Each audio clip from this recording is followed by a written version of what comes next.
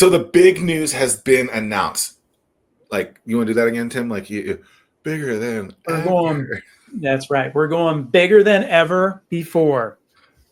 Yes. So the big news announced yesterday that the Startup World Cup, which will host 10 of the next big businesses in Virginia on stage. And I guess like beyond next big, I mean, like they're probably the biggest startups in Virginia, but like the next Series B, C companies, that's what we're looking for. Yes. But keep going. You're doing They great. will be able to pitch on stage at, according to Tim, the biggest event, the biggest business event in history. What a line. I love that.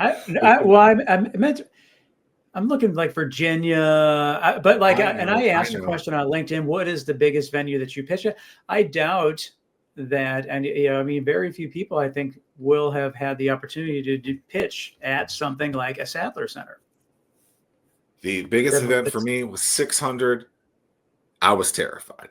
But this is bigger than that. The Sandler Center in Virginia Beach. It's going to be lovely. August 21st, 5 to 8. Tickets are available. Yep. You can go to innovate757.org/startup. And when I say tickets, we're not talking like get your $182 ticket. We're $10 plus Ticketmaster fees. Yeah, we're talking just a nominal fee. Get there. We just want to make sure you show up. These startups are putting in a lot of effort. We're scouring and searching and turning over every rock to make sure we get the 10 best startups in Virginia. And we want to make sure they have a crowd that's there and supporting them, and that the energy is there. So $10. Yeah, come and support your local startups. There's the site, innovate757.org/startup World Cup VA, or just reach out to us, comment on the video. It'll be in the description, all that stuff. But it'll be a grand old time if you're one of the businesses that we just talked about, or you just want to see what's the next big thing. We're trying to get as many investors there as possible as well. So from you're a founder, if you don't make the top 10, you still should be there. You never know who can be in that room. You never know. Could be your next customer. And you never know who someone you're sitting next to knows. Exactly. So we look forward to seeing you all there. But today we have episode 259. Crazy. I believe, of this show. That started, I think, in August, actually, of 2020. I think for all these episodes, we've been saying March. But I think when it came around on the old book face, you did this on this day, I think it was like April 1 or 2. Don't quote me on that. We're going to do this for a while. We're in year. I guess that means we're in the start of year 6. Is that right? Yeah. You've been associated with all 259 shows. I took a day off. You missed one, I've only been 258. Only one day off, but it's okay. Sometimes we take Thanksgiving off. Sometimes we don't. Sometimes it's recorded on Thanksgiving. Well, no, that is the one day that we do take off, is because we know no one's going to watch at Thursday at 11 o'clock on Thanksgiving. Cookie turkey, bro. They're, getting ready for the Lions game to see Nickelback play the halftime show or something. I don't know. Absolutely. Or Shabuzi, who's coming to Virginia Beach. All right, Berry Brunk, what's going on? Love the shirt. Thank you, brothers. Thank you, my brothers. I like the title today. We got a lot of alliteration going on there, maybe some Star Trek references. I don't know what we're doing. We're building boldly in Hampton Roads, where no man has gone before. Anyway. That is definitely the first Star Trek reference in all of 259 episodes. So congratulations on checking that box off. We've been waiting. What's your Tim and I don't know you, I don't believe. We don't so these know. are always fun stories. Exactly. Especially when we know a lot of like players that have been around the hood, so to speak, for many, many years, and that how our paths have not crossed. What's your like, let's start from the beginning in terms of not like beginning, but like how did you first get involved in the ecosystem back in the day? Well, I'll take you down a short walk down memory lane for all the first timers here. So I grew up in Tidewater, in Churchland specifically, graduated from Churchland High, went to Virginia Tech, studied aerospace. Yeah, sorry.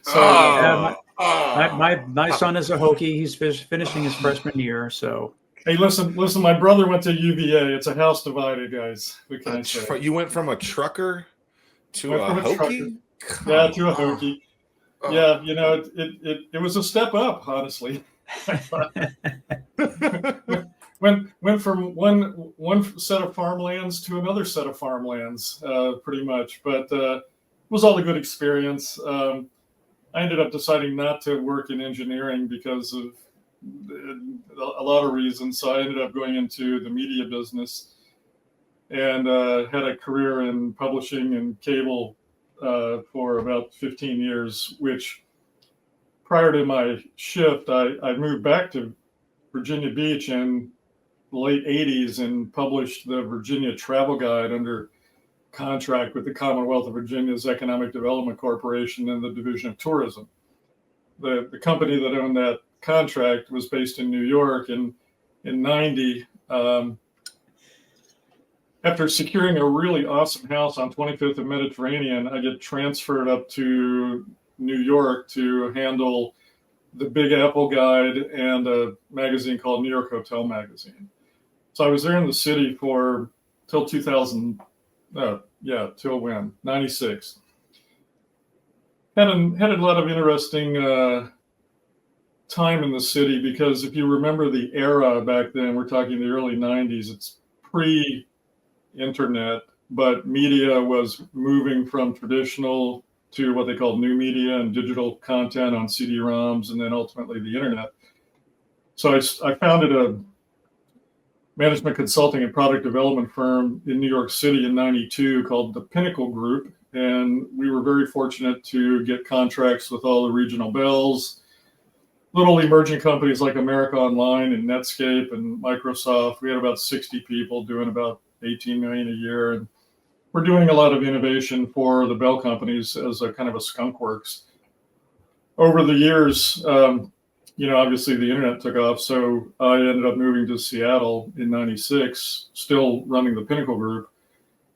Hooked up with some guys at the MIT Enterprise Forum that were hanging out with people like Jeff Bezos and Terry Drayton that founded Home Grocer, Naveen Jain that founded InfoSpace, this other guy named Bill Gates and Nathan Myhrvold and Paul Allen. They were all, riding their bicycles to work. And it was not a heady time because that hadn't happened yet, but I was there during the period that all evolved. So kind of fast forward about 20 years. I don't know how much detail you guys want me to go into on various companies. I kind of tick off a few. Me and some guys, we raised $43 million in July of 97, built a software company to build the first electronic medical record for the long-term care industry. Hired about 500 people from all over the world, moved them to a little town north of Seattle. We sold that company in 2003 to a large pharmacy company called Omnicare. I got interested in getting seniors connected to the internet during that experience and founded a company in 99 that was called Senior Center, seniorcenter.com. It's still out there. And we connected seniors to the internet using interactive television. So kind of think about what you experience in a hotel when you go in, and you can go from on-demand content to the internet to TV. That's what we were doing in multi-dwelling unit congregate housing. So over the course of time, we were able to really build that product out into what are called a virtual visit, telehome care, telemedicine type of product, which ultimately got sold to McKesson, where we migrated our IP and our tech stack into a product that McKesson marketed called Patient Vision, which if you're in the hospital and you have a TV in your room, which pretty much everybody does, the TV allowed the patient to interact with staff do a lot of workflows that the staff may have done. And we evolved this interactive TV interface over a series of several more companies that figured out how to do it better, cheaper, faster, and implemented those systems in hundreds and hundreds of hospitals around the country. I moved back to Tidewater in 2016 and immediately began to think about the ecosystem that I had left in Seattle that nurtured entrepreneurs with a very robust group of advisors, former tech employees who had made some money, and thought that Tidewater, Hampton Roads, the 757, COVA, whatever we want to call it today, is ripe for being transformed for a number of reasons. Now, that's where Innovate comes in, right? Yeah. How is this with that journey? Did you just follow the path of least resistance? As you continue to evolve down? Yeah, it was weird. I hadn't raised the company in New York. We didn't have to raise any money for. We had some opportunities to raise money, but it was, I hired one person, then we did a bunch of sales, and we hired 7 or 8 more, and we did a bunch more, and ultimately we had a national network, and we're generating throwing off a lot of cash at about a 40% margin. The experience in Seattle was different.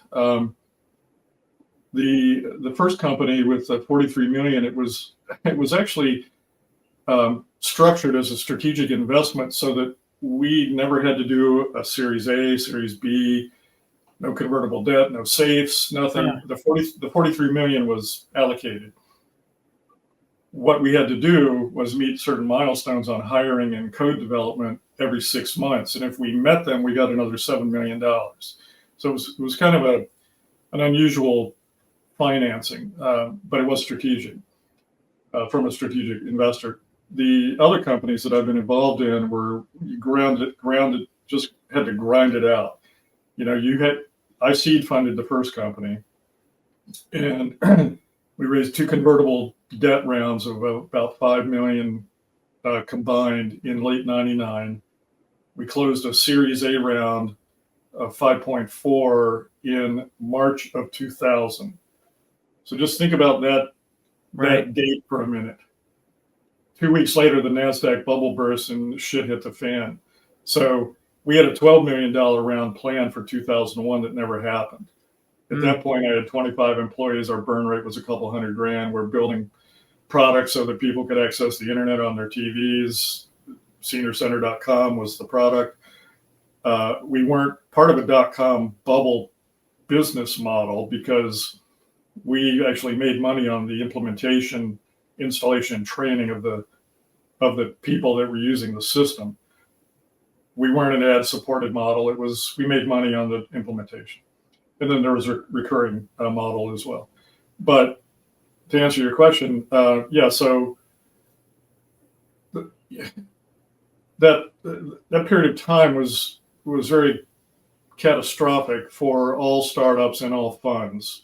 So we were raising money up and down the West Coast and also from New York during the latter part of 2000, which was a complete shit show. Nobody wanted to do anything except run for cover, triage their existing portfolio, and not put any money into any new companies.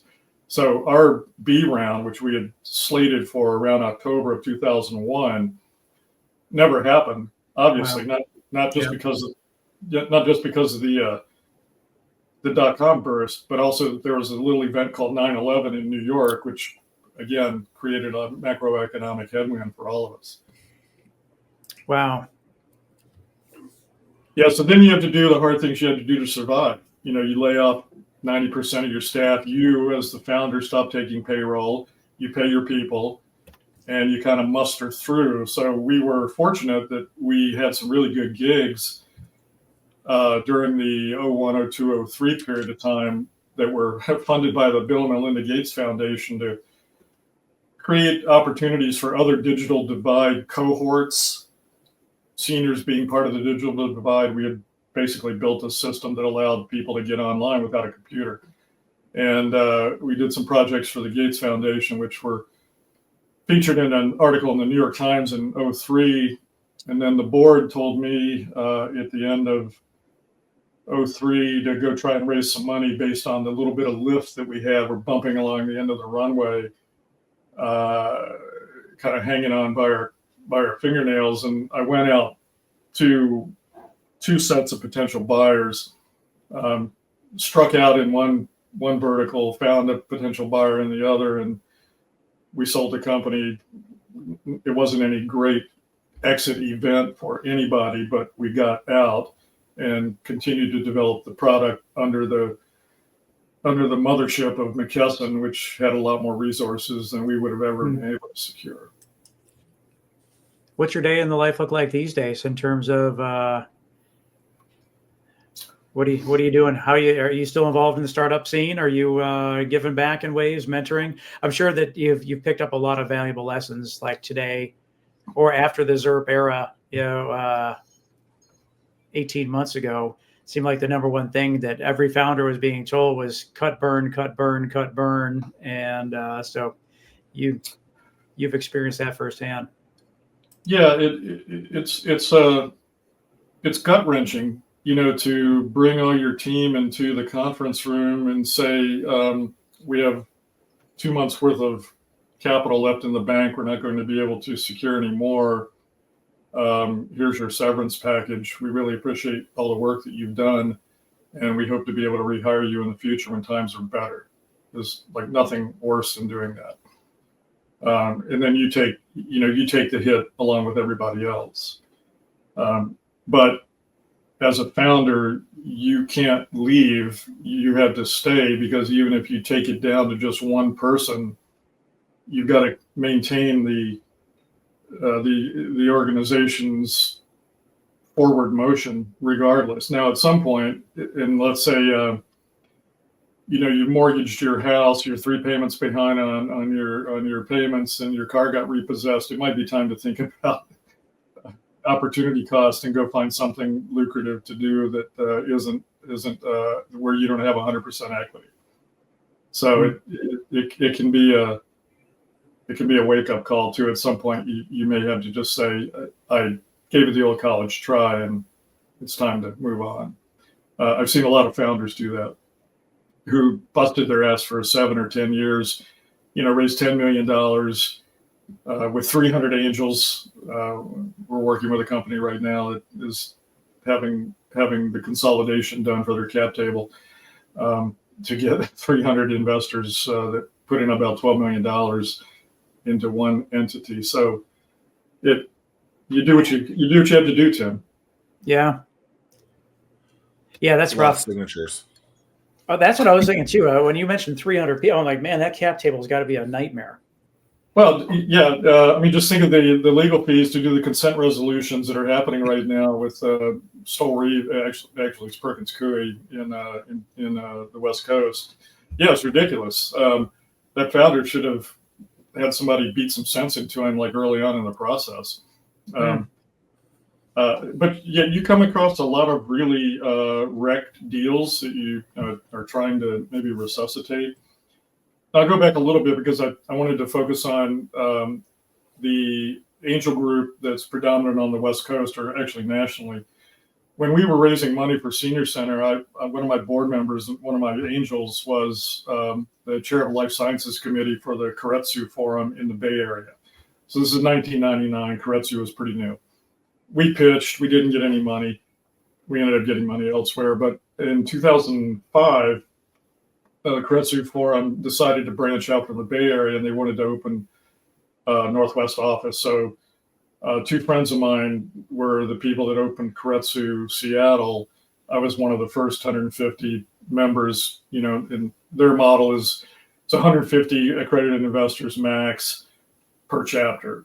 Now, as they have grown around the country, they can syndicate deals across the other chapters, because once you're vetted by one chapter, you can do others. So I was one of the 25 people that was on deal screening for about 9 years. We would typically get about 100 deals a month, and we'd look at them. carve it down to maybe 10 or 15. We'd have the CEOs come in and pitch, and then we, curate it down to 3 that would present at the monthly lunch meeting that we'd have at the Bellevue Club or the Rainier Club or, someplace nice. And people would write checks. I mean, Keiretsu Forum's performance vastly outstrips 757 Angels or any of the angel groups that are in Virginia. Keiretsu does have a Mid-Atlantic group now, as well as the Rockies. Our Seattle group now is Seattle, Bellevue, Portland, Boise, Vancouver. So if you get selected to present, you could basically do 5 different days of presenting to 750 angels over a 5-day period. And it is what it is. I mean, not everyone in the audience, unfortunately, is going to write a check, but you'll get awareness, you'll get buzz, you'll get word of mouth and things that are going on. The real value of Keiretsu Forum for the investor is that there's a very rigorous due diligence process that they've created over the years, much like 757 here. And that gives the investor some confidence that the deal has been pretty well vetted by people that actually might understand that space or be a subject matter expert in that space. So our ecosystem here could learn some things from other parts of the country that are more known for their investment capital formation groups, right? And that's what we need to do here, is build that up. I think that we're really, really slow on the whole idea of sharing deal flow. I mean, it's just everyone is so protective here, whereas like sharing deal flow. I mean, that is a really, really key element. Sharing upside, and I guess on the other side, sharing some of the downside protection as well. But that is one area that I think that could really, really be improved.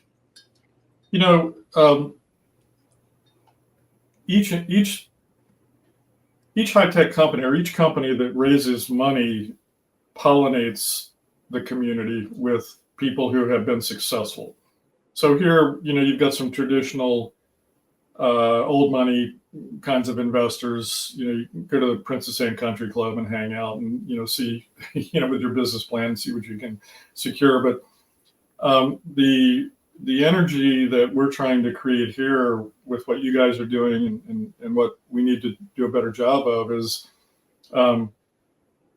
success breeds success, right? So if we're going to build boldly in Hampton Roads, we need to have some successes here. Like maybe the guys who've thrown up are going to hit a couple home runs, and 2 or 3 other founders will start some other companies. That's just an example. Yeah. One of the things that I'm curious about, I tell everyone, part of when I'm talking about what Innovate Hampton Roads is that my big, hairy, audacious goal, if you will, I want us to be able to create a unicorn on each of the 7 cities. And people think that it's crazy, and it might be a little crazy, but when you look at Drone Up in Virginia Beach, and we have SVT Robotics at Norfolk, and you have Psionic in Hampton, and you have IV Watch and Newport News, there's 4 of the 7 cities that are at least on the right trajectory. Will they hit unicorn status? I don't know. But the thing is like, it just takes one. It just takes one company to hit that one IPO, and then it's going to change the landscape. I'm curious what your take was as you saw Seattle transform. I mean, you've got Amazon and Seattle there. I mean, that totally transformed Seattle from when you first moved there to what it is today. Well, and that's going to happen here in Virginia. And I've been forecasting this and telling anybody that would listen for the last 5 years that Amazon's using Crystal City for HQ2. People are going to put in their 7 years, but during the 7 years that they're there, and let's say you're a 2-income Amazon family and you're making $400K. When you go on PTO, you're probably going to end up at the beach at some point, the Virginia Beach. Maybe you'll go to Ocean City, maybe you'll go somewhere else. But what's going to happen if you leave Amazon is maybe they're going to end up here.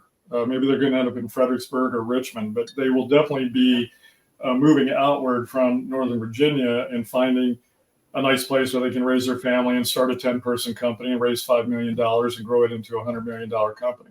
That's a given. I mean, that happened 1,000 times in Seattle.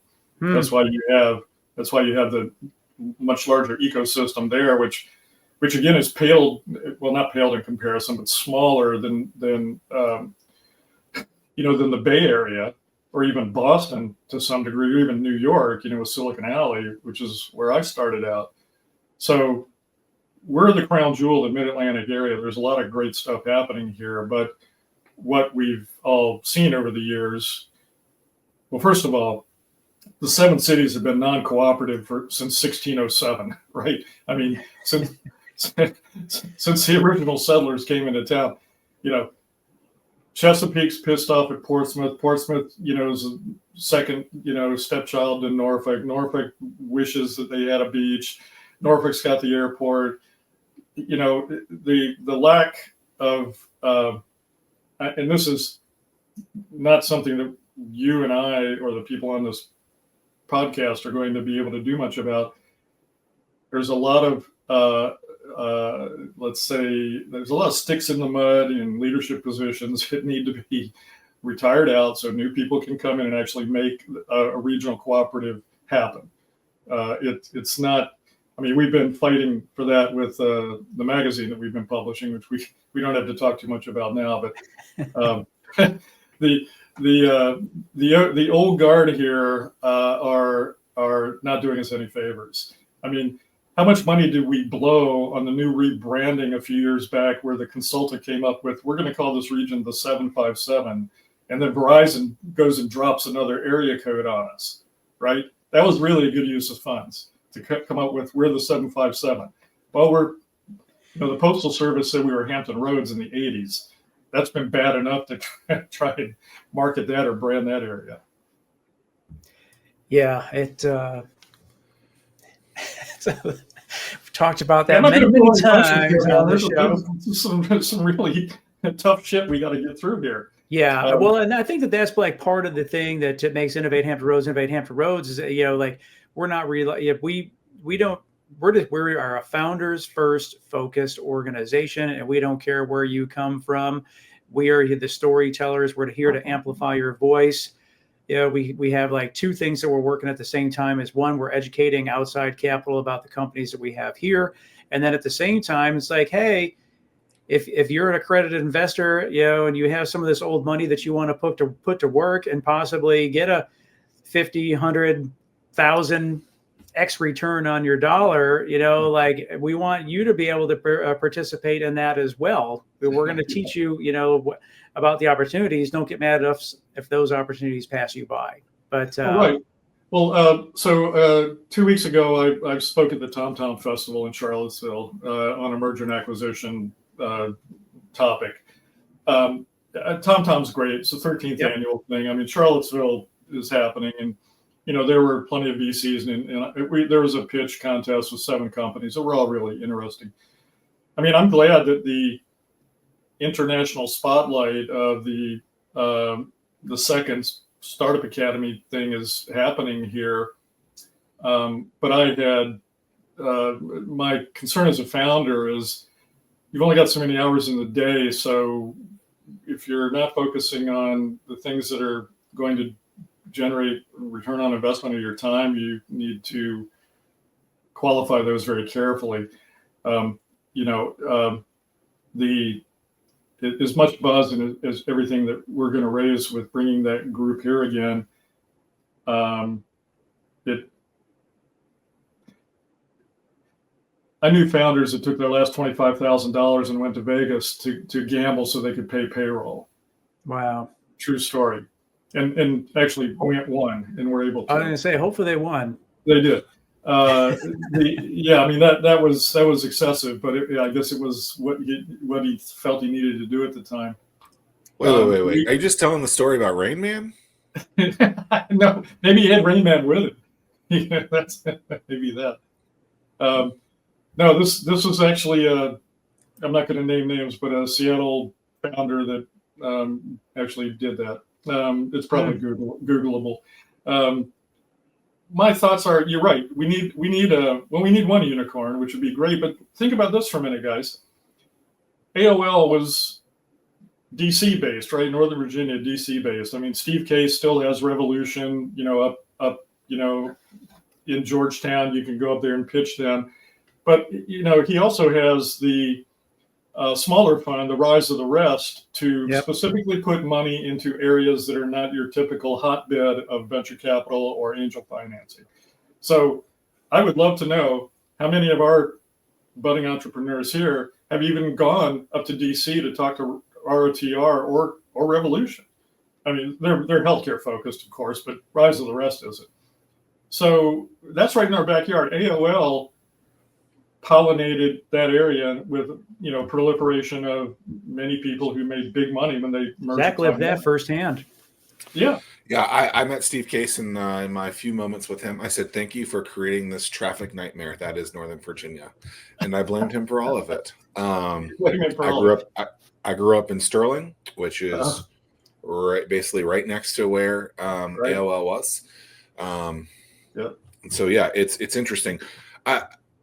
You saying, I wonder how many founders are going up and looking, maybe not in their backyard, but in other places to get funding and stuff like that.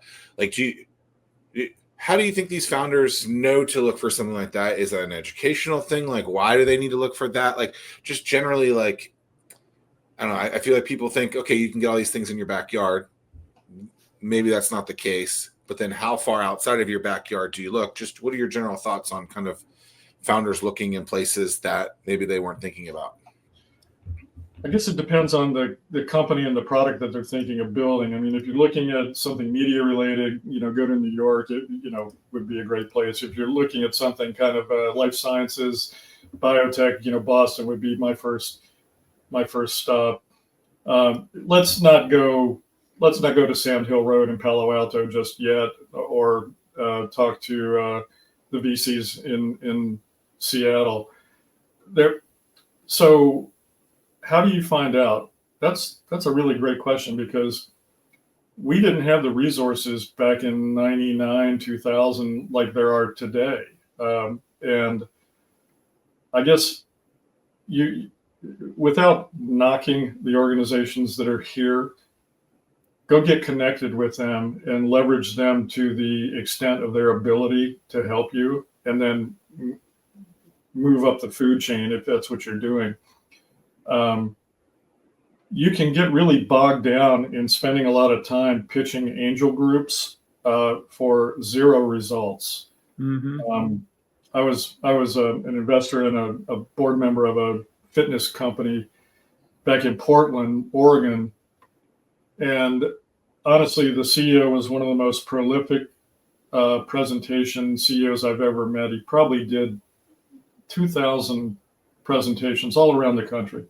They raised money. They were very successful. They ended up not having a very good exit, but and the company was Journey Gym. It was a briefcase, like Porsche design gym you could take with you everywhere. He was selling out on Amazon, selling out on QVC. Hotels were putting it in the rooms. He was a serial entrepreneur. He actually, this is a great sidebar. He founded a company in Portland for CEOs of startups, and it's called Starve Ups. I'd put that up in chat. Go check out Starve Ups. It's a CEO only group, and they have amazing metrics for raising and exiting and mentoring. We could probably follow that model here. It wouldn't be a bad idea. My thoughts on the resources that are available now are they're just so much more available than when we were raising our first couple of rounds. When I started in Seattle, there was a really old group called Puget Sound Venture Club that was made up of a lot of timber magnates from like Weyerhaeuser, so old money. There was Alliance of Angels. There was no Keiretsu back then. There was Tech Alliance. There were a lot of VCs there, Madrona, Voyager, companies that emerged in the 2000s because they had made money, early real network guys that made money. early F5 guys that made money, early Tableau people. So they were all starting up 2 and 3 man funds. And you had to get into the clique or become an insider so you could get introduced to these people. And that's how you did it. Now I think it's a little bit more mechanized and easier for a founder to network into potential investors. But the comment I made earlier about going to the Princess Anne Country Club and playing tennis and hanging out with people, there's still a lot of that being done. Pickleball. Yeah, I was listening to a podcast this morning. Pickleball. Is that right? Yeah. I would assume it's pickleball these days. Morning, right? And they were saying, the recommendation, it was clearly, I mean, you know this, Barry, but like every investor has their thesis, they have their vertical, they have their stage, they have everything that they're looking for before they invest. But the recommendation was like, you need to have a list of 200 people or organizations before you even, when you're prospecting investors. And then it's a numbers game, just like when it comes to investors finding that outlier, that's a numbers game from that standpoint. But as a founder, it's a numbers game when it's looking for investment. And you really got to do your homework and your research to find out, to compile a list and then narrow that down. And you got to take the stairs. You got to do the homework to figure out who these people are. And it's not rushing out, finding a name, schedule a meeting, and then rush out, find another name, schedule a meeting. I mean, you have to have a pretty tactful way of doing this. You have to be strategic. Yeah, I completely agree. I guess also back then, angels, they weren't organized, so it was more of a one-off. And maybe you'd run into a bunch of guys and gals that were friends, and maybe they could create some kind of tag-along opportunity. Yeah. I mean, I can't even imagine, like back in the 90s, late 90s, how difficult it would be to come up with a list of 200 people. I mean, like that would now, like one thing that amazes me is that how, especially on X, formerly Twitter, that's where all these VCs and angels hang out. They're all looking for deal flow. And Hampton Roads, we seem to be really, really focused on LinkedIn. And I don't know if that's necessarily the right platform. That's all that. I see a lot of deal flow being shared on X. And what are they doing? They're talking about deals. They're talking about the deals that they're interested in, deals that they participated in, talking about companies that they're working with. But like that's all stuff that you can do research on. I create a group, and like the different investors that I see, I just throw them into a group and then start my little list dossier, if you will, of the different people that are out there, because investors now, I mean, they're looking to go earlier and earlier and earlier because, that's one aspect that AI is changing the game, is that you don't need as much capital. You don't need as many people, and you're able to get out there a lot quicker and faster. So investors now know they have to get in earlier because a company may only have to raise one time. Knowing those numbers, I'm either of you can answer this, but like historically in economic developments, when they whale hunt and recruit bigger businesses into an area, there is an association. I don't know what the exact words are, but they're providing money, incentives, whatever, based on per seat, per job type of thing.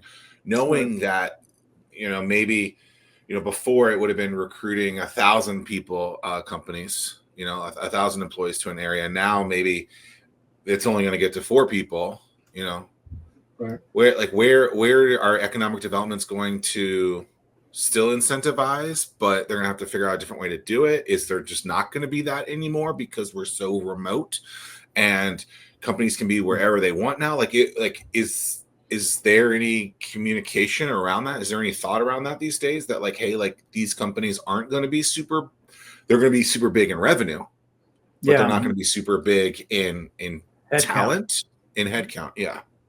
Well, both UVA and Virginia Tech have funds, or they're LPs in funds, and one's in Roanoke, in LPs, the Carillion Health System out there, and their economic development group out there offers some pretty significant incentives, and so does the Commonwealth at large, for per individual hiring, per person per year, spiff of some sort for bringing in a high tech organization. We were looking at bringing in a medical device company from Boston to Virginia Beach when Taylor was economic development director. It was through some people that I knew from the advisory board company. I wasn't specifically any sort of leader in this effort, but I think it was 300 jobs. We had a signed LOI from the city for $5 million. 1 million cash, 4 million, I think, in kind or real estate to be situated over there off of Princess Anne next to the other stuff that they were talking about at one point in time about having George Mason do the cyber security startup here. So, yeah, those are low probability conversations. I think, I used to hate it when the guys that were invested in our company were saying, well, why don't you just go sell some more, stuff and create some more, ARR. And it's the problem with that model. If you have those kinds of investors, I'm off on a tangent here a little bit, but you have this stair step thing. So you raise some money and you walk up the first flight and you hire some people and you generate some revenue and then you take the next step up. Well, what's happened actually pre the election, so late 23, 24, there were a lot of 10-year-old companies that were hovering around 2 million ARR that had raised 10 to 12 over the course of their lifespan and were actually out at organizations like Keiretsu or other regional angel groups or boutique VCs that were focused on their sector and they had open rounds and they were literally unable to raise any money. Their existing investors were unresponsive, I guess would be the right way to say it. And they were stuck. I was running into, because I was sitting in on deal screenings, 3 days a week, listening to 7 or 8 pitches. And I mean, these were really solid companies with, revenue, and you would think they would be great targets, but the market the last 18 months has been very brutal for anybody trying to raise money, even if you have revenue. I'm not sure what any pre-revenue experience has been like because I really don't see those that much. Maybe you guys have some input on that. Yeah, put AI in your deck somewhere, and then you'll get some attention. Not necessarily saying it's going to close any deals, but it seems like all the focus is on AI. Yeah, and these companies that were stuck, they're 10 years in, and if they've got venture, or even if angels are in, most of the angels now are very sophisticated. What the angels are now are really like VCs. Angels expect there's a representative for the board. They're expecting quarterly reports, monthly reports. You need to have good communication with your investors. But the problem is that really there's been very little money flowing into early stage investments or companies that are under 5 million in revenue. I mean, on the M&A side, that picked up a bit after the election. It was I was going to ask you that. Is it a lack of dry powder, or is it a lack of successful exits on the M&A front that's freeing up capital to continue the investment cycle? The companies that need money to expand are finding that it's better to go ahead and be acquired now at some kind of reasonable valuation. The acquiring companies are not circling like vultures. They're actually giving decent valuations. But what's good? Say you're on the stair step model, right? You've got it 2 or 3 steps. Well, it's not giving up to sell your company to a big company. that has 800 salespeople and a $500 million marketing budget that can just blow you up from 2 or 3 million to 30 or 300 million. That's a win. That's a big win.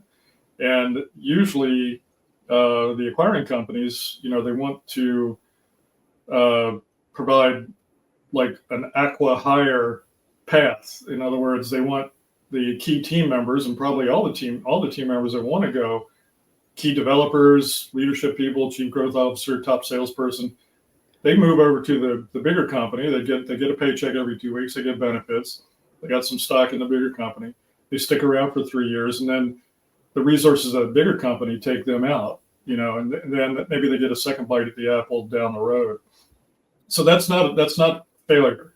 If you've been an entrepreneur and you've been kind of beavering away for 10 years, and you can't get over the 2 or 3 million hump in revenue, then it's really time to think about other options other than, if I only could raise $10 million, I could get to that other level.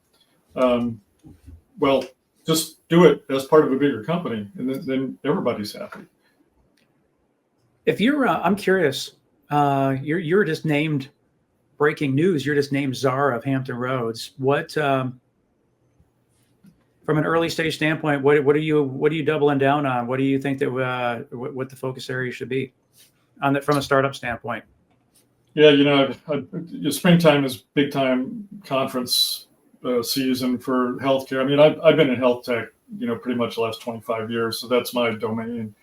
Although on the M&A side, we do have some fintech and ag tech and some others. We're not industry, we're industry agnostic. So, but my background is health tech.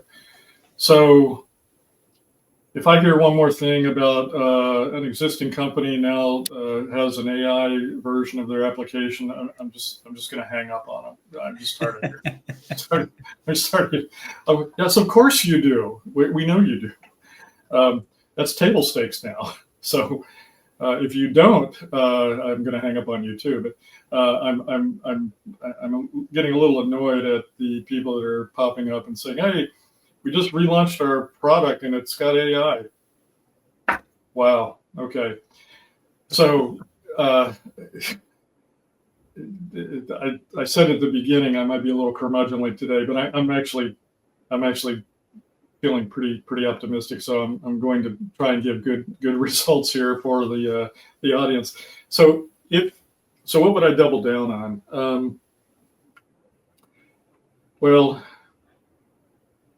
I mean, you've been around the block. You've seen some things, and I just would think that you're like, gosh, these folks in Hampton Roads, they just don't see it. It's right there in front of them. Why aren't they focused on this? And I'm just curious if something stood out to you. I appreciate that on ramp there. It's really, for all of us, we need to team up and be a lot louder and a lot more aggressive about the value that this area represents to a startup ecosystem. The cost of living is relatively inexpensive. We've got great government and military resources and people that are leaving government or military positions that are coming into the market that are highly trained. I personally think that like doubling down on defense tech, I mean, we should be like the defense tech area. We are so close to so many war fighters across every branch of service, to include NATO, that that is something that we are just in such a great position for that. And for so many years, people are like, we need to diversify. And I was like, for a little bit, I was like, I jumped on that bandwagon because I didn't really understand it. And then I was like, whoa.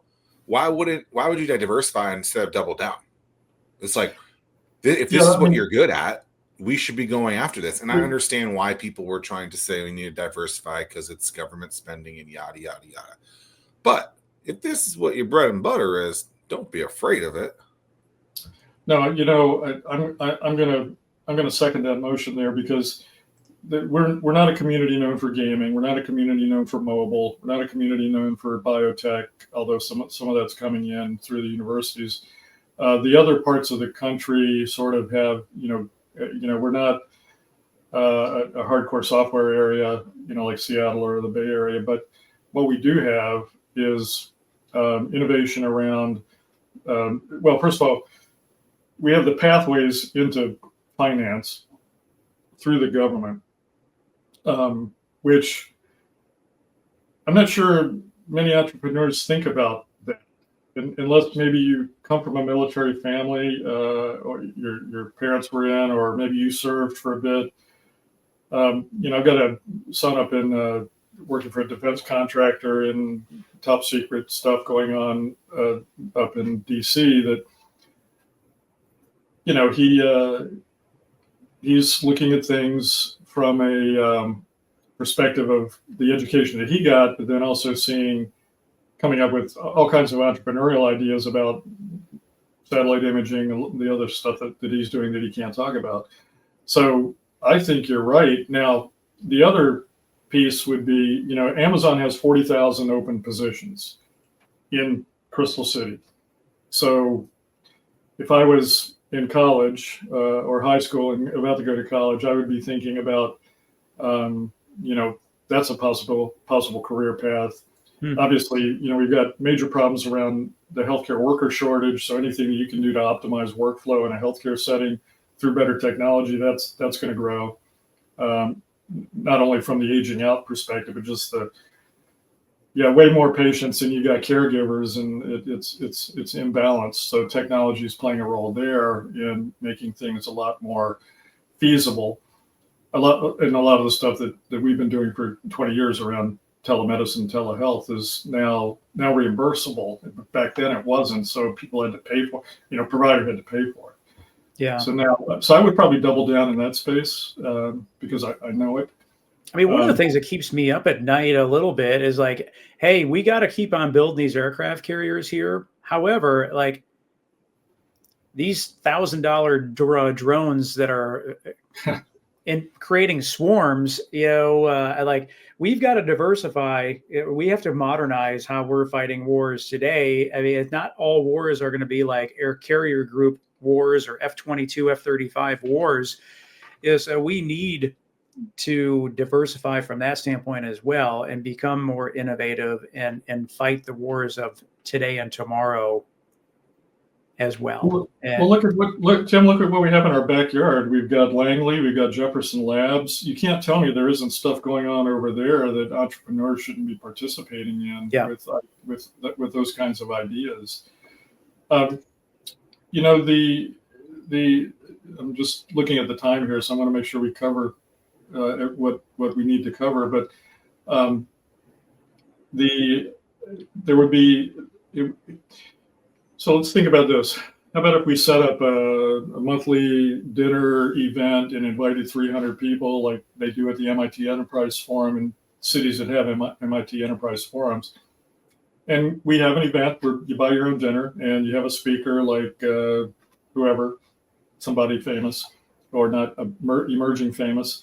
Because when I joined MIT in '96 in Seattle, Bezos came and talked. I'm like, who is this guy? And then Terry Drayton, who raised $1 billion for Home Grocer and then sold it to Webvan, he comes in. So see, we're kind of at the spot here that I think Seattle was in the mid '90s, where there are people who are not famous. The CEO of DroneUp, use them as an example. They come and talk. 300 people for dinner. You invite all the lawyers, all the accountants, all the service providers, the marketing people, the entrepreneurs, the investors, and we set up through Innovate, a monthly dinner session, probably from like September to April, and not do it during the summer. Be easy to do. A hotel would probably be thrilled to have us come in with a bunch of movers and shakers. That would be an easy thing to do. So I'm down for that. If you want, you want to help get down. Let's talk. Yeah. One thing I do want to say. So we touched on this a bit ago. I'm an old media guy. So when I moved back, I realized there was a void. We won't go into the Batten family and creating the Weather Channel and making $1 billion and selling the paper to the Tribune, and then the Tribune sells it to a hedge fund. We won't go through that whole story, but there were some magazines here, and I wasn't really happy with either one of them. I mean, I love distinction, and I love coastal Virginia because Randy's a friend. So as a hobby, one of my other companies, we started a magazine here, a quarterly regional lifestyle magazine that we send digitally to 95,000 people locally, which its entire focus is on economic development and the cool shit that we have here. So we've lost money every single issue. The new issues due out today. Our cycle is February, March, April is the first issue of the year, and then every quarter thereafter each year. This is also our 6th year, just like you guys. And we focus on all the cool things that are happening here. What's the URL? COVA, COVABLVD.com. We'll make sure that we throw that in the show notes as well. That would be awesome. It's free to subscribe. We make money on advertising, although I started in January of 2020 to bring a new regional magazine out. There's nothing, there are no events to cover, and nobody had any money. So after joining the Restaurant Association, the Hotel Association, the Chamber, all of that, the 757 Alliance, the Go Virginia Initiative in Richmond, the Retail Alliance, everybody. When we were going to publish right after Something in the Water in May of 2020, killed that idea. We were going to bail until 2021. During the summer, I was getting depressed, and I said, let's bring the magazine out anyway. We need to inject some goodwill or optimism into the community. So we ran a bunch of ads on TV for August and September. Boulevard is coming, and people didn't know what the heck Boulevard was. And then we ran a more detailed ad in September. So we launched in October of 2020. And I told everybody in all the organizations, send us your ad, tell the community how much you love them and how much you appreciate their business, and that we will rise again, that kind of theme. So for 3 years, we gave away all the advertising, which is about $300K per issue in lost revenue. We recently, so all of our hashtags are COVA Boulevard, IG, Facebook, X, Blue Sky, and our drip campaign, runs basically on IG. But yeah, it's become a labor of love, and I've got a great team of people that do it. I spend maybe an hour a week on it, and we just launched the May issue today. Awesome. Yeah. Yep. It's got a killer cover. The cover shot is amazing. It's the new ballet, The Great Gatsby, that opens on the 3rd at Chrysler. I was looking through some of the covers, and there is definitely some cool covers on there. Thank you. Yeah. So when we positioned the magazine, we wanted it to be between Distinction, which was very high end, and Coastal Virginia, which is 35 years old. And if you want to know where the best cheeseburger is, that's where you go. But I wanted to have 2,000. I know I told Randy that. I wanted to have 2,000 word articles or more with like real journalism and stories that appeal to the innovators in the community. So the whole focus of our distribution is innovation.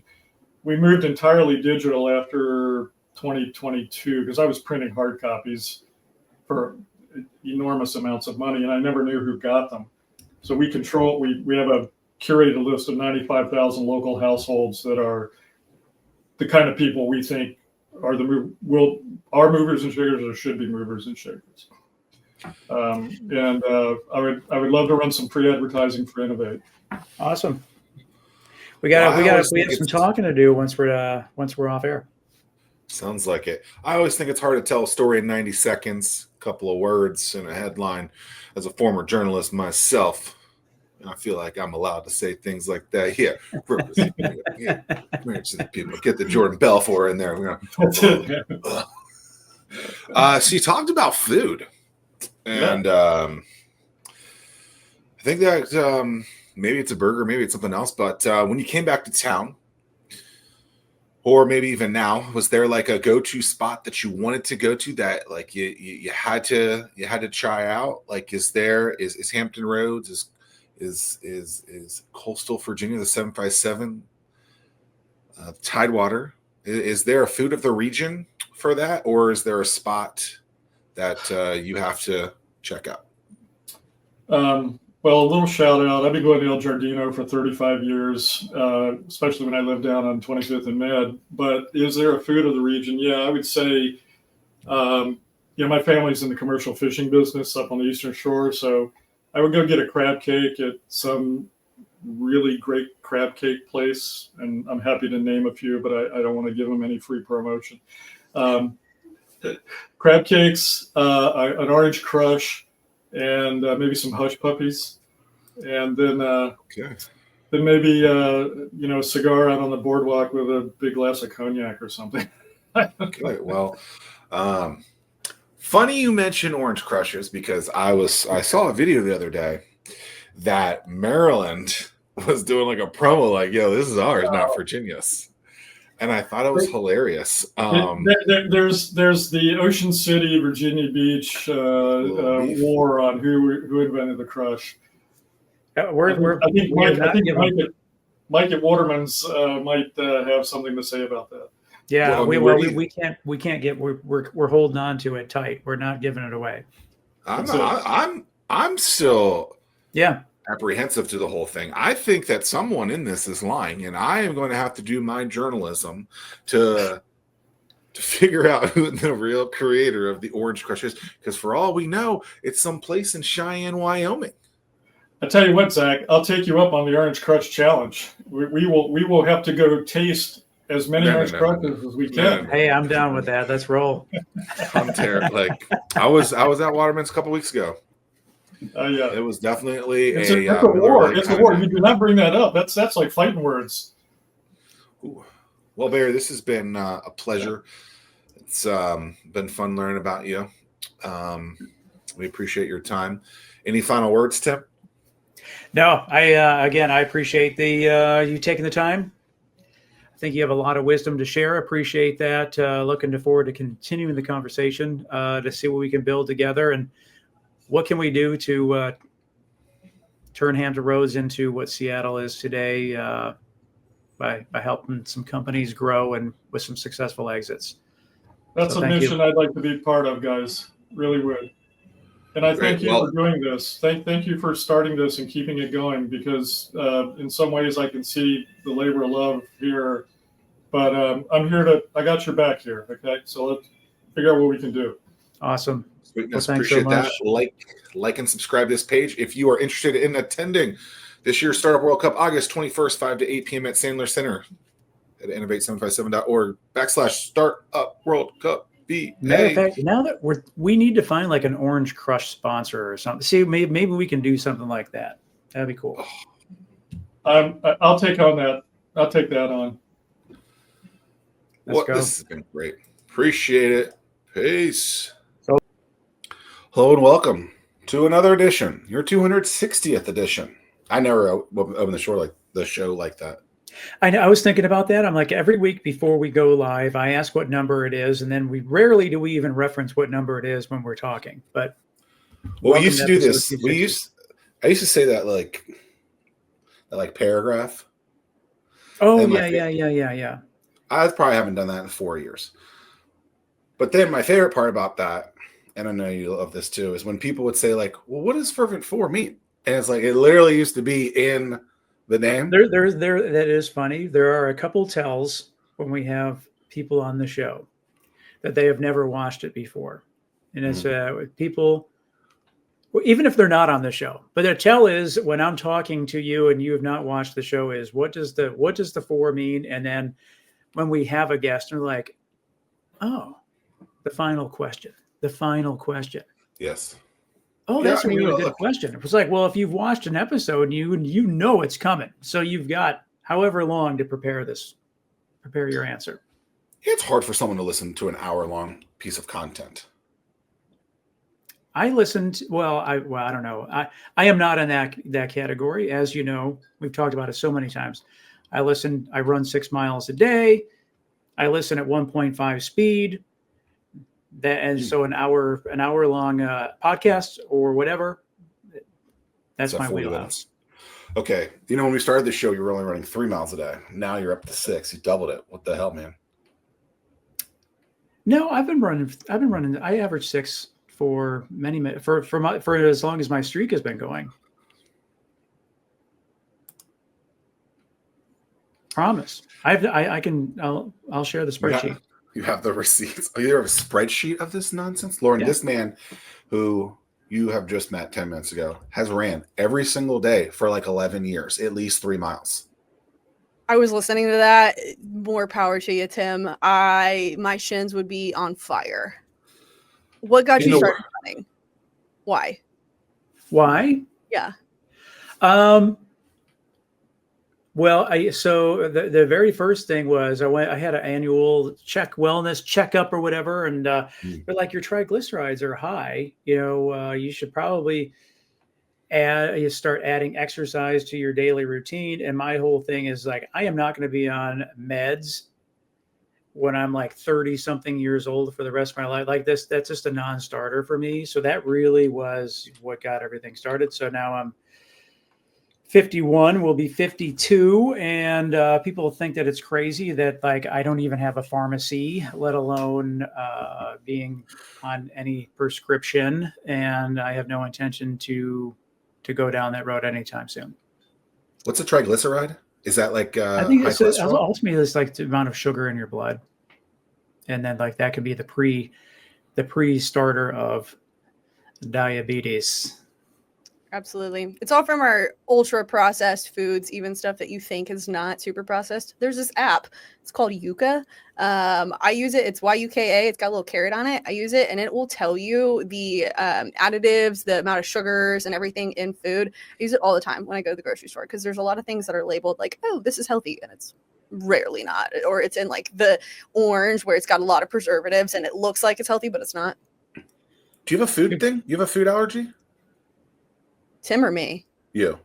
No, I'm very into health and fitness. So that was actually where I thought my career journey would start. I was a certified personal trainer for a while. My whole degree is in exercise and sports science. So it's something I'm really passionate about. I'm a gym rat at heart, and that's what I do when I'm not working. So Interesting. So I don't have a business degree. My guess is you don't have one either. Now, Lauren, is what I'm hearing. I know Tim does. So Tim would know this. MBA, I believe. That's what it is. Do they teach psychology in any of this stuff? Because to me, like that could probably be the most important thing in business is understanding the psychology of people. And what I'm getting at with this, Lauren, to be thinking about is like the psychology of getting people fit. It's like people know they want to be fit, but getting them to turn that, for Tim, it was the triglycerides, right? Like, what do you like? Just generally, what do you think is the psychology of that from a fitness perspective? Because then I want to punt that over to the business side of it to get people like, what's the psychology to get people to like to hook them, to get them to start consuming, to watching, etc. Because I think that can be a difficult task, and it's like, of course, people want to be fit, but what do you do?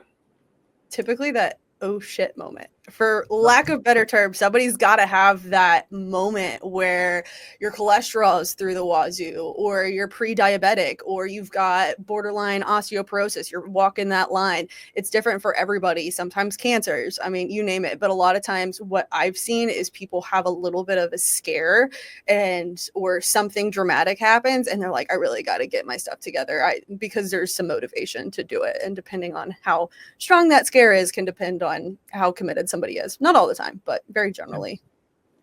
I agree. I mean, people aren't going to change until the pain is painful, so painful that it forces that change.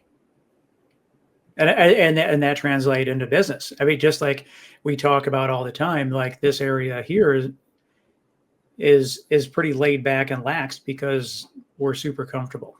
We have all the military and DOD spending. We have all the tourism dollars. We have the ports. So there's no sense of urgency. So there's no pain for us to really change and explore new revenue streams. So we're just like rolling down easy street until something changes. Like, but keep going down that road of the business side, Zach. I compare it a lot to business. So I'm a big Joe Rogan fan. And so one of his episodes, at one point I was listening to it, and he put it in the perspective of when you are actively training and you're working out and you're pushing yourself to do something unbelievably difficult. You're going through a PR, you're trying to hit that last mile, you are doing the sprints, whatever the case may be, when you are pushing yourself through that and you successfully hit that PR, you successfully make it to that 6th mile, whatever the case may be, it translates into business very well because you are now mentally a little bit stronger, that you put yourself through those hard things every day. And so it's very easy to, not very easy, but it's a lot easier to walk through business and challenges in that because you're already putting yourself through a lot of mentally and physically draining challenges.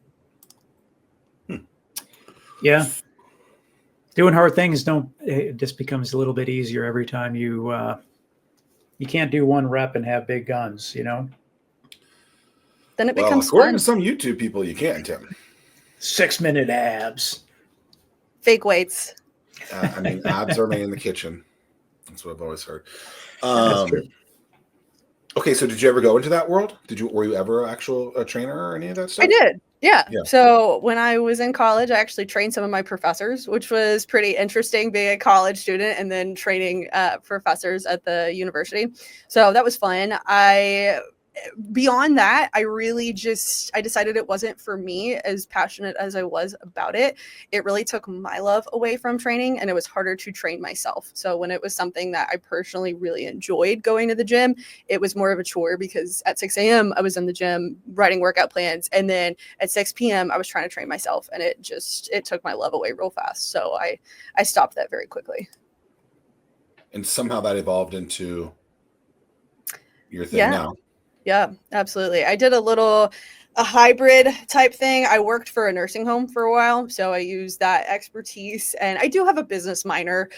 So I use those two things. I worked at a nursing home as their activity director, and that was emotionally very, very taxing, watching all of your friends pass away from illnesses that they could have prevented in their life, or some of them they couldn't have prevented, but it was a really emotionally draining thing. So I used that degree a little bit in there as well. And then I ended up going a complete different direction into marketing and everything.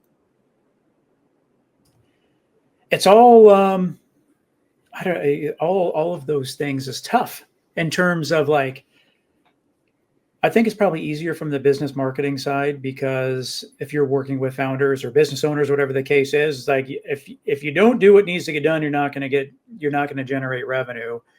Whereas I think that dealing with clients in the gym, it's super easy. They lose motivation and then they just fall off and you don't hear from them again. That would be really, really tough.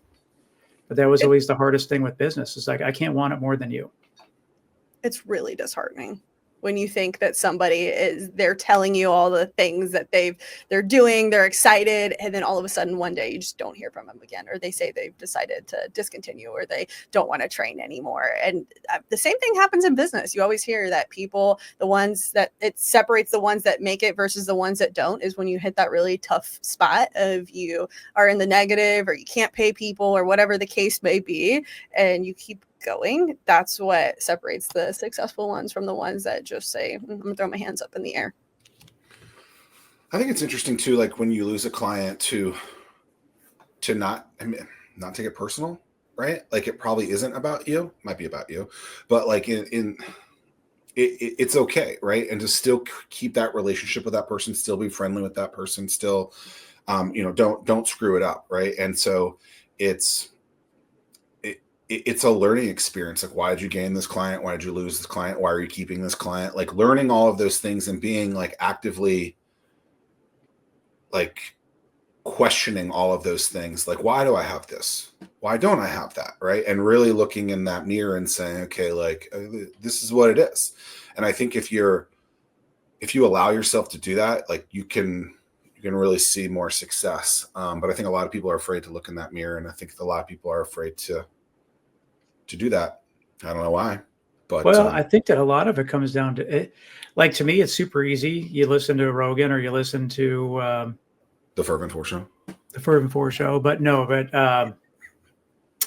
it's easy to get motivated, but then as soon as you turn off that podcast or whatever, then you lose that motivation, and then it comes down to discipline.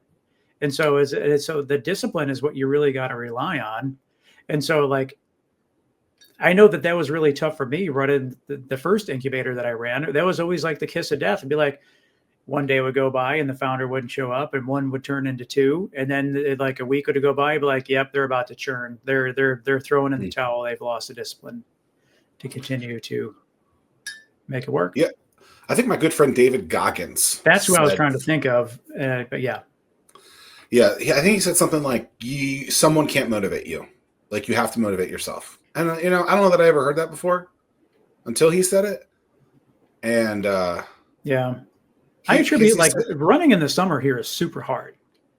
I mean, it's hot, it's humid. It just, I mean, you lose many, many pounds in sweat. Zach, you probably have the record, but it was like listening to that where I was like, stop being a pab and like gut it out. People don't believe me when I say this, Lauren. Tim didn't until he saw it for real. I can lose like 8 pounds an hour of sweat and be drinking. I lost 3 pounds this morning. And it wasn't even really hot. Yeah, it was like 60 this morning. 67. Yeah. It was for you? Oh, 61 for me. Interesting. Do you drink a lot of water, Zach? Yeah, like 1.5 gallons. Yeah, there you go. You should just why are you gonna be so mean about it? A gallon's what, 5 pounds? 9. That's crazy. I used to be the one to carry around the gallon until I realized it wasn't that professional looking. Up until the last job I had my gallon. All gym rats have to go down that road, right? Mm-hmm. That's like part of the cycle to earn their stripes. Now I use the stupid Stanleys, but they're really nice. Yeah, with a scoop of something in it that doesn't really work, but they think it does. Or they have the new thing is these people drink these Celsius drinks all the time. Oh yeah. I got a shout out to Chris Tillett, my new. He has first Yeti. Your first Yeti. Yeah, I'm just late to the party. You get a Yeti cooler for like $600. Dude, that's what I'm saying. I can't do it. People My pockets aren't that deep. Allegedly, it stays cold for days. I don't know why you need that, but it's a thing. People do it. Good for them. Congratulations. Okay, so you're a LinkedIn expert. I am. My team is as well. Of course. Mainly. The team at Krailo. Mainly that. The team at Krailo. Tough name to spell. That'll be the quiz for everyone, the homework afterwards. Why LinkedIn? Why is that it's not a platform that I think most people think of first, when they think of social networks. This region is business. The go-to platform in this region is 100% LinkedIn. Oh, okay. Based on my. Depends on your industry. So it really depends on your industry. If you are in an industry where you're selling to consumers, so you're selling Yetis or Stanley Cups and you're selling it directly to the person, you're more likely to be consumed in the social media world in Facebook and TikTok and Instagram. Whereas if you're in the business to business world and you're selling products or services to other companies, you're more likely going to gravitate towards LinkedIn. Yeah, I agree with that 100%. And I just always kind of shake my head a little bit when I do scroll through LinkedIn. And I'm like, why are you spending so much time on LinkedIn? Like, this clearly is not your audience or demographic that you need to be going, or platform that you should be on for this. But I want an example. Give me an example of that. Like, I don't know how to without giving it away. You can't tell me like what they sell or like the product. Totally don't you think? Well, maybe he's even saying it like this: like these people who post online so much, and it's not even just the posting; it's the commenting.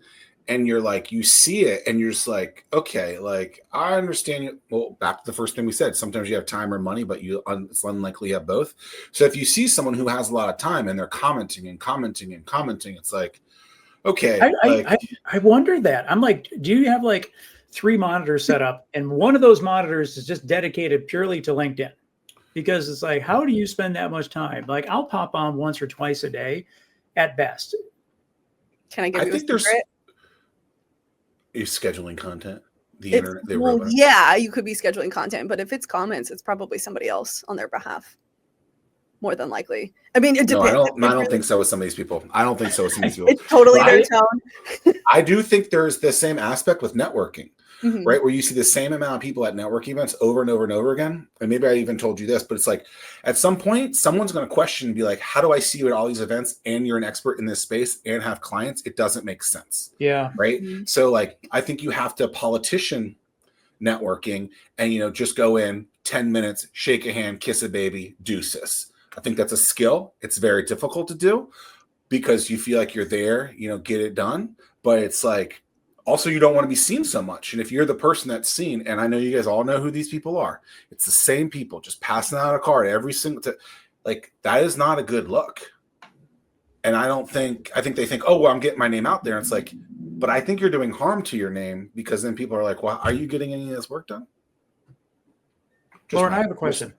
Yeah.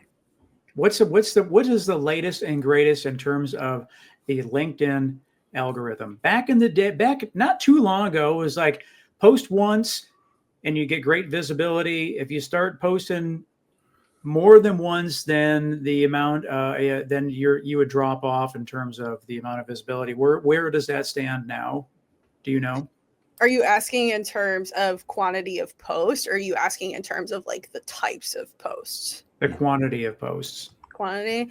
So it really is going to depend on the people that you're posting content for. So who do you want to see your content? You got to think about how active on LinkedIn they're going to be. So if you've got an industry like IT or finance, something that's going to be a little bit more active on LinkedIn versus construction, you might want to be at that higher end range of 4 to 5 posts per week if you're targeting those guys, because they're likely going to be on every day. If you're in the construction world, 3 posts is typically a good average. Anywhere from 3 to 5 is good for businesses. For personal, I would say no less than 2 a week. And what's the top end before they start? 5, hands down. 5. Yeah. Oh, that's a week. Yeah. So you are going to, I can't think of the word right now, but you're going to essentially deboost yourself if you are like spamming and doing like 5 posts a day or something like that. So you got to look at it logically, right? So if you are posting, let's say 6 posts a week, and about 3 of those posts get an okay amount of traction, and then you've got the other few posts really aren't getting a lot of visibility, the platform, the algorithm is going to look at you overall. The posts that you created really aren't getting, on average, enough visibility for them to want to continue to promote your content. So think about LinkedIn, think about all social media, TikTok, Instagram, Facebook, whatever. Think of them as a business. Their goal is to keep you on their platform for as long as possible. Why? They make the most amount of money. Their stats are better. They can charge more for ad spend because they have more visibility, more time is spent on that platform. So they are incentivized to continue to propel good performing content and to decrease the position of poor performing content. So if you are constantly blasting out really poor performing content week after week after week, it shows the platform, yes, you are consistent, but you're not consistent enough with something that's quality enough for people to want to pay attention. And therefore, you could be charging their business with less people because they could say, okay, this is stupid. I don't want to spend my time on this. I'm closing out the app. Okay, so I think you introduced this to me. The social, what's this thing called? You got it. Social Selling Index. There we go. SSI. Yes. Yep. Okay. Is that only for individuals or is that for business accounts too? Individuals for now. Okay. Things change really rapidly with social media, and LinkedIn has done a lot of changes in 2025, and I anticipate that they're going to continue to do a lot of changes, and they're doing a business premium account, so I imagine that's really soon to come as well, now that they're rolling out some changes for that. Okay, so with that, when you are working with businesses, are you working with their business page or are you working with an individual's at that business's personal page? How do you look at that?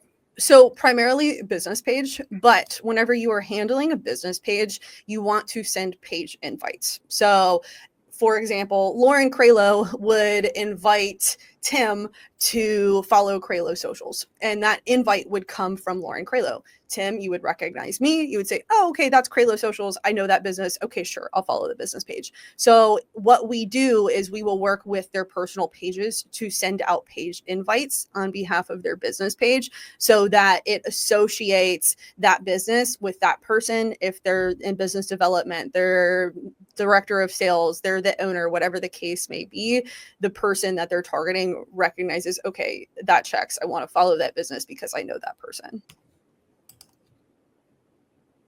This is a little facetious question. Okay. Are you the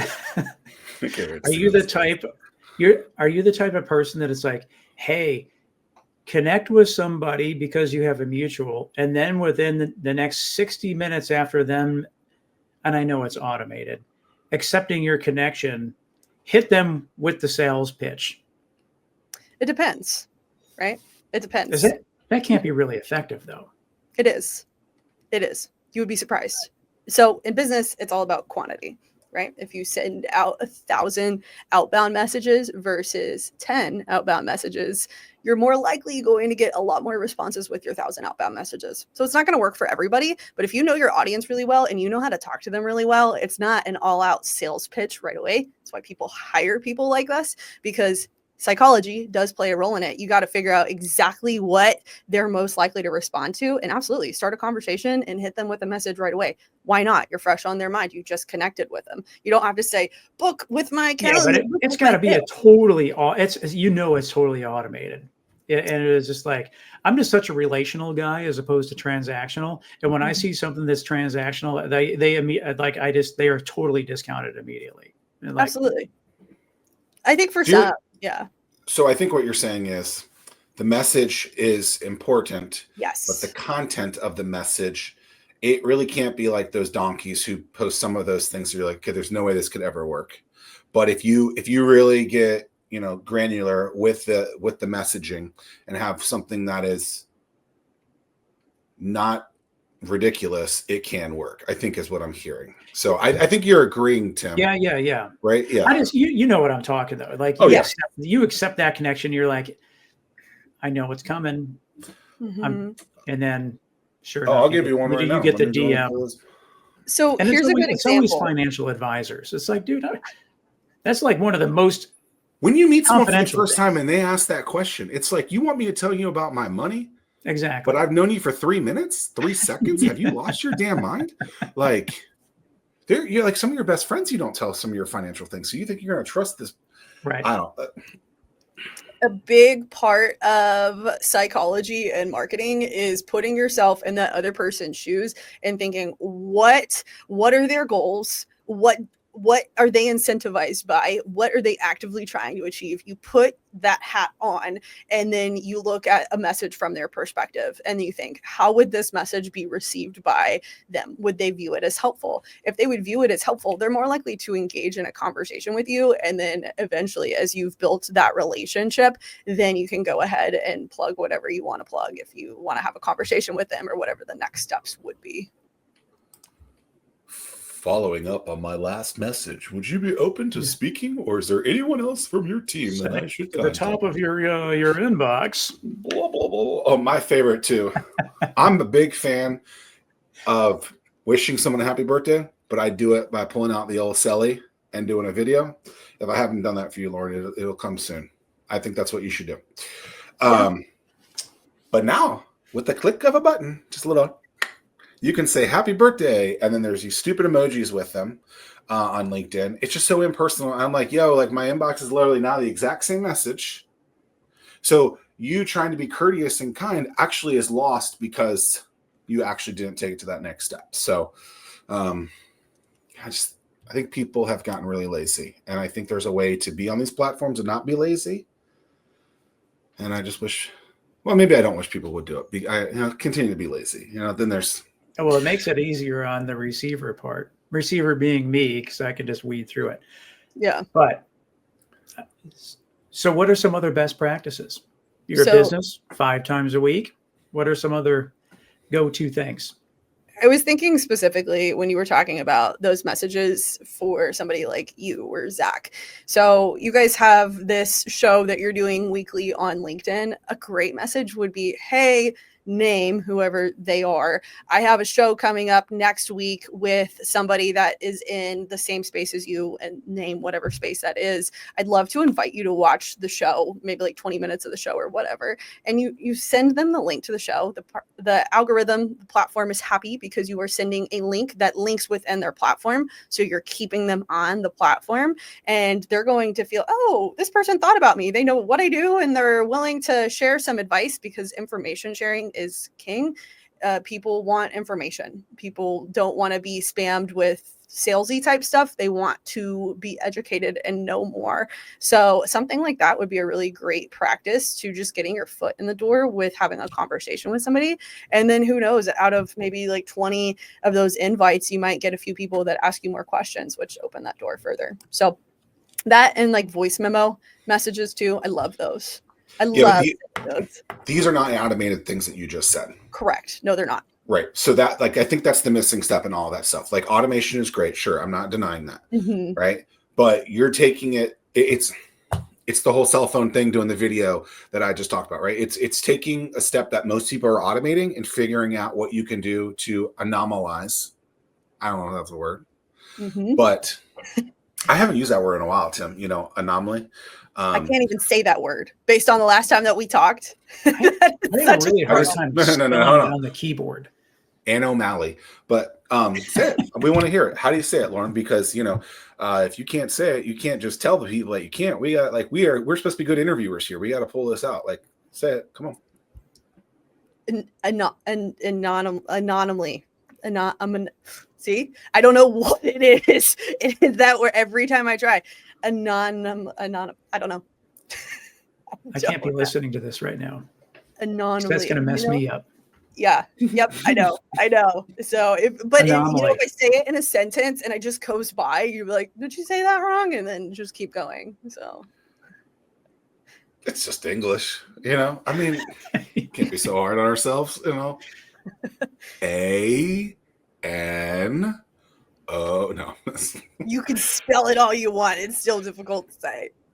I believe I didn't know how to spell it when I first came up with it, or decided that was going to be the title. But it's not a smooth typing word on the keyboard. You know these words where you look at it and you're like, is that correct?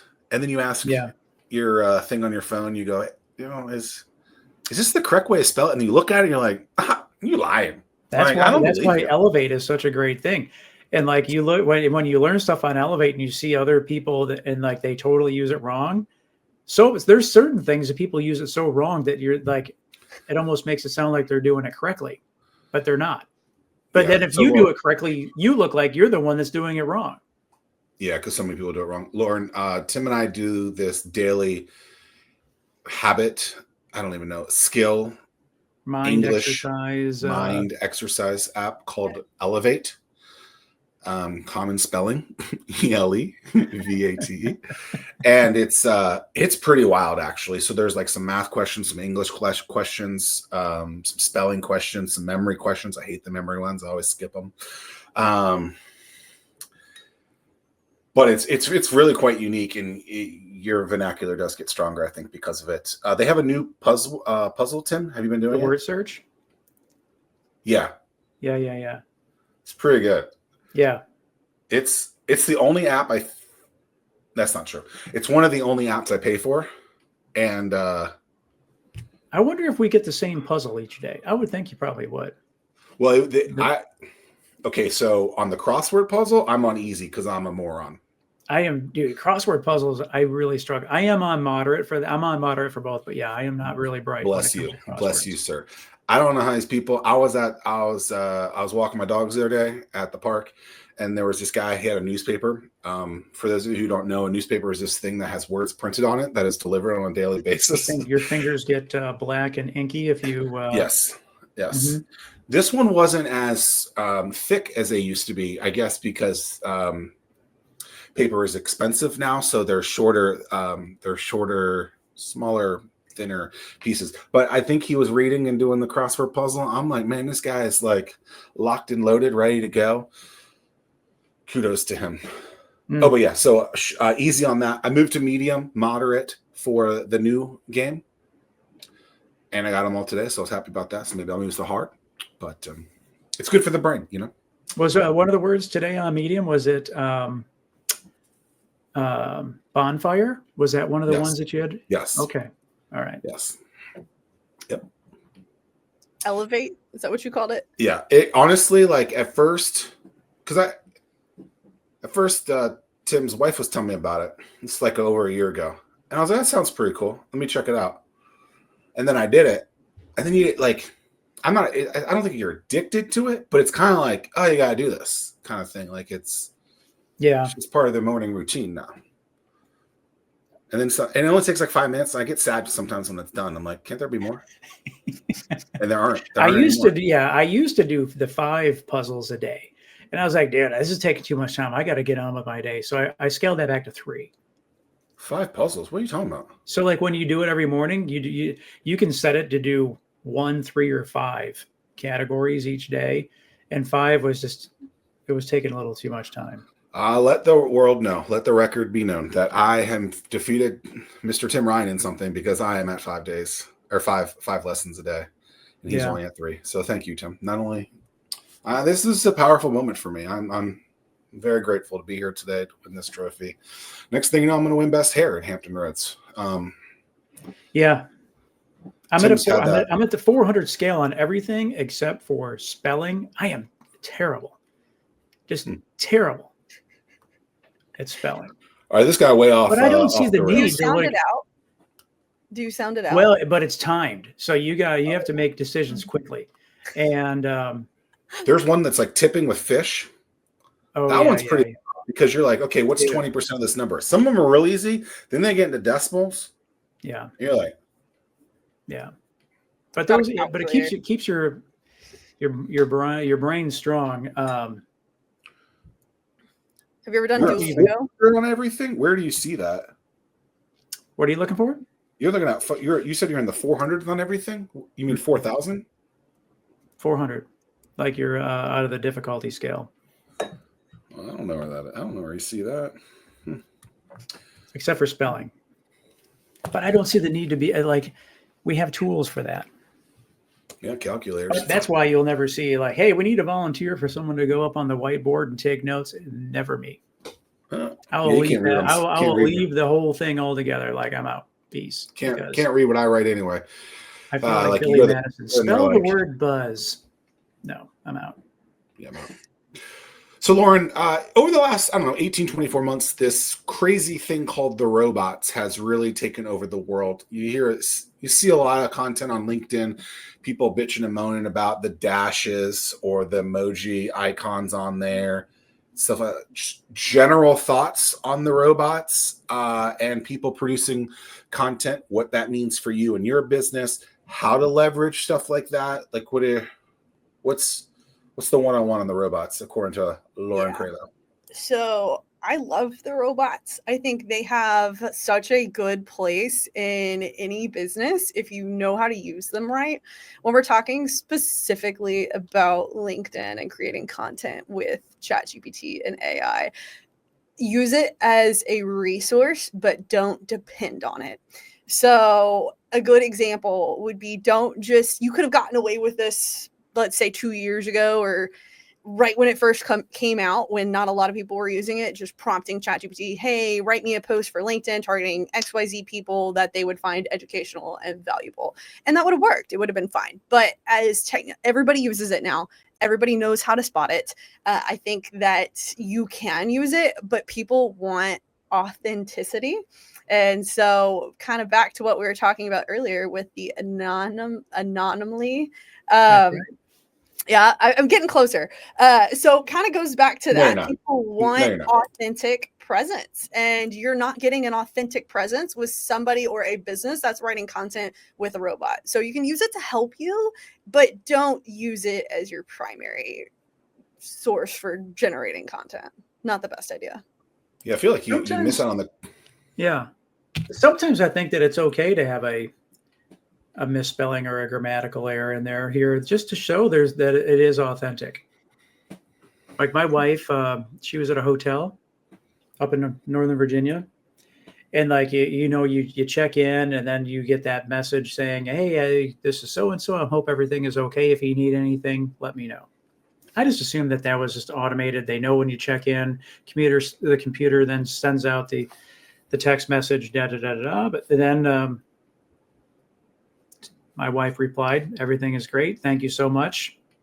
And then they replied back with, "You're welcome. YOUR, welcome." And I was like, maybe it is for real. They misspelled your. So oh, I'm sitting here, I'm like, that's spelled right. And then I'm like, oh no, I got it. Never mind. Yeah. You need to boost it up to 6 lessons with that Elevate app, I guess. Wow. You are not supposed to talk crap to the You open the door wide open for that. It's okay. Say an but you know that, hey, Yeah. the person behind the front desk is sending something out. As the general behind a robot wrote this. That's my new thing on LinkedIn. I wrote that because I think it's funny.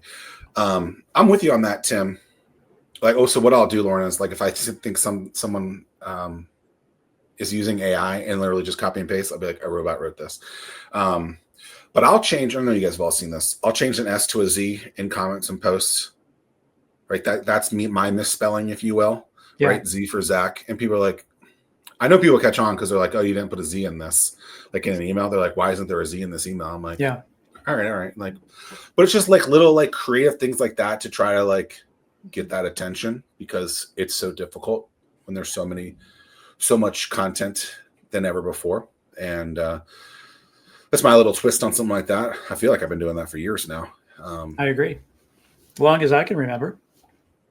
I think that's good. That's creative. It's different. People want creative different because there's so much noise, for lack of a better term. There's a lot of people competing for space and they're competing for attention on these platforms. So how is your business? How are you going to set yourself apart from everything else that's on that platform? So you got to be different. So easy ways to do it. I don't know why people don't do it. It's if you're trying to message people, you're trying to be different, you can send a little video note, you can send a voice note, then they can say, oh my gosh, okay, the person from the profile picture is a person talking to me. That's authentic.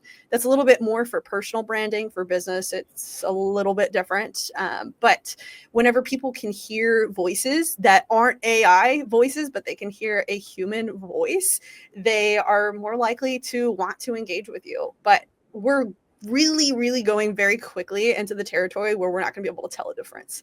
And there are voices out there that it's really hard to tell. And then also with the fact that we've got technology now that's not super readily accessible to everybody, but technology that if you search for it, it can take all of your words and come up with different things to say from you. And so we're definitely approaching that territory where you can still automate authentic type content, authentic type messaging. And that's just going to have to be a situation where your marketing team and your sales team learns how to adapt to that. But some platforms like TikTok, I know, put labels on stuff. I don't use that app anymore.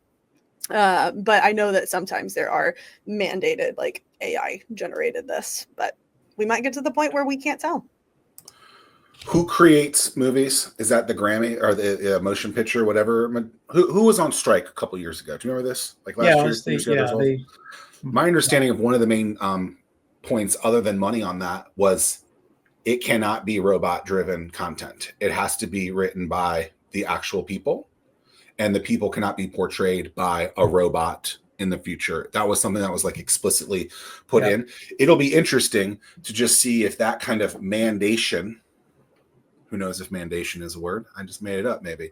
But mandating stuff like that is something that ends up in the business world too, or in other sectors, to see if something like that happens, so that there's not so much robots. But we'll see. It'll just, there's something to think about while you're on your run tomorrow, Tim. Yeah, Lauren, what is the number one feature that LinkedIn has that nobody knows about or uses? You? No, lives. I don't know how more people don't do these. Granted, right now what's really trendy is those short form video clips, which is why LinkedIn recently revamped their ability to scroll through videos and kind of have it be like any other platform where you can watch those. So those are a really good hidden gem, but live videos, because again, got to go back to the business perspective from LinkedIn. If somebody's really engaged in your live video, they can have their laptop open for, let's say, an hour listening to a live chat, and that's an hour that they are on the LinkedIn platform.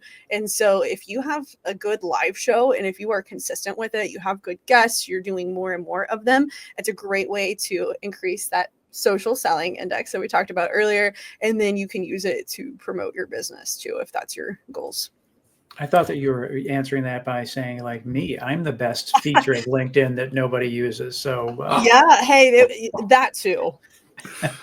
Wow. Okay. All right. But why? How come, Zach? Didn't you say that there was a time limit for video that LinkedIn has? It can't be longer than 10 minutes or something when you upload. What was that? It was 15 or 20 minutes. It was something like that. Honestly, I didn't know that until the other day. Did you try? Which is weird. 20-minute video? Yeah, why are you hating?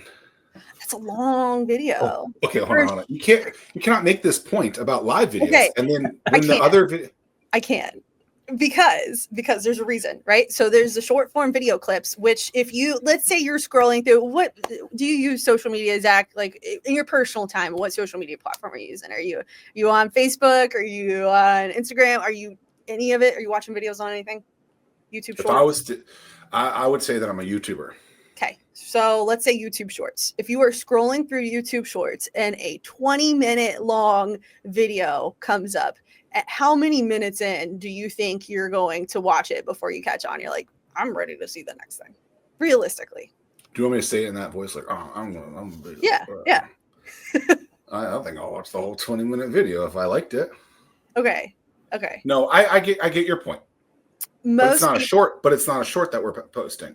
It would be a regular video. And I mean, there is a place where that could perform really well. You'd have to test it. And so that's where it comes out, and whatever the maximum time is, you can upload a 10-minute video and then you can chop it up and then maybe upload a 1-minute video that pretty much, if it can be condensed to share the same point or tease into that longer video, you can upload them both and you can see how they perform side by side and kind of test them. So that's a good way to find out if it would work for yourself. But generally, if somebody is scrolling through, people's attention span is pretty much that of a goldfish. I think it takes anywhere from 3 to 5 seconds to really either hook somebody's attention or lose their attention. And so you really want to hook their attention. And typically that's done in shorter videos, and then people get bored and they want to move on to the next thing. So there is a place for longer videos. So YouTube, I know Spotify, those types of platforms, people are going on there expecting with the mentality, I'm going to listen to a 3-hour long podcast, or I'm going to watch this 30-minute how-to video on this thing. But when they're on a platform like Instagram or like LinkedIn, they're expecting to get through content a little bit quicker. Roger that. Okay. In this same vein, sure. Mm-hmm. What have you found delivers the best results? A picture, a video, and maybe different types of videos in there, right? So we could say a live video, a short video, an up to 15-minute video, but probably not a 15-minute video, because who the hell is going to watch a 15-minute video? For context, see the last 3 minutes of this conversation. Just text. Like what works best in that? And please don't say it depends. Like your results with your companies, like what do you actually get the best results with? Videos, hands down. Okay. And with that, it needs to be like multiple angle cut, constantly moving. Yes, it can't be just one. Not particularly. It depends on what the video is about. Because isn't like Mr. Beast really analyze all of that really closely in terms of? Yeah, but he's not on. They were talking about LinkedIn specifically. I don't think he's on LinkedIn. Well, I guess.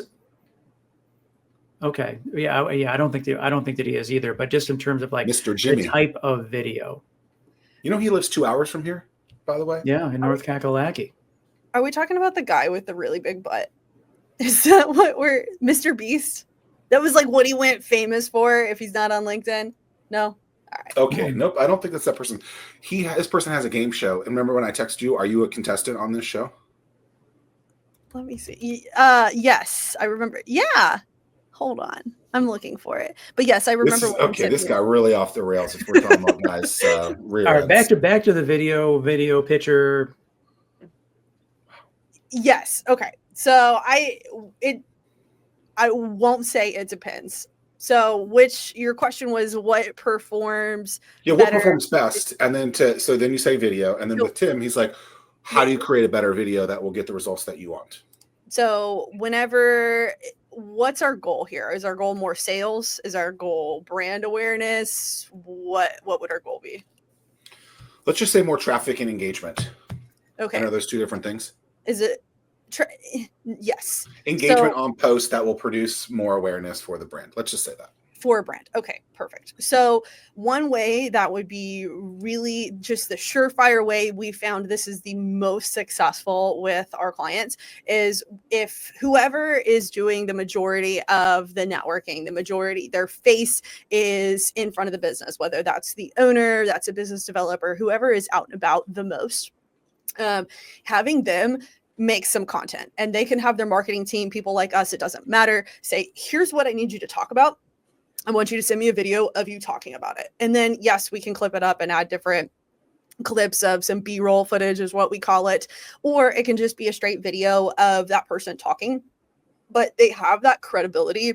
They've been seen by the target audience. Ideally, if you have the people that you are targeting in your LinkedIn audience, and then you have the person that they're seeing in person, talk to them, they're more likely to engage with it. So people always work really well because people identify with people. So that would be my number one tip. But everybody, I don't know what it is, but people are just so reserved to do it, even if it's time blocking, let's say an hour every 2 weeks or 30 minutes a week or whatever the case may be. People are just really reserved to do that, and it really moves the needle.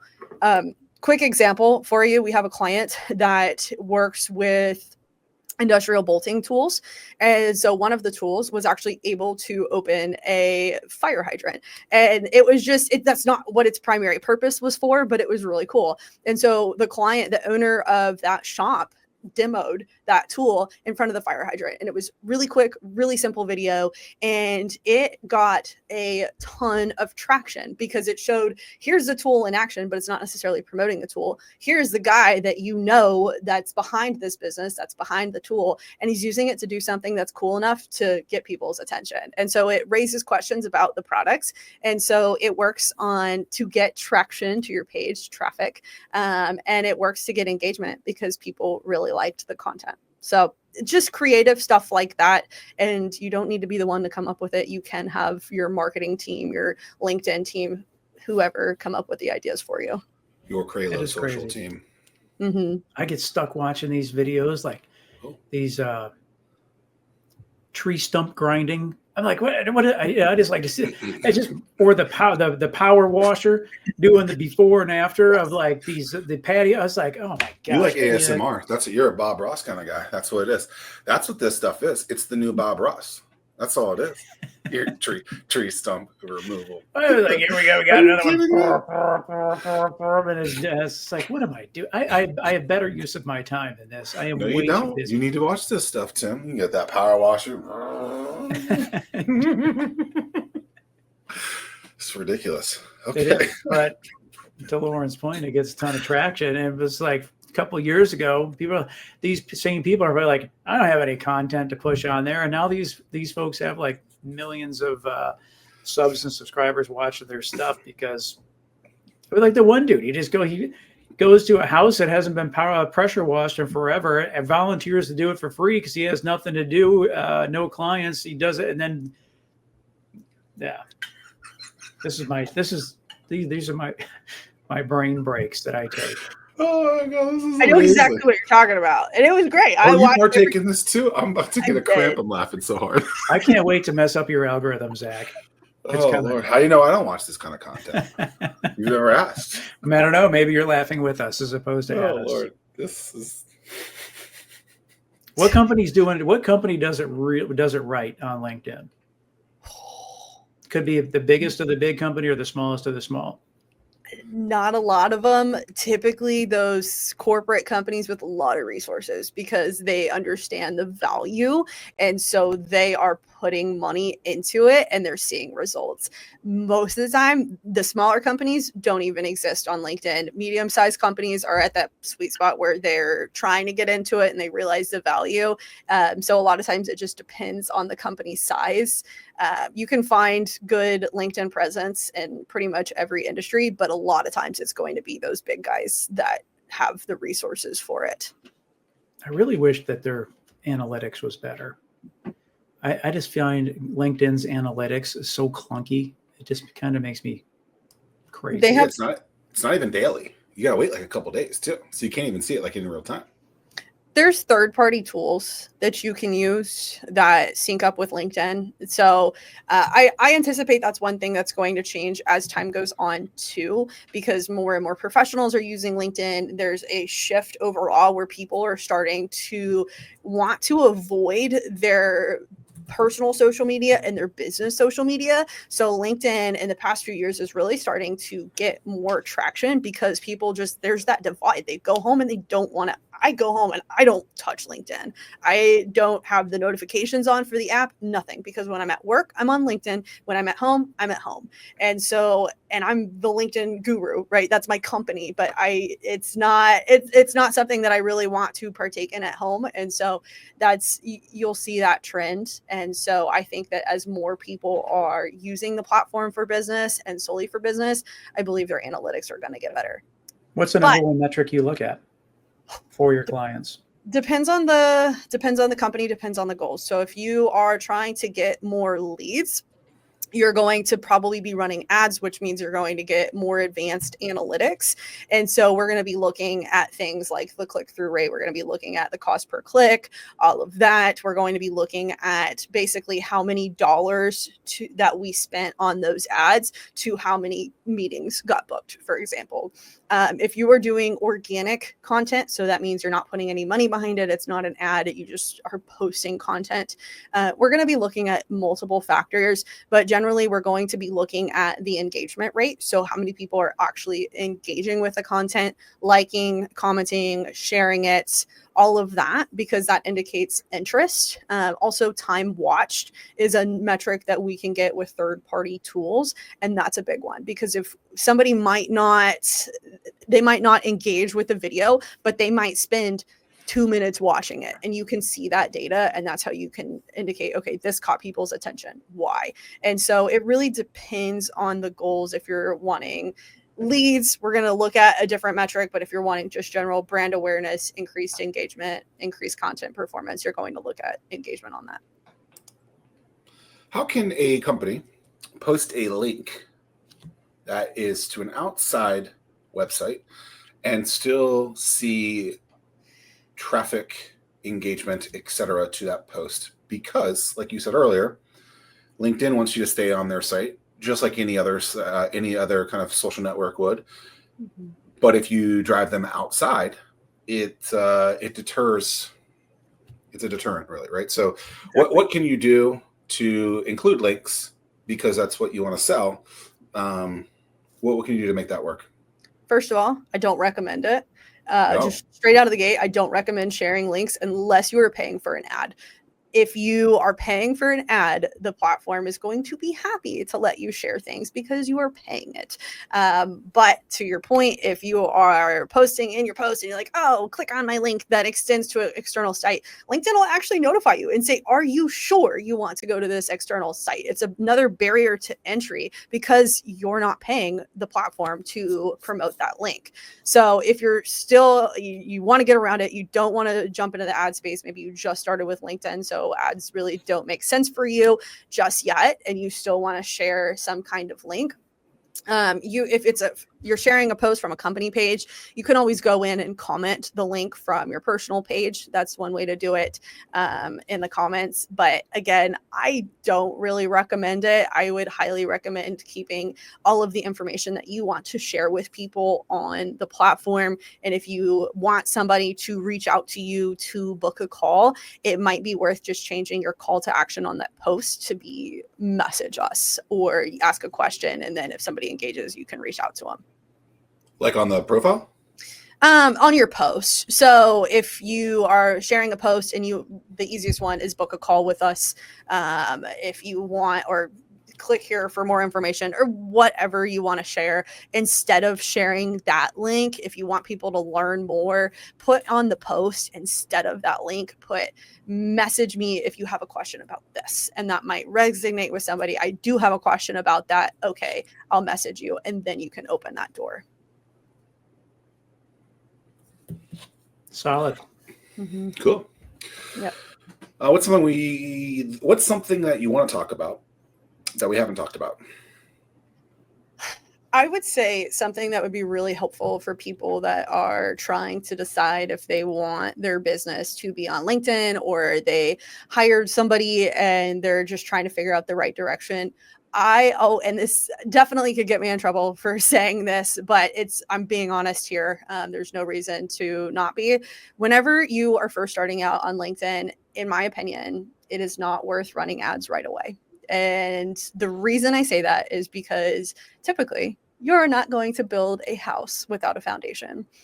Same thing with social media. And it's a great analogy because you are not going to right away jump into paying for an ad. If you do, you're not going to have a good understanding of what type of content performed well to maximize your ad spend. But if you start with around 3 to 6 months and you commit to posting organic content and playing around with what times you're posting at, how frequently you're posting at, all those, and you have 3 to 6 months of data, you can eventually point out and say, video post with XYZ person talking about this topic with this call to action did the best. Great. We can take that data and then use it to run an ad. So then that way your ad spend isn't wasted. So that's a big question that I get. People say, oh, should I pay for Salesforce or should I pay for ads? Or it's really expensive. I want to hire somebody, but what do I do? Different scenarios for every situation. But as a general good rule of thumb, start organic, start doing the legwork early, and then it can lay that foundation for you to eventually run ads. I like that. Is there a certain milestone that someone should be looking for that they need to hit that says, okay, now I'm ready for paid ads? So it depends on a lot of factors. If you're paying a company like us to do your social media, do your LinkedIn, or if you're paying an individual, because your cost to produce that content, your cost to run that platform is going to be different. So if you have the time and the money to invest in it, I would personally recommend writing out organic content until you start to see your numbers stagnant. So what that means is whenever you first start really putting effort into your business, your personal social media page, you will see your analytics increase pretty steadily. I can say that with confidence for pretty much every account, because you start with a non-active account, you make it active, you are consistent, you're going to see your engagement go up, the followers go up, all of that. And so you will get to a point, and some people it takes 2 years, but you will get to a point where things will just start to level out, and you'll see natural fluctuations where 1 month you'll have a really big decrease, other months you have an increase, but all in all, it kind of levels out. That would be the best time to run ads, but realistically, you don't need to wait that long. If you really do want to see results, I would say 3 to 6 months. Just wait that time frame so you have enough data and then move forward with it. Can a business direct message someone, or does it have to be done from an individual perspective? So currently, you can direct message somebody if they are messaging you. That's bound to change, I would imagine, because it was, I think this year, maybe towards the end of last year, that businesses got an inbox, and it was something that was beta tested at first. So some businesses had that inbox, others didn't.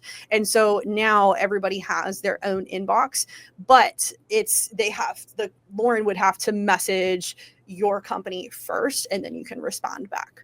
Got I might have known this, but I forgot. Microsoft owns LinkedIn?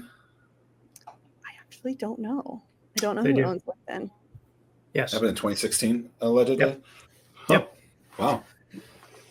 You were like in middle school then, Lauren. 2016? Pretty much. Let's just call it elementary. Call it elementary. Tim? You being the person that pays close attention to your food intake. Mm-hmm. Typically, we would ask, what is the food of the region? You're relatively new to the region as well. So let's just pivot a little bit on that question. Where is the place that you would take someone, or that if you do leave, that you're going to miss the most? Second Street Bistro. So my friend Danon, when I first moved here, we went to lunch. She was one of the very first people that I met. She took me to Second Street Bistro, and they have this fried chicken sandwich. I'm not a fried chicken person, but it's got jalapenos and like this nice honey. And anytime we go out, we go there. It's not great. Victory Kiln Creek, Victory Boulevard there?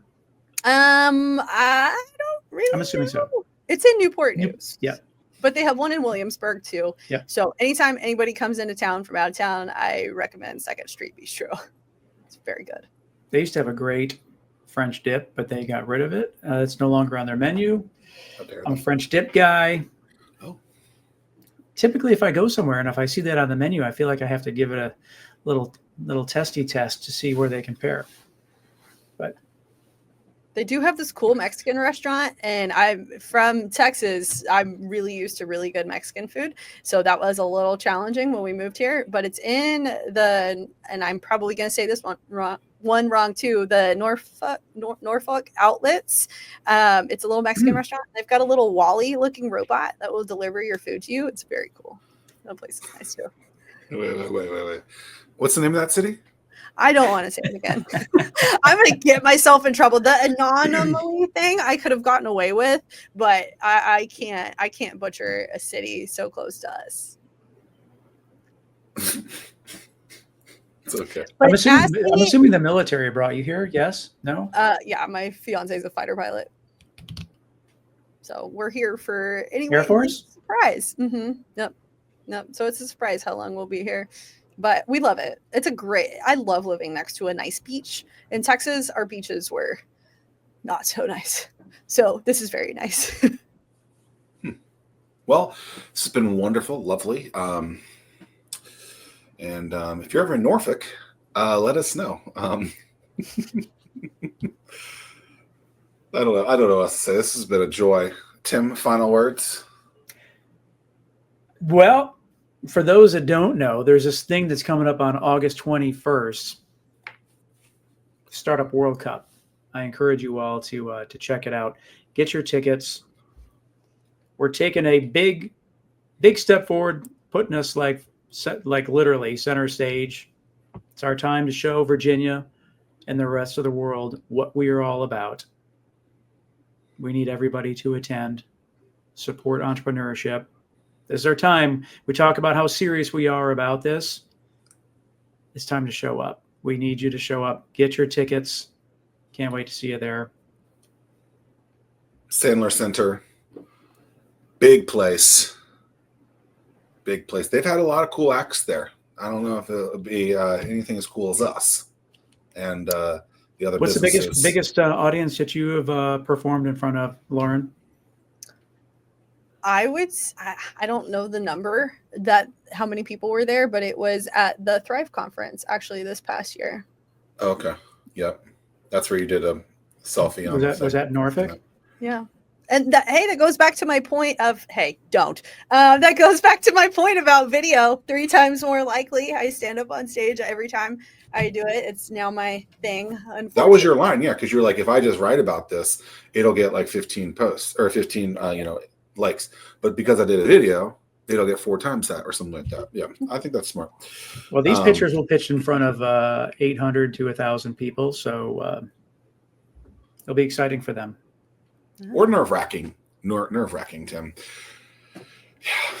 Lauren, it has been a blast. Appreciate it. And, Likewise. Thank you. Like, subscribe, download. Appreciate y'all. Have a wonderful day. Peace. Good afternoon, morning. Good to see you, Zach. It's great to see you, Mr. Ryan.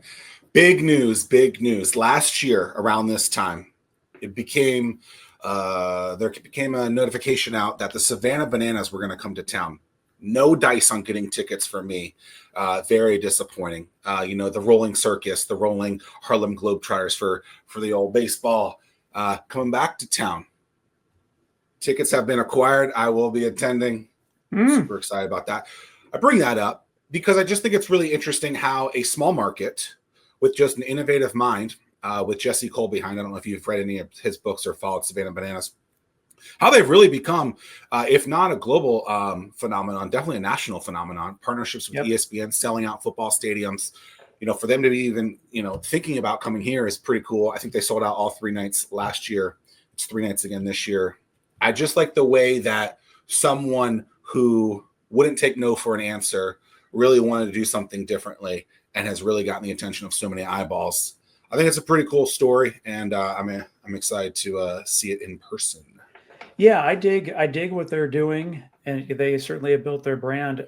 Do they also have cheap concessions, right? Is that part of the deal? Yeah. So the tickets for the Tide Stadium one, $35. That gets you. That's any seat in there. I believe at Home Stadium in Savannah, they've sold out for I don't know how many years in a row. Right. But it's ticket, I think, free parking and free concessions for like $25. Wow. Unbelievable. Well, I hope that we don't take advantage of the sold out crowds and jack up prices for concessions while they are here.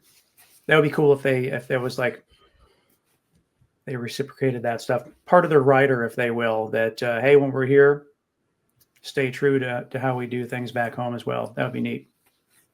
Would be. Don't imagine that being the case. But the other days that Tides do sell out is like 50-cent hot dog days. It's crazy. Right. I don't know if you've ever been there on one of those nights. I think wild. That we call them glizzies now, Zach. Glizzies, yes. Get yourself a glizzy. Today, a guest that you've met before, I have never met. He's new to town. Not sure where from originally, but most recently, Scottsdale, Arizona. Christian Green with Virginia Beach Economic Development. What up? Hey guys, thank you for having me be a part of the show today. So yeah, great to see you again. Yeah, looking forward to diving in with Virginia Beach. A lot of stuff going on. The Dome just opened. Yep, just opened. Just had Pat Benatar rock the house there this last weekend. So super exciting, and I think Shabuzi's coming, and a couple other acts, of course, that might be popular running down the line as well. So. I started doing some reading on like the old Dome, and I geez, for someone who has lived here as long as I have, I didn't realize like how iconic the old Dome was. Like, big feelings. Yeah, I mean, it's like for example, Zach, Jimi Hendrix, when he lit his guitar on fire, that was here in Virginia Beach. I mean, like that's probably one the only time he only did that once. Well, that was like that was like his iconic performance that everyone refers to and knows about. And that happened here. I think that's pretty cool. Yeah, they had Three Dog Night open, and they were the last act when the Dome closed back in the day. So I heard they rocked the house. Yeah. But I guess the interesting tidbit about the Dome is that it's not necessarily a dome. It's just named the Dome in honor of the previous.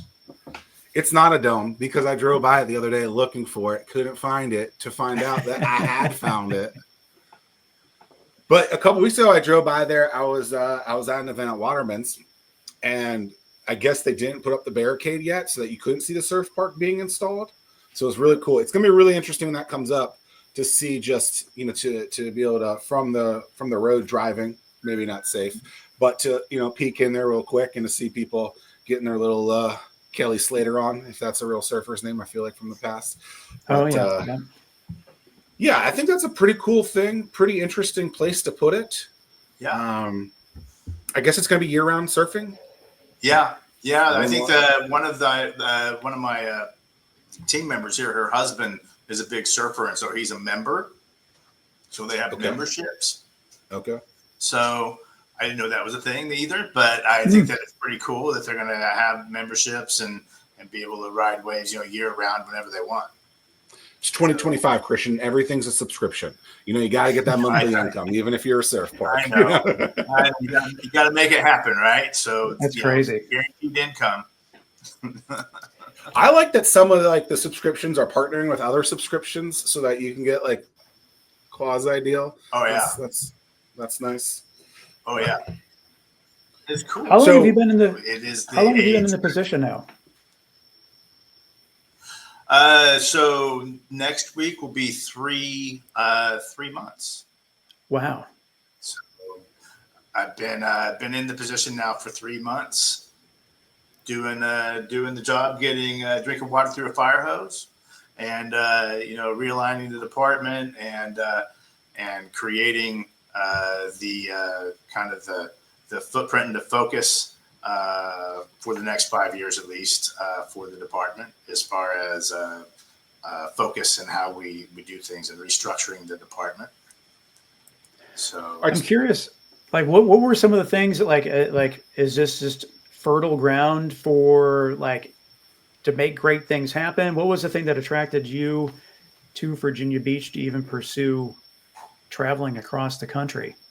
To be honest, so love Virginia Beach, love the area. Honestly, our daughter is a lieutenant commander in the Navy, and she's stationed here, and grandkids, and she called me up about I think June, July of last year, and actually asked me if I wanted to be closer to the grandkids, who are 2 and 3, and I was like, well, of course, and so she started sending me information about Virginia Beach, and before that, I'd always been recruited pretty much for the last probably 15 years to come in and realign and joke around that I'm the fixer, if you will, in the economic development world. Coming in and realigning and creating kind of a strategic focus, taking a private side approach to a public entity. I started my career on the private side after I graduated from college. I threw everything in the back of a U-Haul and drove to Arizona. And backstory to that was I hiked the Grand Canyon when I was 12 with my dad, fell in love with it, and everything. And so when people would ask me what I was going to do when I grew up, I told them I don't know, but I'm going to live in Arizona. So how does an Arizona kid sit there and end up in Virginia Beach? I'll get to that point. So threw everything in the back of the U-Haul, went to Arizona, and started my career there. And there's a whole story around that as well. But after 20 years there, it was in May.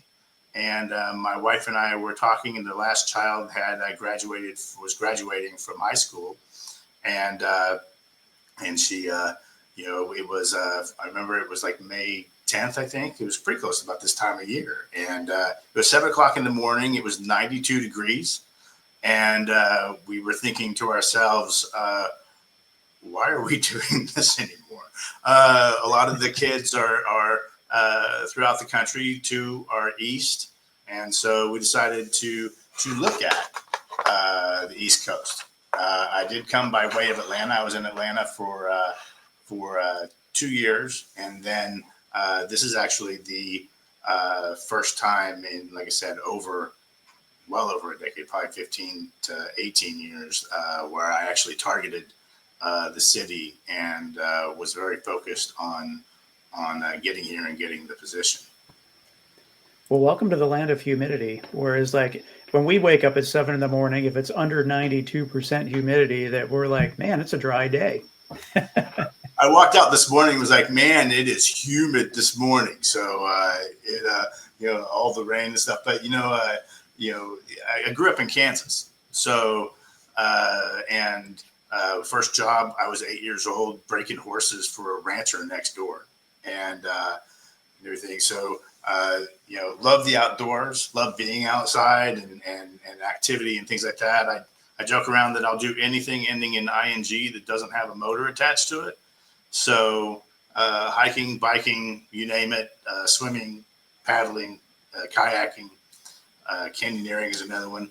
All things I love to do. So, Virginia Beach is an outdoor person's heaven, and I'm just glad to be a part of the community. Yeah. All right. So I dig it. You said 5 years as a plan. I'm just interested, like, that doesn't seem deep enough, right? It seems like we got to go farther out than that, whatever the correct, terminology is, correct, right. English is on that. It seems like 5 years is like going to be here like tomorrow, right? And so I went to Philly about this time last year, and it really seemed like they were making really long-term decisions, especially with their sportsplex all being in one area, let's say, as an example. Yeah. Is 5 years really enough, or is that just because that's kind of where the job sits? Like, how far out does the city really need to be thinking in your expertise? Because when I hear 5 years, it 5 years like that's gonna. Yeah, 5 years is just the initial component for the strategic plan that is dialed in here. Strategic plans, especially in economic development, honestly, are normally need to be updated every 3 years. 5 years is honestly too long. A lot of things can happen in the community in between that time. For example, if you were doing an economic development plan and you did it in 2019, expected it to last, 5 years or 3 years, then COVID hit. The market tells you what you need to do, and in that particular instance, all things kind of changed. So you make the best plans. Now, when you talk about planning and working with planning and zoning and looking out future at a city and determining, okay, what goes here and what is the next phase of this, you got to look out at least 10, 15, 20 years. One of the projects that I was a part of early on, when I was on the private side, I was really big in public-private partnerships and creating those, and was a project called SkySong. And SkySong is a Center for Innovation in Scottsdale. But when we first started, it was a dilapidated old mall site. And it was 42 acres on the south part of Scottsdale. The mall was in a bad state. The city owned it, and they were looking for a way to redevelop it. And it started with that and creating the public-private partnership with a private developer, Arizona State University, and the city of Scottsdale, which created the development, which is now home to over 1 million square feet of Class A mixed-use development. And I think last I heard it was about $52 billion worth of economic impact over the last 15 to 20 years. So it is, and it's the Center for Entrepreneurship, and it's tied in with ASU. So, great success story there. But honestly, came out of the ground phase 1 and phase 2, and then the recession hit, and I think it stalled out through the recession, and then boomed. And like I said, today it's well over 1 million square feet of mixed use facilities, and it really kind of reinvigorated that entire area. So while you start today and you have a vision or a plan and you try to accomplish that, there's a lot of variables, of course, that come into play. So it's everything that you do long term. One of the things that the very first company that I started work for was I got started with a national architecture firm.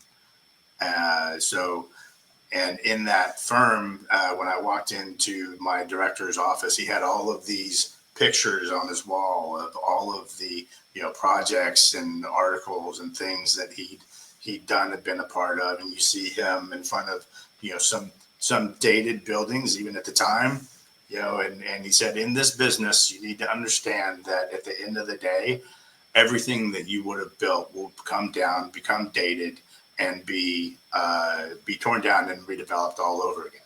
So just accept it, expect it, and thrive in the constant change that is our market.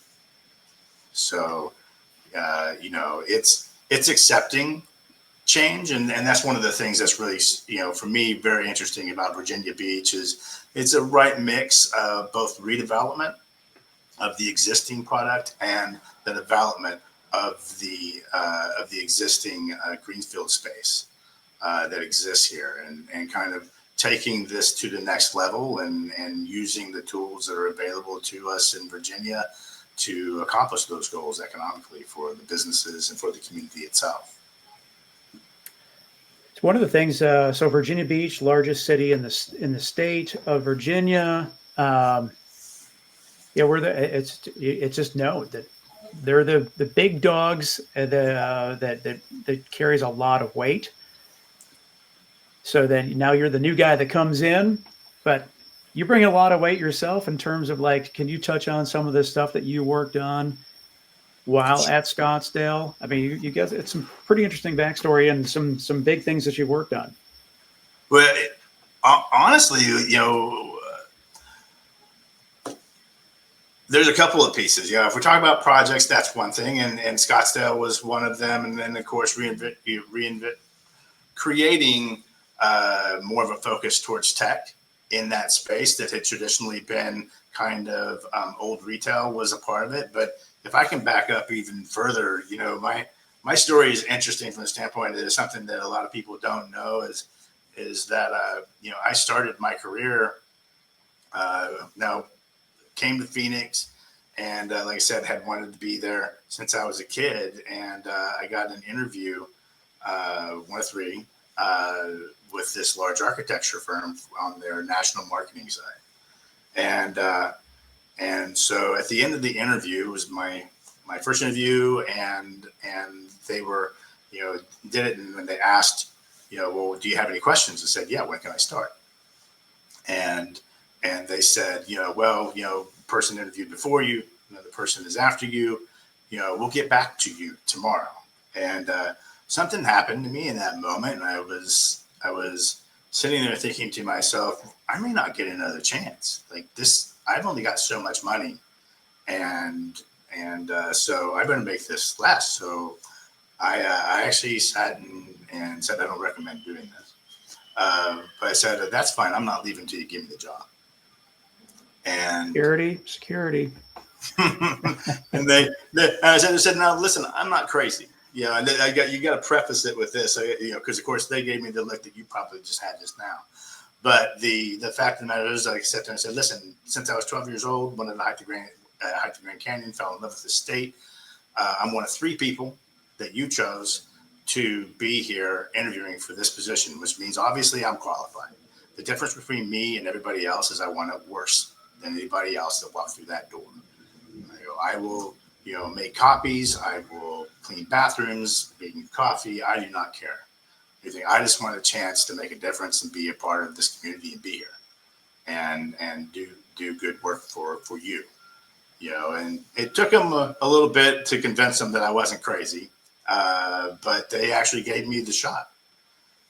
Ironically, it also changed the way that I focus and how I manage, because that next Monday they had the all office, all staff meeting there in Phoenix, and my boss stood me up in front of the entire group, which is about 120 architects, and said, everybody, this is Christian Green. He's our new recruit in national marketing. We don't know what he's going to do, but we expect great things. And that was a heck of an introduction for my career. The next 2 hours, I sat in front of a computer like everybody else does, and then he called me into his office. And be careful what you ask for, I guess. He says, so, what are you going to do for me? And I was like, well, there was a job description, and And so I figured, something like that. And he goes, I hire people for their talent. He goes, I hired because you had more gumption in you than anybody I'd ever seen, and for your talent. So he goes, here's the deal. You have 2 months to figure out what you're going to do for me. I will give you some ideas of what I want based off of your experience. But in 2 months, you will pitch to me what you're going to do for me and this company. I hope it's good. My mindset, my entire way of managing and my entire style of being is very much comes from that moment. I went home and my future wife asked me, how was your first day? I sat there and said, I'm scared to death. I told her the story and she was like, well, isn't this like the dream? Like, this is what you want, right? You get to create your own path, and you just have to figure out what that is. And he gave me some ideas. He said he's got 18 offices. Business attraction is kind of splintered, and so with my strategic background, sitting there and doing the research to determine where the best projects were and align people and looking out, like you said, past the 5-year mark, and understanding, okay, in those 18 offices, where are the projects that we focus on, and doing that. And 2 months later, I'd already had the idea and was already pretty much running with it, but I pitched it to him, and he added something to it, which was basically that I would be the person responsible for identifying all of the main projects that the company would be pursuing based off of the different market sectors and the certain 18 offices and pursuits, and identifying that piece. And then from that perspective, it was working with the business attraction teams and marketing teams to get in front of those clients early on. And so did that. And he threw in there that I was the project lead on all projects, $250 million and above. And so anytime that there was a project that we were pursuing at that time, that was over $250 million, and that would be about $500 million today in rough numbers for construction value. I was flying out and leading the teams to win those. So fast forward 5 years later, he leaves, and 3 months later, he calls me from the company that he's at, which is one of the largest construction companies in the U.S. And he says, it's broken and I need help. And so I came in. I was identified as executive leadership material. Went through a year of training in that regards, and ended up leading the West Coast, specifically Arizona, California, Nevada, and parts of Oregon, and leading teams in pursuits, and then in managing projects. And on average, manage projects about $2 billion of construction projects annually. So that's where that came from. So it was identifying, looking out ahead, and then managing those projects with some of the basically the municipalities, large projects and development projects in that area. That we can name the episode that Christian Green, the dog that caught the car. I love what I do. I love building. I love the idea of seeing something as it is, and also seeing what it might be. And so for me, it's working with people and understanding. My grandfather, he sat there and he told me when I was younger, if you want to be a success in life, you need to be a conduit to somebody else's success. And he said that if you do that, then success will automatically happen. All you have to do is not focus on you, focus on helping other people, and things will happen. And it's been a major focus of my entire career. That's kind of my mantra, and it's benefited me greatly. I've had the great opportunities to do some really cool things, and be a part of some great teams. Realigning and creating a team environment that's focused on lifting each other up and accomplishing goals has always been kind of where I like to live, where I exist. Creating a team here, which is a great team. The group here in economic development and the city overall is amazing. I told my wife when I was in the interview process to go, if I land this, I'll be dangerous with all the tools that are available here to win work, and the team that is here, from everything from business attraction, which this department has been retooled. I believe in three strong factors for success for economic development, which is strong business attraction, strong business retention and expansion, and then strong marketing communications. And creating that dynamic, separating out those teams, but they come together and they're accountable to each other as well. One of the things that's that I the backstories that I really like about yours is, like, we had a chance to talk a month ago, I guess, and I was like, yeah, we got some really cool stuff that goes on in Virginia Beach, and it is the magnet for the rest of the state. And you're like, Tim, I've lived through three Super Bowls. There's only so many cities in the U.S. that can host a Super Bowl. Yeah. Yeah, and so I mean, like, that has to be huge amounts of pressure to make sure that goes. It is, but the Super Bowls and events and things, those are huge, and you use those to your advantage. No different than what we can do here. The Dome. It's about the community and having that community and that spirit and that vibe, that sense of place, and connecting.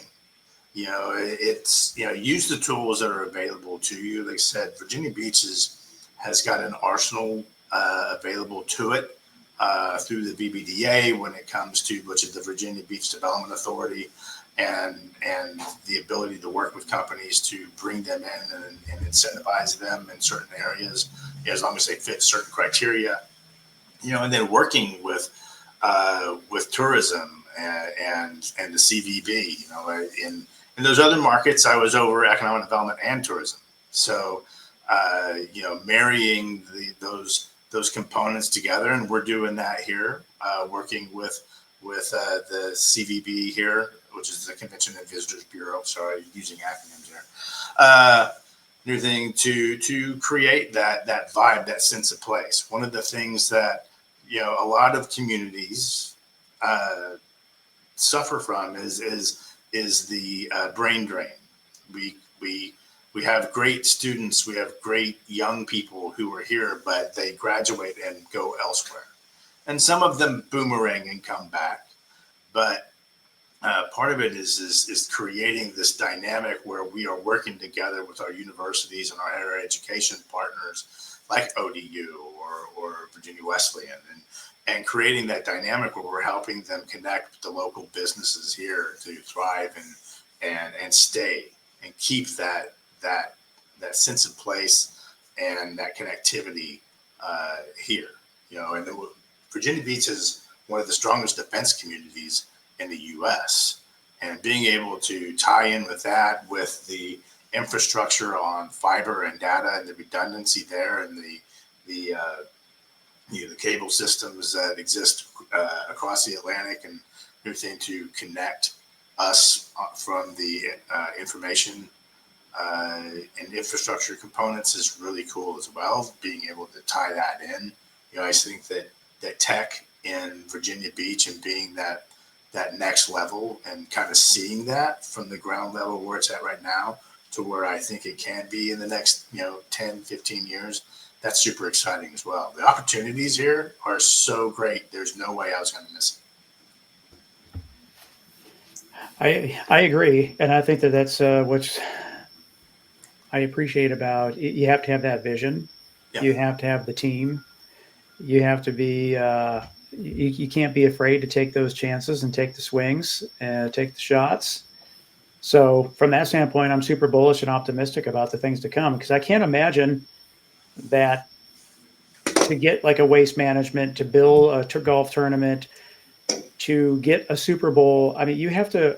I would assume that you would have to put in some sort of proposal, some sort of vision in terms of before they come to you and say, "Yeah, hey, let's do this." So you bring that experience to Virginia Beach. Yeah, you market years in advance working with them, and for instance, in Scottsdale, with the Super Bowl, there's the ESPN experience. I was involved in re-envisioning and the creation, or not the creation, but the redevelopment of the Scottsdale Civic Center, which had to be complete before the 2023 Super Bowl. Ironically, I wasn't there when it was finally complete. I was actually in Glendale where the Super Bowl actually was at that time. But it was so many years ahead. Normally it's about 6 to 8 years beforehand that you find out that you're going to be hosting the Super Bowl or something like that. So you have time to prepare, and plan. And there is a big difference between being the host city for that kind of event and being being the city where a lot of people come anyway. So that was one of the things that I was tasked with in Glendale, was the fact that while Glendale had the arena and the stadium, the deal is that most people went to Glendale, saw the sports program or the concert or anything like that, and then they left. They didn't extend their stay. They quickly egressed and ingressed out of the area and were back home. And so the idea was, and I was recruited specifically for building out the entertainment, sports and entertainment area. So we started looking at that many years beforehand to sit there and say, okay, what's it going to take to create an area of experience? And that's when I see the Dome and the Wave Park and of course Oceanfront and that entire area, and then the connectivity to that, and creating that whole vibe and working with the development community to make that come to fruition. That's super exciting too. There's that whole area in the next 15 to 20 years is going to be amazing. I always heard that when Jacksonville got the Super Bowl, they didn't have enough, what do they say, butts and beds. They didn't have enough hotel rooms. Heads and beds. And so heads and beds, yeah. So they had to bring on cruise ships for people to stay in because they didn't have enough hotel rooms for the Super Bowl because of how much. So I mean that alone, you have to think about that from the attraction standpoint. Do you have enough opportunity, places for people to stay? It's just wild to be thinking about. I don't think I've ever been to Arizona. I've been to Atlanta many times, but you don't think of do you have enough hotels within a vicinity? But it's a real thing from that perspective. Well, and you've got this thriving hotel area there along Oceanfront, and then Town Center is amazing, right? To think that this was the brainchild of somebody just 20 years ago, and now today, this is a main thriving commercial area, and everything for the entire region, driving traffic and it's still growing. There's development happening all around here that is makes it so invigorating. And then when you look at long term, because I believe in how do you connect spaces, right? I kind of take an urban planner approach to economic development. From like I said, I can't get the builder designer out of my mindset.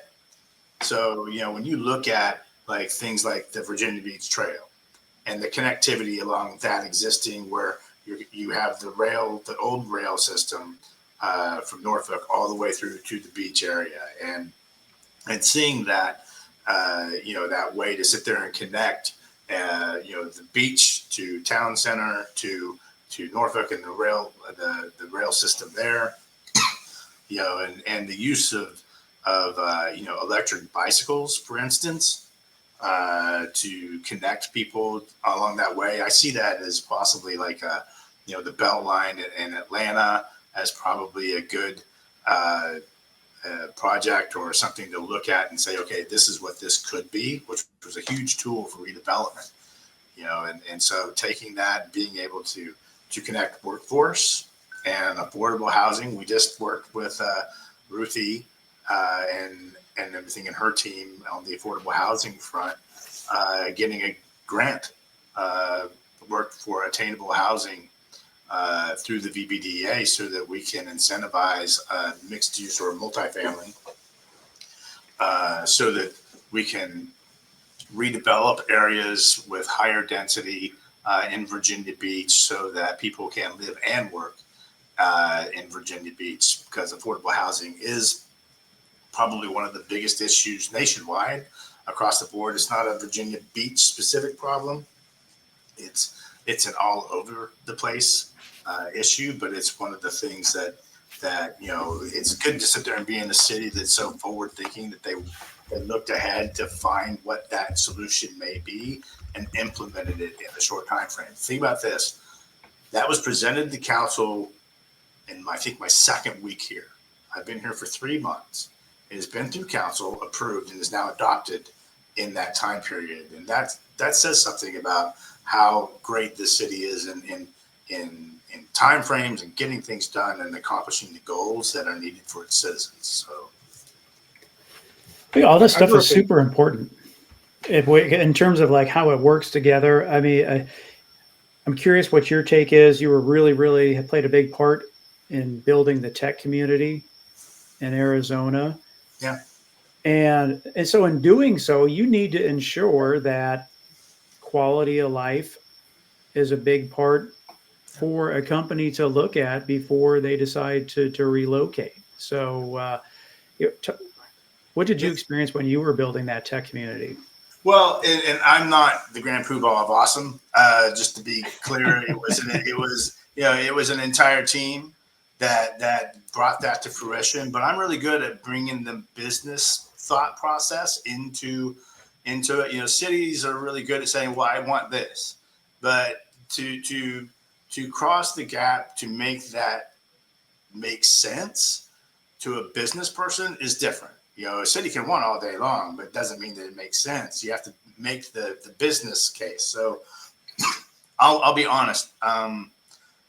I look to do the same thing that happened here, which is it was like taking candy from a baby, to be quite honest.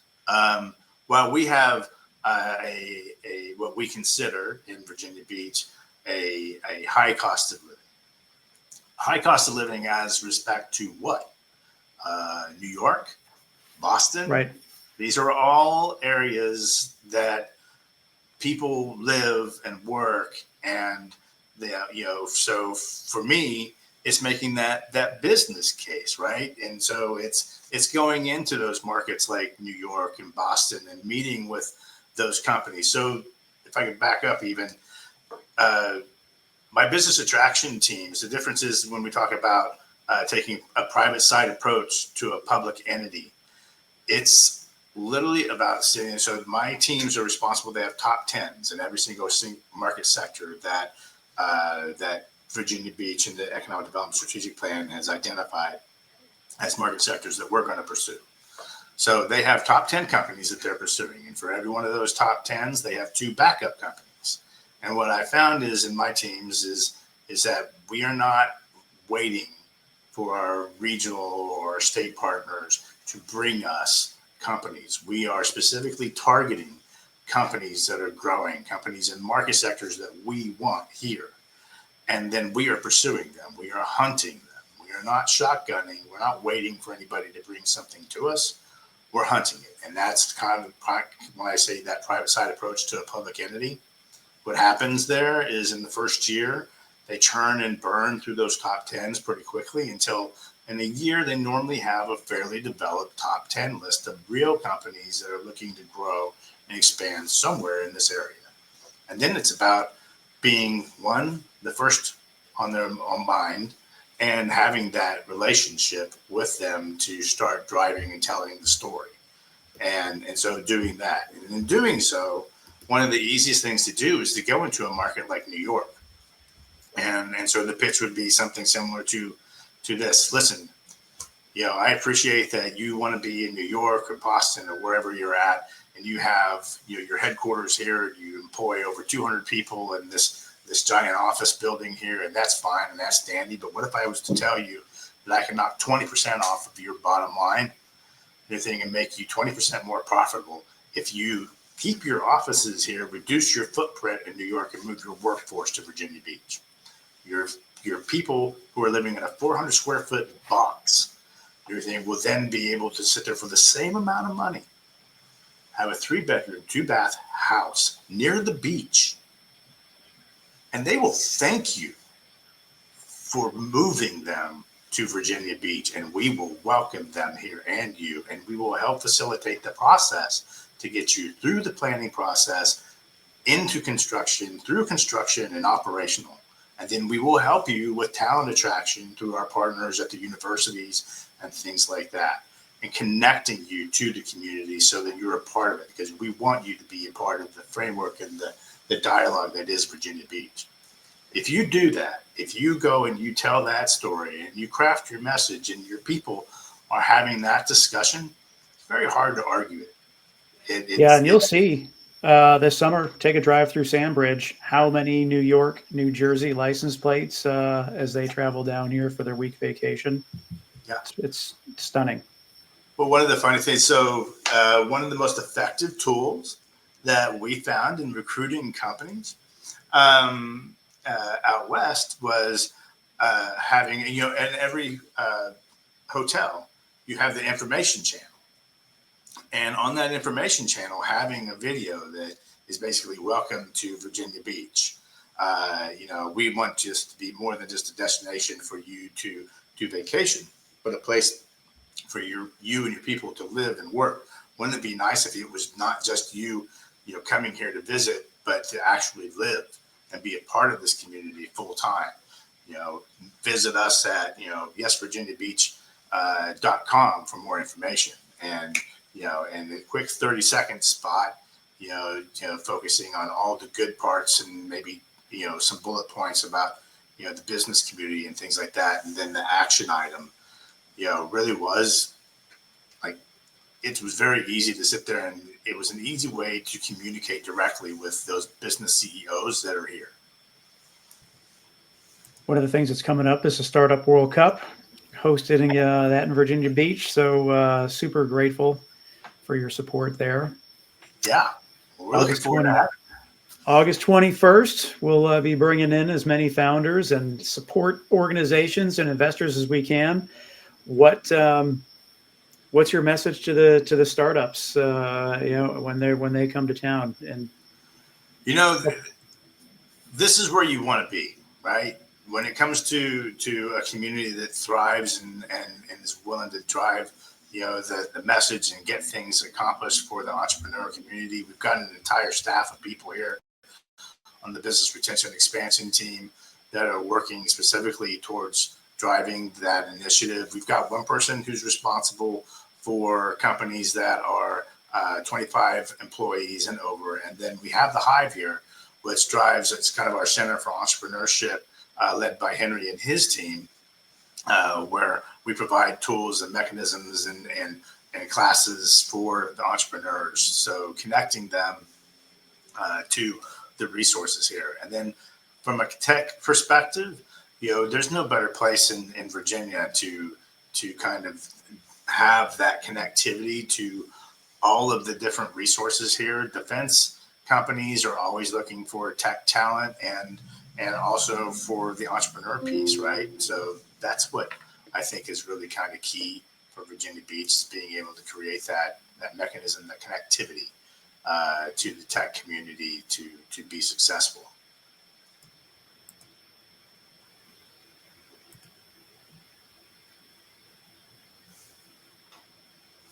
Is he muted? He calls himself a tech guy too. Can't hear it. He's talking. Much like you, yeah. Like I've got the planes from Langley that are flying over, and It happens. Military town, it happens. I tell you, you gotta love it.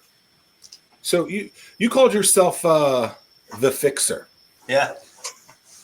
As a former journalist myself, you can't say words like that, and don't think that I'm not going to poke the bear and figure out a little bit. But so what do they have you fixing here? What is the fix in Virginia Beach that is kind of like what's the expectation or what was that pitch that you had 2 months for? I know it wasn't for here, but what would be that pitch that you told us when you got the gig from 2 months for 2 months way back when you talked yourself into a gig? What should people expect from Mr. Kristen Green? Yeah, so like I said, it takes a private side approach to a public entity, and the fixer is literally from a standpoint of realigning a city's goals and the economic development department to drive towards a metrics and accountability that you can create metrics and accountability, and then half the time these strategic plans end up on a shelf on a desk somewhere, and they're not implemented, and that's not what I bring to the table. We use the strategic plans to kind of align things, figure things out, and then, like I said, from my perspective, it's taking that same goal-oriented perspective on the private side to accomplishing those goals. So driving the team to accomplish those and making them accountable. So to each other. So business attraction is responsible for assisting business retention and expansion with two of its strategic goals. And the same with business retention and expansion. And just so you know, I make the team pitch what their measurability and accountability is to each other, to me, and to leadership. So when I come in, normally what I'll do is I'll say, okay, here's the strategic plan. I need you to define what your top 10s are. I need you to be, on that side on business retention and expansion. It's identifying those top companies that we need to be meeting with. And then it's, okay, how many do you need to be meeting with annually? What other goals are associated with that? And then making the team accountable to each other. So business retention and expansion is actually responsible for providing 5 real leads every single year to business attraction.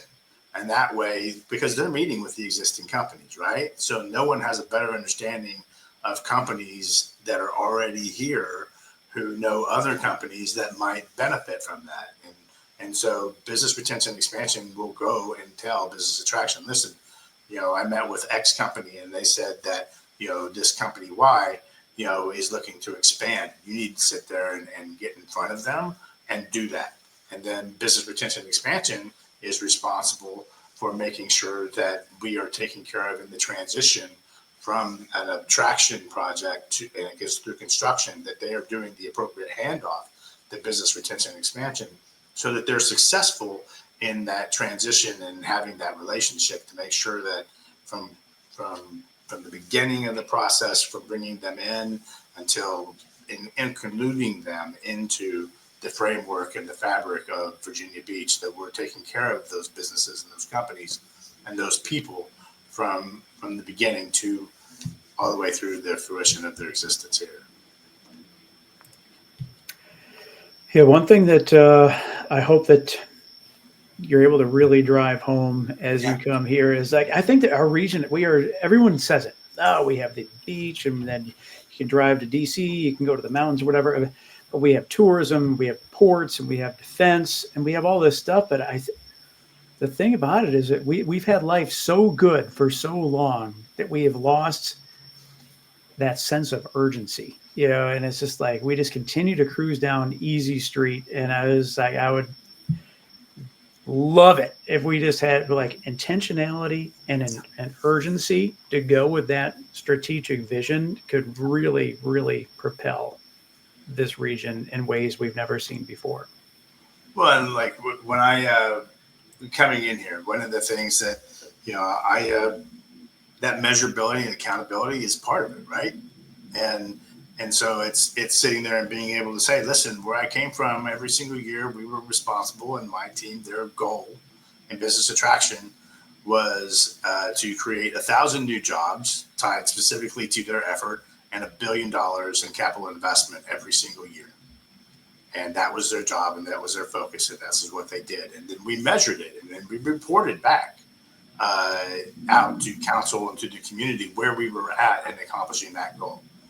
We're not at that level here yet. We baby step into what that can be.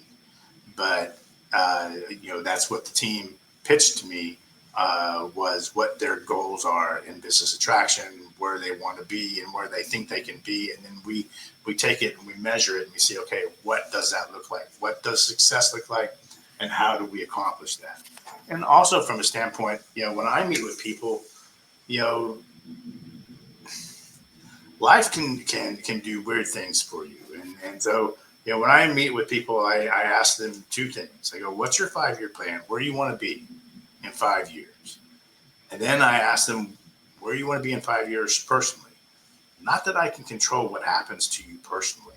That is not the point. But I need to marry your professional goals with your personal at least a little bit to make it realistic, and drive that. And the part of this is that we're doing life. The fact of the matter is that whether you like it or not, you have a work family. And that work family, we're around each other more honestly than we are with our own families. And so creating a dynamic and an environment where people want to be there and that they feel supported and that they're focusing in on that they have somebody that's focused on their growth. And so what I'll ask is, okay, where do you want to be in 5 years? Is that, my level? Do you want to be a director? Where are you at now? Is that realistic? And if so, what do I need to do in your career to help you establish where you're going, where you're going to be, so that you feel like your personal and professional goals are being matched? And creating that environment and letting them know, okay, this is what I'm going to do. This is the training I'm going to sit there and provide to you so that you can get to that spot professionally. Personally, I can't change what's going on personally, but the fact of the matter is that it helps me to understand and kind of guide and understand where they want to be, so that and also kind of identify what pitfalls may be in that.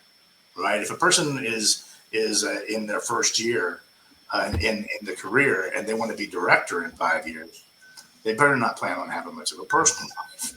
It's just realistically, and so having that discussion are your goals. I'm not saying you can't do it. I'm saying here's some areas where there might be room for you to maybe look at this with a little more open. Don't sit there and have your blinders on, is one thing that one of my mentors used to sit there and tell me. But and that seems to make a difference in at least in my office. I tell people, I don't expect you to be with me forever.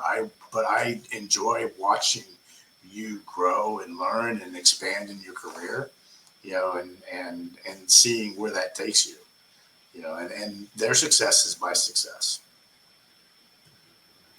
Yeah, you got to get your reps in. You got to take the stairs. Yeah. So many people want to take the elevator to the top, and you got to. Not everybody's running 6 miles daily, man. Yeah, that is true. But I want to.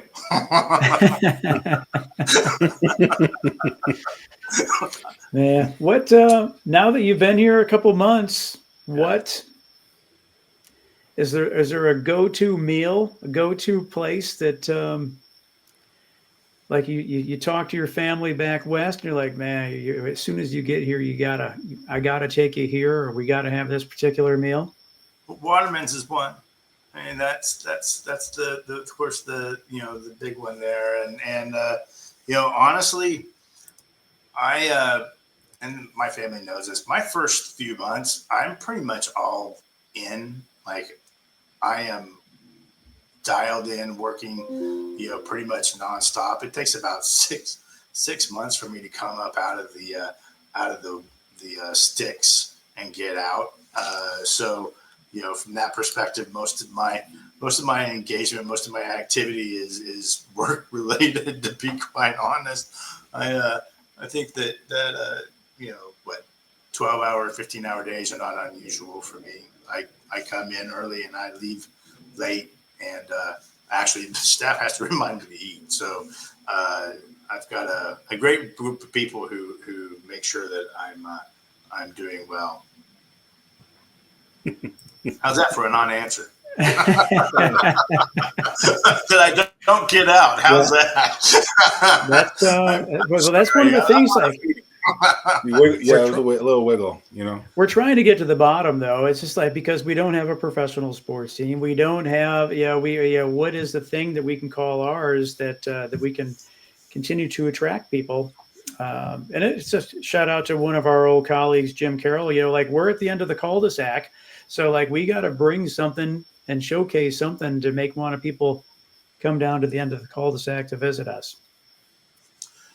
Well, like I said, I look at Virginia Beach and the whole vibe, the people, defining that, sharing that, what it is, but it, that made you want to be here, and there's people who are coming here, to vacation, to be here. And it's about harnessing that, telling that, and then projecting it out and telling that story. And, that's placemaking. It's identifying that and then getting it out so that people know what it is that makes Virginia Beach great. And the CVB does a great job of promoting that from a visitor standpoint. And over the next few years, economic development is going to fine tune that and create those tools for our businesses so that when they're looking out there at talent attraction and those pieces, that they have the tool necessary tool available to them to promote Virginia Beach. And we're creating those videos right now. We actually have a couple that are in the works that we're going to be putting out, and and that's all part of it, right? It's the vibe, it's the feel, it's the mentality of the people, and who doesn't want to get on a surfboard every morning and or sit there and kayak through the rivers and on the ocean. It's Virginia Beach. I think that it discounts itself as a destination more so than it should. Yeah, I look at Virginia Beach as having honestly more than a Scottsdale. It has a cachet to it. It has a vibe, a feel, and it's just getting it out there and telling that story and showing those unique pieces, that I think we could do a better job. Those other destinations, they've been destinations for many, many years. And I think the story has yet to completely be told, but I look forward to being a part of it, and create that. One battle that I think is worth battling, and one of the common answers to that question is we are home to the Orange Crush. And there's another location that's trying to take that title away, and I think that we need to hold our ground. Tim, you need to do more research on this. They might not be the originator. No, well, then we need to take it. Yeah, I think it's totally us. Hey, I had one that was like a month ago, which sadly had been that long. Sorry, I am pathetic on that front, but and everything. But and it's good. It's dangerous. My daughter hates alcohol, and I go, you might actually like this. I'm everything. So it's tasty. It works. It's scary. It's scary. We need to stay true. Either keep it or take it, one of the two, but it's ours. I think keep it. If it's good, then everybody else wants it, so you might as well take it and make it yours. A couple of years back, I hosted this event called the State of the Startup Community Address. I think this is the first one that we did. This is like 2015. And we were pulling a bunch of data and interesting facts about the region. And if I recall, Tim, you were there. You went to all four, right, Tim? Yep. Yeah. Get out of town. if I recall, Virginia Beach was the fittest city in the country. Yeah, from I a was thinking about Facebook, that like during the something. show. Yeah. And so, like, when you talked about the trail, right? I grew up in Northern Virginia, Tim outside of Buffalo. Like, we had a crap ton of trails everywhere, right? Coming here, I feel like they're sprinkled in, but not really. Right. And so knowing that old trail or that old rail line is going to turn into a trail, I think is cool. Pairing that with some of the other stuff at the ocean front, really cool. But it's like, there are stories out there that people talk about, but we don't talk about it on a big enough level. And it's just like, it's like the Ricola commercial. Go to the top of the damn mountain and just scream Ricola. But whatever Ricola is, insert whatever marketing that we want in there. That's what we need to do, right? And so there are really cool assets in this place that we call home, and can't be afraid to get in front of that and say, hey, this is a unique thing. Because people ride at their own risk around here. Like, I've seen road bikers on some pretty skinny two lanes. Where I'm like, maybe a bike. I know. I think it's down Congo I drive an obnoxiously large red truck. So driving that thing on skinny roads with a bicyclist, and it becomes super fun because you end up spending a lot of quality time behind somebody in spandex, which is even more fun. So,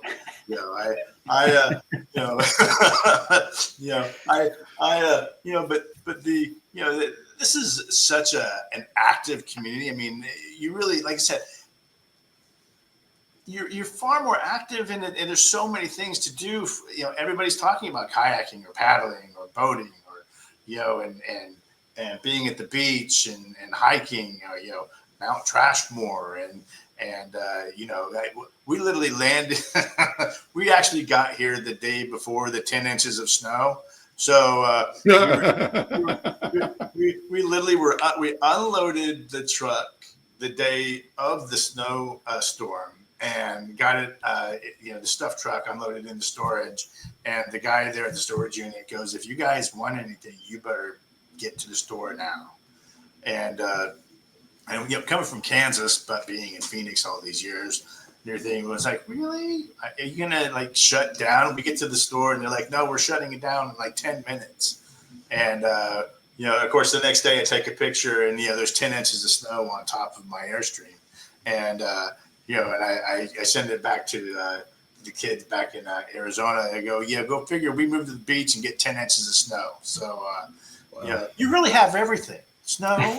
Those are anomalies. Those are anomalies. I've lived here 18 years. I think it's snowed like that 3 times. Yeah. So I got a three almost 4-year-old dog. This is the first time she ever saw snow this year. Yeah. So I mean, it's uncommon. And then, it's like 21 day, and then the next day it's 90. So the snow melts very, very quickly. Oh yeah. So, So why are you here? How did you get here? How did I get here? Let's see. I used to work in TV news. So grew up in Northern Virginia, went to school at West Virginia University. This is my first job. Came down here, worked in TV for 3 years, liked it for a little bit, got out of the honeymoon, realized it wasn't for me, but I met a girl during that time. She likes it here. His family is from here. So I kind of just stayed. So, it was supposed to be a layover town, it was supposed to be a quick trip, be here for 2 years and then bail on out, do your little toodles, but been here for a while. So I don't think we're moving. No. Well, and when I got here and my, one of my people here is from Texas and my brother-in-law is from Texas. And the joke is that, it's in his will. He has to be buried in Texas, and getting him out of Texas is like an act of God. And I was talking to her and I was like, so when are you going back? And she goes, oh, I'm not. I'm staying here. And I was like, a Texas kid saying that they're going to stay here. Wow. ever. I was like, that's strong. Like, if and when you think about that, it's that piece. It's Virginia Beach. You may not think about it, but once you come here, it gets its hooks in you. And, and I think that's part of the play with talent is sitting there and telling them, listen, you may not be top of mind, but you come here once and you will not forget it. Oh yeah, I mean, just J&A Racing, they've created more runners, and they do the best running events. It almost ruins it to go run any other race anywhere else because their races are so in a class of their own. Was this your cousin that you were talking about, Christian? Your cousin, who's from Texas? Is that who you said? No, my brother-in-law. Your brother-in-law. Okay, is he a Cowboys fan? I don't. He probably is. He probably is. That's why he wanted to get out of Texas. He's still in Texas. Like, he will not leave. He you can just forget it. My sister moved down there. They're in Austin, and Austin's she was crazy numbers to get them to move out of Texas. So but I think that honestly, Virginia Beach has that draw. We just got to tell that story, and yours, mine. It's having that ability to project that out, create the marketing tools to do that, because this is a great place to live and work. I agree. Well, I like the vibe of this conversation. Probably the word choice of the day. If that was the drinking game, for every time you say the word vibe, take a shot. Everything. Did you use that word before you knew about the Vibe District? I did. Oh yeah, I use vibe a lot. Okay. Because we have a Vibe District. I know, and it's vibe on. Yeah, they got some good restaurants down there. They do. Tim, I know where Yorkie's is now. It's right off of 264. Oh, is it? I drove past it. Yeah, and I was like, oh, that's the sandwich shop that we're supposed to go to. So Zoe's, is that? That's different, I think. Is it? No. Okay. This is it might be, I don't know, but it's some sandwich shop in Virginia Beach, the oceanfront, that we're supposed to try out. Yeah. So we will. Maybe the three of us will do it sometime. Let's do it. I don't know. All right, let's do it. I love it when a good plan comes together. So you get me out of the office. There you go. Exactly. Well, thanks for making the time for this. This is great, and allow folks to get to know Christian Green, the guy who's going to lead us to the. Well, we'll get to the Super Bowl. We will we'll get there. But please no Super Bowl. We'll get to the Super Bowl by driving 3 hours north. We'll bring another waste management type of golf tournament. We'll create a great world vibe surfing event. There you go. Very cool. Well, guys, thank you so much for letting me be a part of it, and look forward to making some magic happen. You know it. Hi, welcome. Great to see you, Zach. How goes it? Ryan, it's going fine. Feel like I see you a lot now. A lot going on. It is, yeah. We've announced the Startup World Cup. That is in about 91 days. Something else is being announced soon. Yep. That I heard you talk about. So that'll be cool. People look about that. What's on your mind? Did you watch the game last night? I watched a little bit of the first quarter, but high scoring affair. Yeah, well, yeah, they came out early. And both teams didn't miss. And then the Pacers went on to, I don't know what they were like 8 for 8, whatever. I don't know, but yeah, my bedtime is early, man. I have to prioritize sleep. Yes, I understand. I went to bed as well, but I woke up, saw the highlights, went to overtime. Pretty cool stuff. Congratulations to Indiana. Is that who you're rooting for? Is the Pacers? I think so. I like that this Final Four of the NBA playoffs, even though one has a 1 seed in it, On the Western, it's still Oklahoma City. I feel like it's not who people. It's not the norm. I like that. Yeah. And I like it when teams that, even though West Virginia's former basketball player, Joe Mazzulla, is the coach of the Boston Celtics, you think I would want them to win?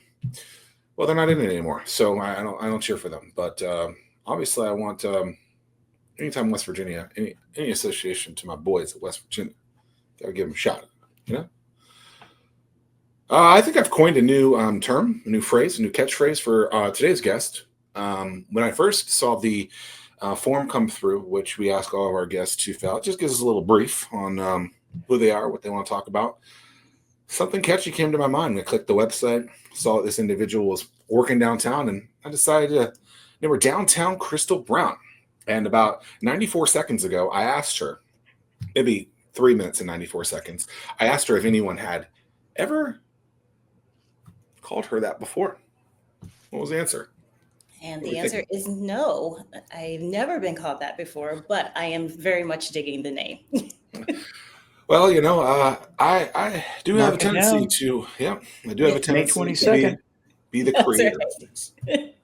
Well, That's there we go. disgusting to even say. To May 22nd. We're already at Christmas. It's already 2026. It seems like, Wally World's got the Halloween stuff up for 2027. I mean, this is just crazy world. But now, broadcasted live, it's recorded forever in history. That's right. Downtown Crystal Brown, coming to you live right now. That's May right. 22nd. That's This right. is the moment. This is the creation of my new catchphrase, which may or may not need to be trademarked. Episode 262 of the Fervent Four Show. Okay, so trademarks are interesting, and we'll get into the business side of everything in a little bit, but trademarks are interesting. There was a company associated with for a while, and I want to think 2013 timeframe. Their name was Carry Norfolk, Carry Norfolk, and they were like a bicycle delivery service for like your DoorDashes, your Grubhubs, your Postmates, things like that. Actually, they did a lot of legal services where companies would need their paperwork to be moved from one place to another in different buildings, and so they would, on their bicycles, they would transport them down the street. The name was Carry Norfolk. Couriers, just like in New York City. Yeah. Yes. They didn't have they didn't have the bird scooters, and these guys are like using real power. They would have their little. Didn't they have trailers on the back of their bike too? Oh, sometimes they had trailers. I remember. It wasn't Williams Mullen. It was what's the one in the SunTrust Truist building on the where is Chuck McPhillips' work? I can't think of where that is, what that is. But they used to move so much stuff, and so they had these trailers that had to have been a yard long, probably 2 feet wide. They'd fill those suckers up, boxes, and then just take them down. But I remember hearing that Carry Norfolk, there were some issues with the trademark world. Yeah. Common word or something. That's right. That's Exactly. the challenge, right? Yeah. So knowing that Downtown Crystal Brown has that common word in there, is that something that you think could be trademarked? Like, where are we in all of that? Yeah. Right. So it's an interesting thing because like you said, with the Carry Norfolk, when you want to trademark something, it has to be distinguishable from other words, right? So Carry is just a common word, and Norfolk is the name of a city, so you can't really trademark that. And so that is a situation where they would have needed to put something distinguishable about it in order for them to have trademarked that. Now, Downtown Crystal Brown is interesting because downtown is a common word, but also, like I tell people all the time, my name is Crystal, like the stone, and Brown, like the color. So all of those words are actually common words. On the flip side, Crystal Brown together is my name. And so I do have the ability to, have some protection over my name and how it's used versus lowercase Crystal and lowercase Brown. So I think if I were to trademark it, I probably would actually trademark like a logo or a design to go with it. And that would be the part that would be protectable. The logo, the design, maybe not necessarily downtown by itself or Crystal by itself, and definitely not Brown by itself. Well, I'm glad I'm not the only old one, because when we first established this before we went live, I had mentioned Downtown Julie Brown from MTV. So would that prevent you from being able to trademark that because it is so similar to? Well, that would depend, because when we are looking to trademark something, the first thing we have to do is a trademark search, right? To see what's already been trademarked. So is Downtown Julie Brown trademarked? I don't know. I could do a quick search for you to see, but that would be the first thing. And if it's not, then of course it would not prevent me from trademarking, because the trademark doesn't exist. So the thing about trademark is, if it's not registered, I don't have to be worried about having any sort of like conflict with it, even though she used it. How do people like Taylor Swift trademark so much stuff? Yeah. Like, so, I mean, yeah, well, her name for starters, right? Like, so you have a right to your image, your name, who you are. Like, you know, someone can't go around and be like, I'm going to trademark the name, you know, Taylor Swift or anything like that, because that's somebody else's. Just like her image is the same way. You can't trademark a picture of her because it belongs to her. It's her proprietary. I mean, like even back in the day, like didn't Paris Hilton like trademark like "That's hot" or something? I don't know. It's wild. Oh. Yeah, trademark is interesting, and it's even more interesting because there's the concept of, you know, having marks that are too similar, but you also have to think about what category you're trademarking your mark in, because there's different classes, and so there's that aspect of it, and it's just even like the likelihood of confusion. The example that I always talk about, and we're going way back here, but you know, Coming to America with the McDougalls, and he says, you know, they have the golden arches, but I have the golden M. And I always think about that when I talk about trademark. We're going way back on this. way back. But that's like the best example. That's the best example. They have the golden arches, but I have the golden end. But really, there's no way that trademark would have worked, because that's definitely likely to cause confusion. Do you think Budweiser back in the day, maybe it was Bud Light, I think it was Budweiser, the what thing, do you think that was trademarked, or like the amount of S's in there? No idea. I have no idea. You guys are asking some questions that require. I was wondering if Downtown Crystal Brown is like treading, like, is this your specialty? If we've not already determined the fact that you are an attorney, and you even specialize in this part of the law. Tim. I did start it. That's right. You're right. I did start it because I was like, well, can I protect that mark? And I only said that because you said you said I'm the creative one, and I was like, yes. Throwing it back at me. Who owns that mark? But who owns the mark? Is it my mark now, or is it your mark because you created it? I'll take 10%. I'll take 10%. I just need a little royalty. But no, to answer the question, yes, I do. I do some work with trademark. You know, I think that's like a big, because I do like to focus on small business owners, entrepreneurs, and creatives in the community. That's usually who I'm talking to. Trademark is the number one question that comes up all the time. I get questions about contracts. I get questions about business entity. And then it's, should I trademark? Do I trademark? How do I trademark? Can I trademark? Those kinds of things. I get that all. And what is the answer you tell startups? When is the best time? So like you start with nothing. You're not generating revenue. Do you take that first $1,000, $2,000, whatever, to trademark? Yeah, probably not. Yeah. Okay. Well, yeah. Probably so answer that question. Yeah. I think that so one thing about lawyers is almost always the answer to everything that you ask them is it depends. So that's what I tell people all the time. You ask me a question and I say it depends. But in terms of trademarking, if you're just starting out, for that, I would say probably not. And the reason why is because if you're just starting out, and let's say you're like, okay, I'm starting my business, I have this name, I'm going with it. And then, you get 2 or 3 months into the business. Maybe you decide that, the vision that you had for your business needs to change. Maybe you have a different mission. Maybe you're changing the way that you do business. And then somewhere along the lines, you change your name. Maybe you bring in a partner. And now you have to go and redo all of the trademark paperwork again. So I don't recommend starting with trademarking. I think you start with the business aspect. You start with your idea. You start with your growth. And then when you're settled and you know what line of business you're working in, that this is, you have a logo, you have a name that you're trading on, that you're doing business on, and that's when it's time to protect your mark. So I don't think that trademark is the first step. Isn't there also like a 5-year review thing or something that you have to submit to keep the trademark active? You after do a have certain to amount keep, of yeah, time? it's usually, yeah, there is a time period.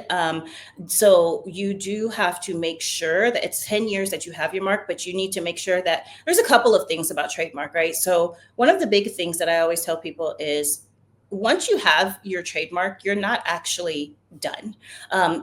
Getting the trademark is just the beginning, because it's also your job to police your trademark, which means that if someone else is using your mark or using a mark that's similar to yours or abusing your mark, then it's your job and your responsibility to reach out to them and ask them to stop. So it's the government's not going to reach out on your behalf. There's not like trademark police who are just like, always like looking at things like, oh, this person's violating this trademark, this person's violating that trademark. It's your trademark and it's your job to protect it. So once you have that mark, you actually need to really be vigilant about making sure that others aren't using your mark, that you are reaching out to people that may be abusing your mark, and then of course keeping up with your trademark registration, because you're right, it could expire without you knowing and someone else could take your mark, and that would really stink for you.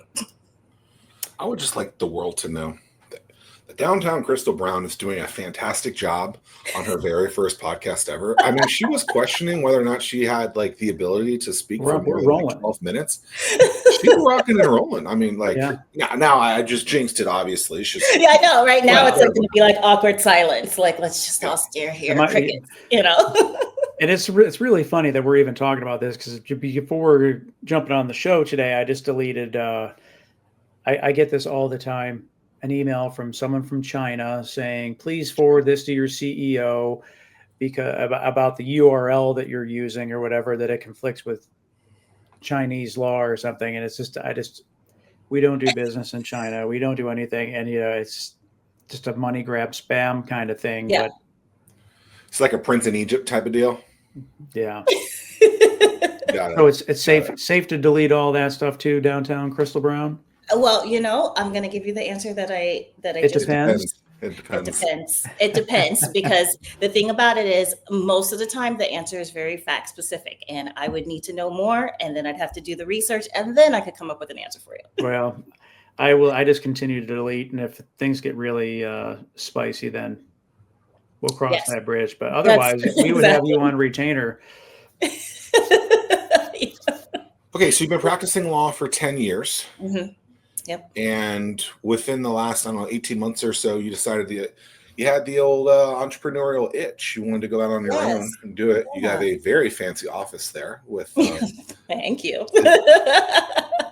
We've had a lot of. I like it when you have the solo shot. I like to try to watch the time click.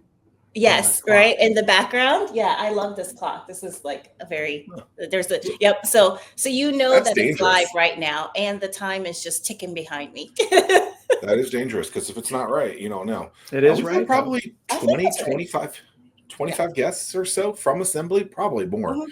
I did not think you were in that building. That's why I was shocked when you said you were. We're just unpacking rooms that no one's ever seen before. Exactly. So. Yeah, this is actually my favorite room, just because it has couches in it. And so this is of all the meeting rooms, this one's my favorite. And sometimes I will just book it for half an hour in the middle of the day and come hide in here and take a nap. So that's my secret about this room. The secret's out. The secret's out, right? The curtains are closed and everyone thinks I'm working hard, but really I'm taking a power nap.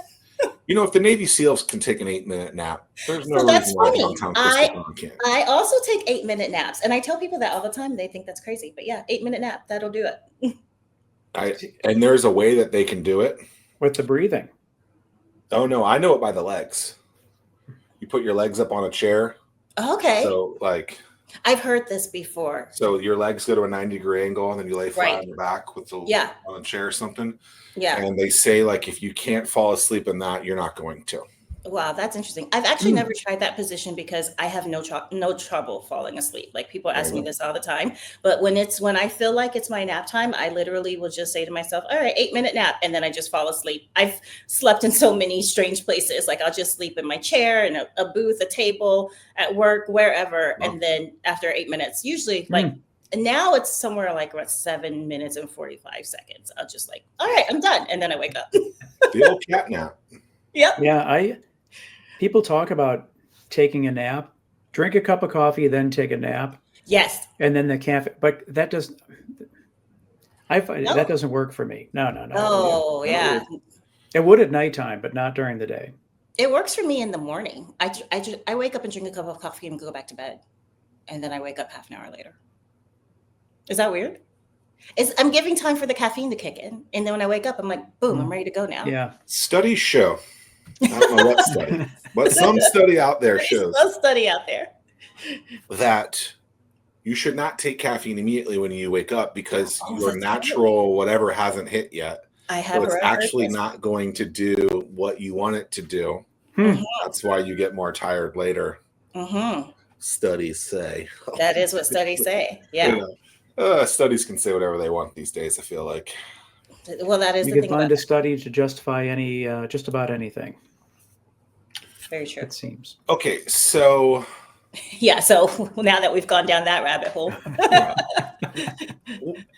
how are the robots affecting the legal profession? how are the robots affecting the legal Going profession? to be a lot of copyright Wow. stuff, is my prediction. That is going to.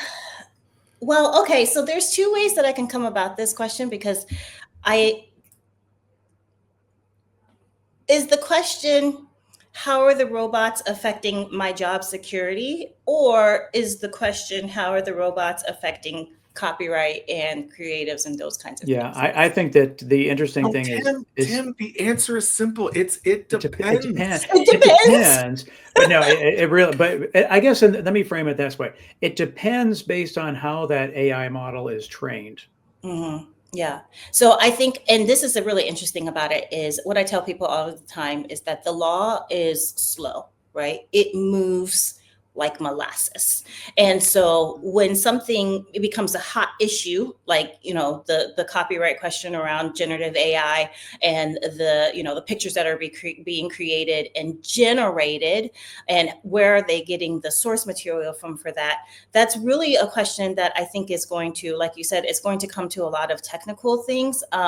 But it's also just that it takes a lot of time to figure that out. And so I think you're right. The answer is it depends.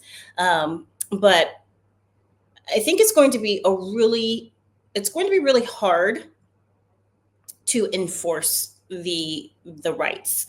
And I think it's going to really come back to the question that the thing that I said earlier, which is if you are the owner of the creative material, the onus is really going to be on you in either protecting your material or proving that your rights have been, that someone has violated or that they're using your copywritten material in an inappropriate way. And I think what's going to happen is, because generative AI pulls from so many sources, it will become very difficult for you to prove that that one aspect or piece is actually yours.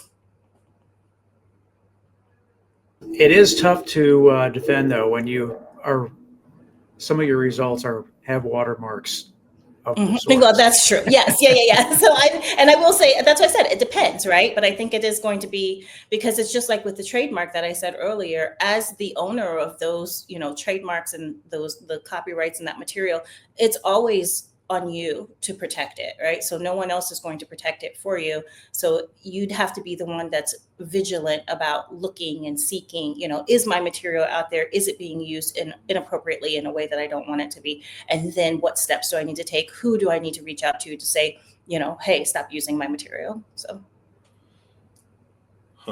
So with that, I always felt it was hard, maybe for any business other than super huge businesses, to have copyrights, trademarks, patents, things like that, because they don't have the capital to combat it. And because yeah. And I'll say this, which is, especially with copyright. So the thing about copyright is, and what makes it different from trademark is, copyright is a protection that you use for something that you have created, right? So a song, a book, a work of art, something that was in your head that you put into an actual tangible form that can now be experienced by others. When you create that tangible form of that item, it's already protected. You don't have to register You don't have to copyright it for it to be protected. It's protected in the moment of creation. The thing about copyright, the reason why you would register and get a copyright is just because when you do that, then that allows you to be able to say to the rest of the world, I am the owner of this, whatever it is. This song was my creation. This piece of art was my creation. And so it sort of becomes, we call it like, it's just like the de facto standard. And so the nice thing about that is, let's say you have, a work of art or a song or a book that you've written, and no one around you is arguing that it doesn't belong to you. And at that moment that you've created it, you already have copyright protection. But if you actually file the copyright paperwork, then if something ever comes along, you don't have to have capital or even that much money to send someone a letter and say, hey, the material that you're using, or, this thing, this music, this art piece, this whatever, belongs to me.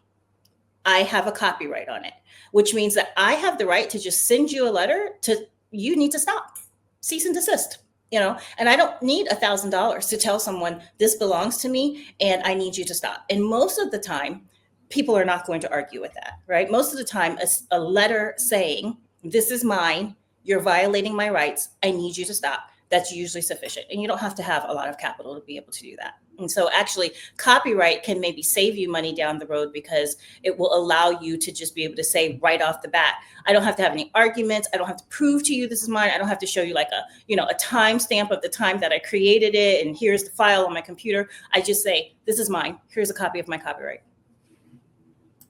But then you hope that they actually do it. Yeah, you have to hope that they actually do it. But I will say, and so this is something, that I have done in the past, is I've had clients that will say to me, again, they're policing their mark, right? And they see that someone is using it and they come in and they say, this other business is using our mark or, a very similar mark and they're violating our rights or whatever. And the first thing we do is we look, we confirm, and we send a letter. Almost always, it's another small business, right? Or, an entrepreneur or whatever the case may be. They're not trying to make things more difficult for themselves. They're trying to start their own business. They're trying to get their, own foundation going. So usually they're not going to fight back and say, no, no, it's not. This isn't your mark. I'm going to keep using it anyways. You're not usually going to have that situation. Most of the time people are going to say, oh, I see you have the copyright. Oh, I see you have the trademark. Okay. Because the thing about it is, I think a lot of times, and this is kind of why I even started in this space, is I think a lot of times startups and entrepreneurs, they're really focused on the business aspect of it. But, a lot of times it's an honest mistake. They didn't think to ask or to go look or to say, do I need to make sure that this name that I've created for my business doesn't belong to someone else? Interesting. Now that we've gone down this rabbit hole, go ahead, Zach. I have gotten a letter like that once, though, Tim. Oh, have you? Yeah. I have gotten a letter like this, and you want to know what I did? What did you do? Probably the same thing that I did. So I get the letter. So Hatch had a Facebook cover photo of an egg. And I believe a turtle coming out of it because I like turtles. Okay. You can see the turtles behind me. There's only 4 Ninja Turtles, but I still like other turtles too. Okay. So there's a cracked egg with, I believe, a turtle out of it. Maybe there wasn't a turtle out of it. Maybe it was just the word Hatch associated with it. An egg cracked. There is a company in Atlanta, Georgia, I believe, called Hatch Medical that I think got mad. We got a feature in Entrepreneur Magazine. I think that's how they found it. That's how they found it, right? Yeah, because when it was local, no one would, again, because it's up to them to police it. So they're not looking, right? So my lawyer at the time says, I'm just going to email him and tell him to eat dirt. So that's what we did. We didn't do it we were just like, screw you. And never heard anything else. Never heard anything. They're in a different industry. There's no way. There's Yeah. And that's actually exactly what I was going to say was I likely would have said the same thing, which is that's a completely different industry. Hatch Medical, that's not the field that you were in. So because a lot of times when we get these, when you see something, a similar name, is there a likelihood of confusion? Is someone likely to confuse your use of Hatch with medical services? Probably not. So in that particular instance, you probably are not, like no one's going to walk by and see your logo or see you on Facebook and be like, this must be the medical supply company or whatever that I was looking for. Yeah, you wouldn't trust me as a doctor. Yeah. Look, And different industry, different geographical location. So, but yeah, and that's the thing is, marks can coexist, right? Like you can have similar marks in lots of different geographical locations and lots of different classifications and business industries. So it's not like and this is the thing. So it's not like if you go and you look up, you come up with a business name and you look and you see, oh no, somebody already has that name, I'm never going to be able to use it. That might not be the case. But again, it depends. Is this in fact your wheelhouse? What is your specialty in the legal profession? In the legal profession, yeah. So I have been practicing, for the most part, my focus has been on franchise law.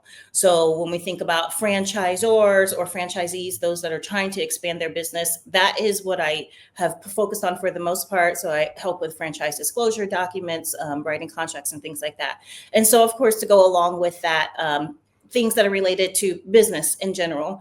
So I help with business entity setup, business formation, and because again, when you just think about business in general and brand packaging, intellectual property, that's where we get into the copyright and trademark issues, just those things in general. So business related, if you're trying to be in business, start a business, how do I protect my business? How do I grow my business? Those are the things that I focus on.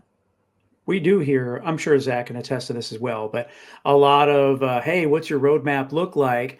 It seems like, oh, we're going to franchise. It's like, you don't even really have a product yet, let alone franchising this thing. So what is your advice to people when they first approach you about franchising? Franchising, yeah. So I've had a lot of conversations and that start with that, right? So people come and they say, oh, a franchise attorney, which there's not that many of us. And so then they're like, well, I want to franchise. How do I get started? And my answer is always the same, which is focus on, no, actually, that should be there. No, for this one, it's not.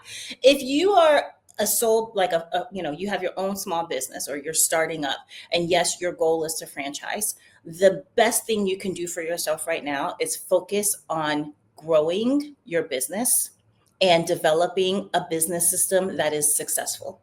That's what you need to do. You need to develop the systems. You need to have a stable business plan, a business model. You need to show that your business can be successful, that it can endure economic situations, that there is a potential for profit, because having all of that in place is what you need to have first before you can even franchise, right? You can't think about franchising if your business model is not successful. You can't think about franchising if the one and only location that you have is in the red every year. Who's going to buy your franchise? Nobody.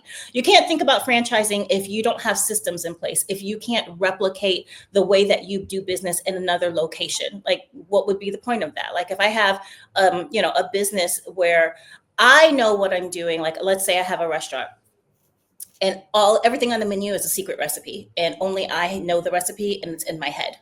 How would I franchise that? If I don't have the recipes written down and no one can duplicate it, then what would make the other location like my location, right? The whole point of franchising is to be able to scale your business, but that means that you need to have everything in place to be able to duplicate your business. Like, you want to be able to clone your business. So I see this as being something that we can clip and use a lot of, Zach. That is such sound advice for anyone, whether if you want a franchise or not. It's like, have a product, establish a system, repeat, generate revenue, and make sure that it can withstand a test of time. Exactly. And then think about franchising. Yeah, the only thing that I would add to that, and I think everyone should do this, and I really didn't grasp it until I started doing some running races and triathlons, is really documenting. Yes. Because trying to remember later what the hell you did is very difficult. Exactly. And look, it's tedious. It's very annoying. It's very tedious. And another part to go along with that is, and this is something that I think a lot of business owners don't think about, is like, You may only be a small business with yourself and 2 employees, but please go ahead and think about creating that employee handbook or your business standards or whatever it is that, that you, like you said, document things. So who are your suppliers? Who are the people that you do business with? What are the standards for how your business needs to operate and run? What is the opening, like sort of protocol look like? What does the closing protocol look like? Because, first of all, that will help you with your current business, just even if it's just you and 2 other employees, to be more efficient and successful. But second of all, when it's time to franchise, you do have to tell other people all of that. They need to know that, right? So you don't want to get to the moment where you're like, I want a franchise, but now I realize I actually don't have an employee handbook. I don't have an operations manual. And I can't really tell you how we, what our protocol is for opening the store or closing the store or how we answer the phone or anything like that, because we just do it, but nobody has it written down anywhere. It's great advice. I think it's even good for yourself. Yeah. Right. To just know, like, hey, like, this is the expectation. You're going to work 9 to 5, Monday through Friday. Right. I don't want you working on the weekends. Exactly. I really don't want you working 5 to 9. Like, we're going to come in. This is how we're setting the standard. This is how I'm setting the standard for myself. Right. Like, I find that a lot of entrepreneurs feel like they have to work 80-hour weeks, feel like they have to hustle and bustle. But then if you really break down their calendar, you're like, well, there's a lot of wasted time in here where you're not doing what you should. I've done this in the past myself. That doesn't mean there's not outliers, that something between 5 and 9 can't happen, that there can't be something on a weekend, because those things are absolutely going to happen. But these people who do that because they feel like they have to, but they're burning the midnight candle or whatever that line is. Yes. Yeah. But they're wasting time. Midnight oil or burning the candle at both ends or something along those lines. I'm not good at remembering. Yeah, me neither. I always get confused. But there's just so much wasted time, right? And if you think about it, I think some calendars start at like every meeting's an hour or 30 minutes. And to me, it's like, if this conversation can be 2 minutes, like, I think it should be a 2-minute conversation. About 10 years ago, I came up with this concept called the 50-10 challenge, where a lot of people were like, well, I want to meet a lot of people, but I can only do 8 meetings in a day. I'm like, 8 meetings? Yeah. Why do they all have to be an hour? What if you were to have 50 10-minute conversations with people? You can learn a lot from that. And you could do that 2-3 hours a day, and that's 15, 20 conversations. But because you're like, how much of that hour-long time? I know this is an hour-long show. And I but this is like, I like that Google established a monetary value in the calendar too. Yeah. What do they do? Is it 30 minutes? Well, no, there's something in the side where you can look to see how much this meeting costs. Yeah. And I mean, I will say that is something that I think about. Like, if I'm, scheduling to do something for an hour that I'm spending doing that is an hour that I'm not spending working, right? And then if there's drive time, I'm a lawyer, so it's billable hours for me, right? So I do think in terms of like, this hour is costing me this much money. So, but I think that we should all right. And this is the thing about it is, in a way, I guess I am my own entrepreneur because I do have my own business. So I'm just in the same boat as everyone else that I'm helping and having conversations with. And so I think that it's the same for all entrepreneurs, which is that you really need to understand that your time is such a valuable asset and you cannot get it back when it's gone. And so you really do need to be thinking about, am I using my time efficiently? Am I using my time wisely? Am I realistic about my time? So like, for example, you were talking about the 1 hour meetings and having 8 of them in a day. But I know for me personally, that would never, ever work because I need downtime between my meetings, right? So I can't have an hour meeting followed by an hour meeting followed by an hour meeting. I need a 45-minute meeting at most because I'm going to need 15 minutes to collect my thoughts, take notes, send a recap email, so forth and so on, and then have another hour meeting. So like just being realistic with your time and how you're using it and how much time things take. Because like you said, drive time, travel time, eat time, nap time, like all of those things are going to come in 7-minute nap between time, it. So yeah, Yeah. so I do, you're right. Like, it's just, it's really important to be aware of your time. And just like you said, setting a system for yourself that says, I do this from this time to this time, right? And that's why I use Calendly for me personally, because I do have rules in place that I Right. can't have back-to-back meetings. Yep. Because I Where's do this need. calendar thing that you talk about with the money value? That's cool. I'll take a look at it, but and show you. But that's one of the things that, like, when I sit at a meeting, like mentally, I'm like, I obviously don't know what people's salaries are, but like, I'll go around the room and I'll think, all right, you scheduled a 2-hour meeting, and just going around the room doing some mental math, and I'm like, is this meeting really generating this much value based on my guesstimate Right. of how much Yeah. it costs? The literal meaning of time is money, right? Time is money. And are you using your time wisely? That's such a big thing that I talk about all the time, and just being efficient with your time. So, but yeah, I think that and actually, to circle back to what we were originally saying, and the time is, a lot of times business owners and entrepreneurs, they don't want to take the time to do those like employee handbooks or operation manuals or systems, like creating systems and putting them in place, because they take time, right? And so they're like, well, I don't have time right now to create that manual or that handbook. I'll come back to it later, so forth and so on. And what I always try to say is, developing systems on the front end will save you so much time on the back end, right? It's worth it. It's worth it to take the time to create that operations manual or that employee handbook, because if you can take an hour to create an employee handbook, and then in the long run, that saves you 8 hours from having to spend 1 hour talking to each new employee that you hire. Yep. You have saved time. You're going to be successful in the long run. So setting up those systems, and then that will save you time later if you're thinking about franchising and you're like, oh, they're saying, your lawyer, whoever's saying, I need all of these different documents. You can be like, I already have them. I'm ready to go, right? I'm solid. A way to do this in an easy way, I think, is to open up just an email or a notes app, press on your phone the either the record button or just the dictation button, or I think it's dictation, right? Yeah. And then just talk what you want, and then have notes. Obviously, it stops at some point, but just do that a bunch, because when I would write the books that I've written, that's a lot of the stuff that I would do. Yeah. Because I can't type very fast. Yeah. I'm a human. I think I type like 42 words a minute.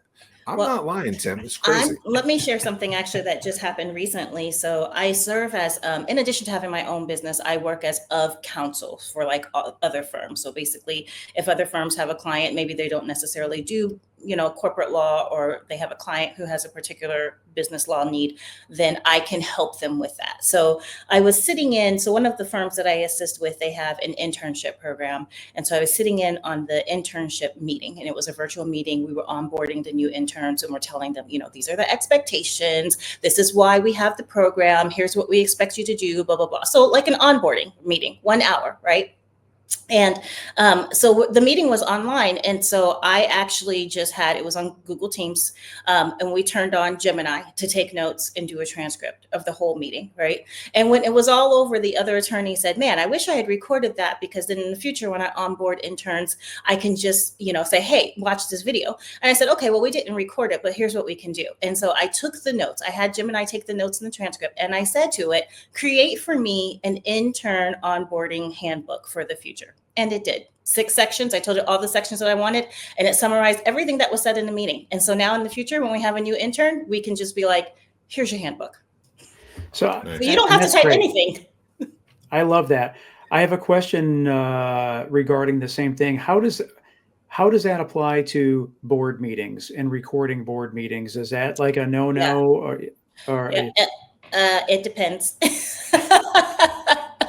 It depends, right? Because when we think about the use of AI for taking notes for board meetings and things like that, and even like in law firm, in the use of generative AI, you do have concerns about confidentiality, privilege situations. Are you saying the names of your client in the meetings and things like that? Because you have to look the terms of services of the the AI platform you're using, right? If they're keeping that, if they're recording that, if there's a possibility that that can be exposed, then that could be a no-no, right? There could be some issues because now you might be breaking, privileged, you might be exposing privileged information or breaking client confidentiality. So I think it depends. And I do think that there are ways that a board could have a meeting and use the note-taking feature and still, be like kosher and all good. But I think that every group needs to have that conversation about how can we have meetings and maybe still use AI,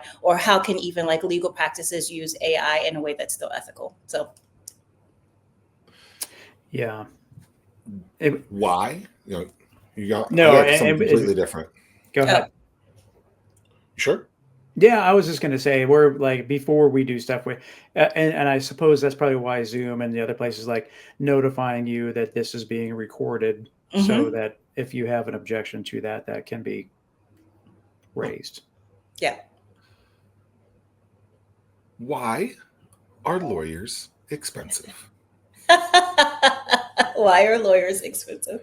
I love that question. And and this is the answer that I love to give, which is that you're not paying me for the time it takes me to write your contract.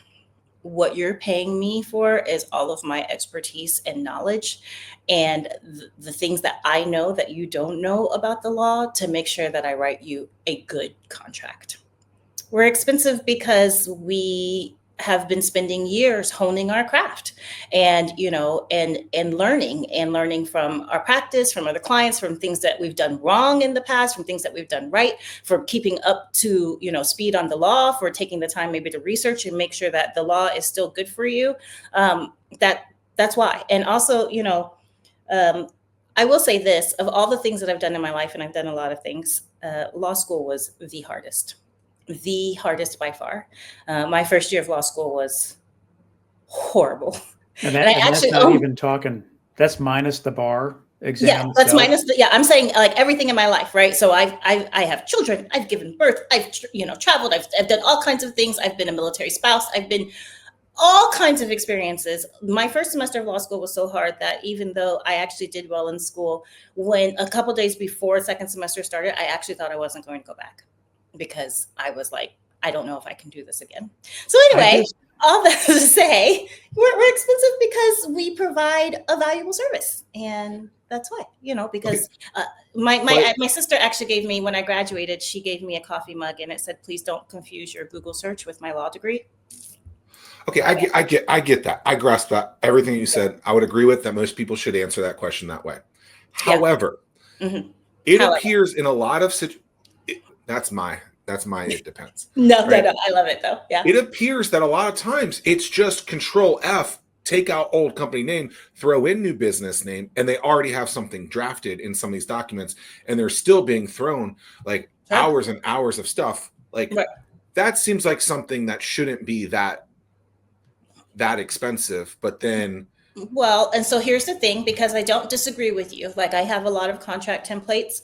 I do typically reuse them once and actually for a good portion, when I first started at my old firm, what I actually did was I would just make master templates of contracts, right? A purchase and sale agreement, an independent contracting agreement, or whatever kind of agreement. And it was just sort of like this master form. But the thing about it is, and this is actually relates to what I was just saying earlier, is everybody's situation is different. And what you need in your contract depends on who you are, what you're trying to do, and the context of your business, right? So yes, it could be that all I have to do is copy and paste and, Command F, and I'm just replacing names or something like that. But there could be something more that you need. You could have a particular business situation. You could have like licensing issues. You could have something that you don't even know is something that you need to have in your contract. And that's where the lawyer comes in, because I can say to you, okay, I understand that you want this licensing agreement. You've told me that, and you think that that's all that you need, but I want you to tell me more about the context. What more is there that we need to know about? What is something that maybe you didn't even think about? Like maybe the business entity is not established correctly. Maybe there's someone else who has a right to this mark that you didn't mention to me. And that if we hadn't put that into contract, your contract would have had issues in the future. So it's those kinds of things. It's the It's the parsing of the facts. It's the, okay, yes, you need an independent contractor agreement. You need a purchase and sale agreement. You need, an operating agreement. And you could get any of those things online. You can Google them. You can have ChatGPT write it for you, sure. But the thing about it is neither Google will ChatGPT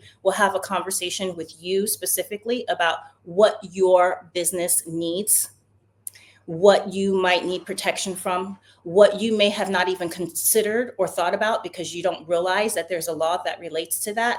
And ChatGPT and Google aren't going to put those contract clauses in for you. And I will, and lawyers will. All right. Send me a bill.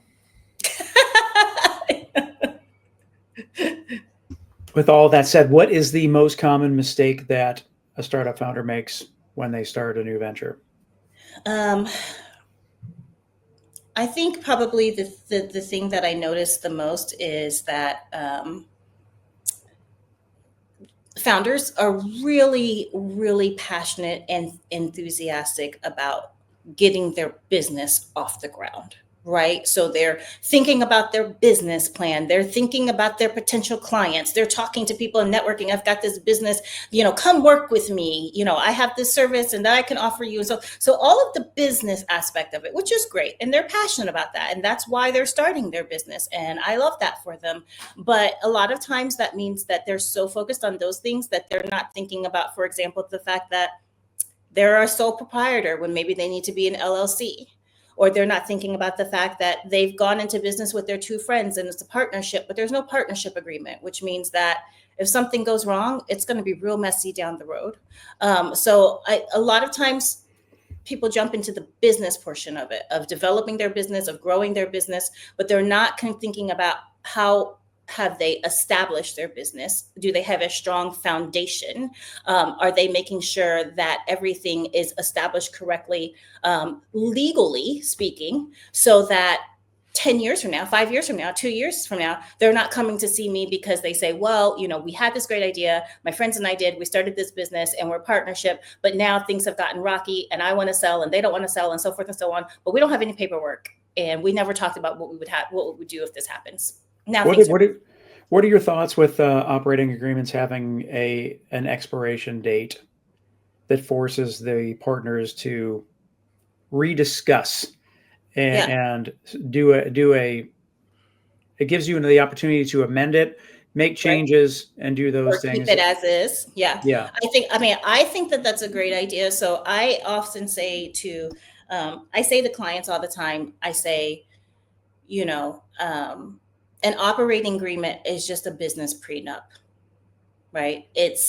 Things are great now and life is good and we're in our honeymoon phase, but just in case things go wrong later, let's just go ahead and be prepared for that. Let's think about that. Let's have that conversation, right? And so I think it's great that if you have an operating agreement that requires you to look at it every couple of years and reassess and say, where are we? Are we in the same place we were 5 years ago? Because think about marriage. Nobody's in the same place, 5 years later in their marriage than they were when they first started. So I don't see a problem with that if everyone's in agreement on that. Yeah. What's your take on equity? I would think that another common mistake would be issuing equity. Yeah. To too many people way too fast. Mm-hmm. Yeah. My take on equity is there anything else you can do first? Anything else, right? Because yes, I understand that right now you're trying to grow your business and you need the capital and you're convinced that the capital is what you need to grow. And I get that, but you also don't know the potential of your business just yet. And if you're just giving away pieces of your pie, without even realizing how much you could grow or earn down the road, is it worth it? So my take on that usually is, why is this the option that you're choosing? Let's have a conversation about this. How will you feel about this in 2 years if this happens, or if this happens, or that happens? So yeah, I don't ever really say to someone, I recommend that you look the equity route. I usually say things like, there's a lot of resources out here that can support you. There's a lot of, business chambers that you can look to. There's grants that are available for you. Have you looked at that? Have you talked? Have you networked? Have you done those types of things? And, even have you made sure that you have a great investor presentation that you can really use that first, angels or something before equity, anything before equity. I mean, I feel like equity is there because it's just a sexy buzzword, right? It's well, and today it's worth nothing. It is just right. Exactly. I think we've all been naive, and I don't know about you, downtown Crystal Brown, but I mean, we've all been naive to be like, oh, that sounds good. Maybe I should, work for free, get some equity of zero, right? It's just like, it's difficult, I think, too, because your expectation as a non-founder in this thing, even though you might have equity and you might have been there early, you're probably not the one doing the big moving. And so you're depending on those individuals to do that. Yeah. And so you're kind of like a backpack in the, in this situation. Yes. And it's like, I don't think anytime I ever had equity in a company, it turned into cash.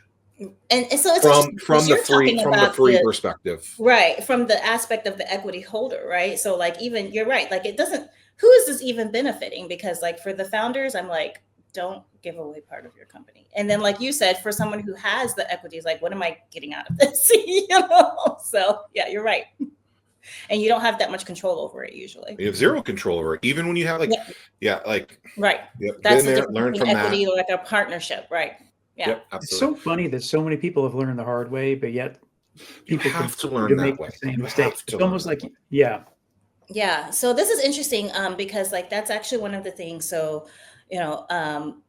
yes, I am a licensed attorney, and yes, I do offer services to businesses. But my real passion has really been in just having conversations and workshops and in panels with just like small business owners and founders and entrepreneurs. Like, I just want to share this information where I can, because these are things that I think a lot of people aren't thinking about. They're not thinking about entity setup. They're not thinking about protecting their intellectual property. They're not thinking about equity and how that may impact their business in the long run, or operations and procedures and systems and things like that. So I've really been actually just this is actually why I started my consulting firm, not necessarily to have clients, but more so to serve as an educational vehicle to just like small business owners and founders in our community, and just being able to share this information so that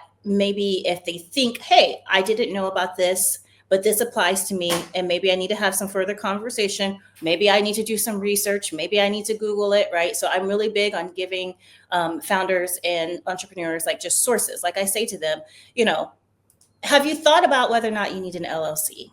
And if you do, you can actually do that yourself. You don't need me to do that, but maybe you need me to have that conversation with you to make you think about whether or not you needed one in the first place. So.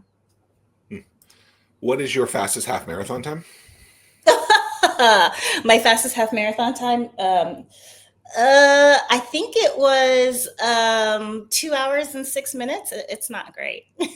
No, I was going to go the other hard right turn. Maybe yours was hard right. I was going to go hard left. I was wondering if you could trademark the scoring of a sourdough bread loaf. Trademark the score. Do you have? Is that like what's on top? Yeah. So I do bake. I have my sourdough that I actually, and so disclaimer, I was making sourdough before 2020. Okay. So I was wondering. Because I know. So I called them my yeasty beasties, and I actually started like in 2018 or 2019. And so when COVID hit and everybody was like big into the sourdough, I was like, well, that's so crazy, So one of my friends actually asked me to make a video. So there's a YouTube video out there of me somewhere showing you how to make sourdough bread, right? So that was my hobby during COVID.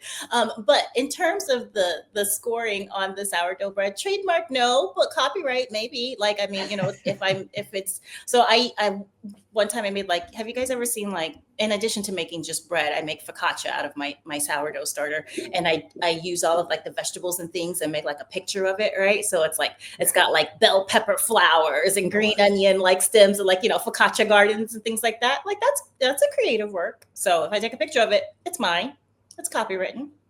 Okay, let's go. I'm hungry. Was that Was the sourdough bread craze during COVID the reason for the yeast shortage at grocery stores? Or was there I something think else? so, yeah, because there was also a flour. It was like a yeast and flour shortage, right? And because everybody was like making their own bread and stuff like that. So yeah. How is it called your mother, or is it just your starter? Yeah, Is it your starter? it's called your starter. It's called your Uh-huh. starter. I call mine my yeasty beasties. So I'm always like, oh, I gotta feed my yeasty beasties, you know. But yeah, it's called your starter. And like what you can do is, so I actually made my starter from scratch. So rather than ordering starter, so my starter is what I like to call 757 starter, right? Like, because your starter, everybody's starter tastes differently based on the geographical location that it's made at. That's why San Francisco sourdough bread is so popular. It's because it's in San Francisco. If you take that same starter out of San Francisco and move it to Maine, it won't taste the same.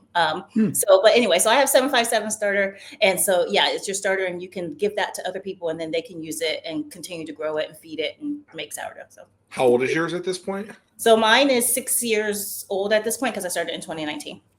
Our buddy Chris Hill was telling me about a place that he went to, and it was like 100-year-old starter or something Yeah, like that. yeah. Well, Yeah. like when you go to San Francisco, their sourdough starter, I think, is also like 120 years old or something like that. And they just always use a little bit of it and just keep renewing.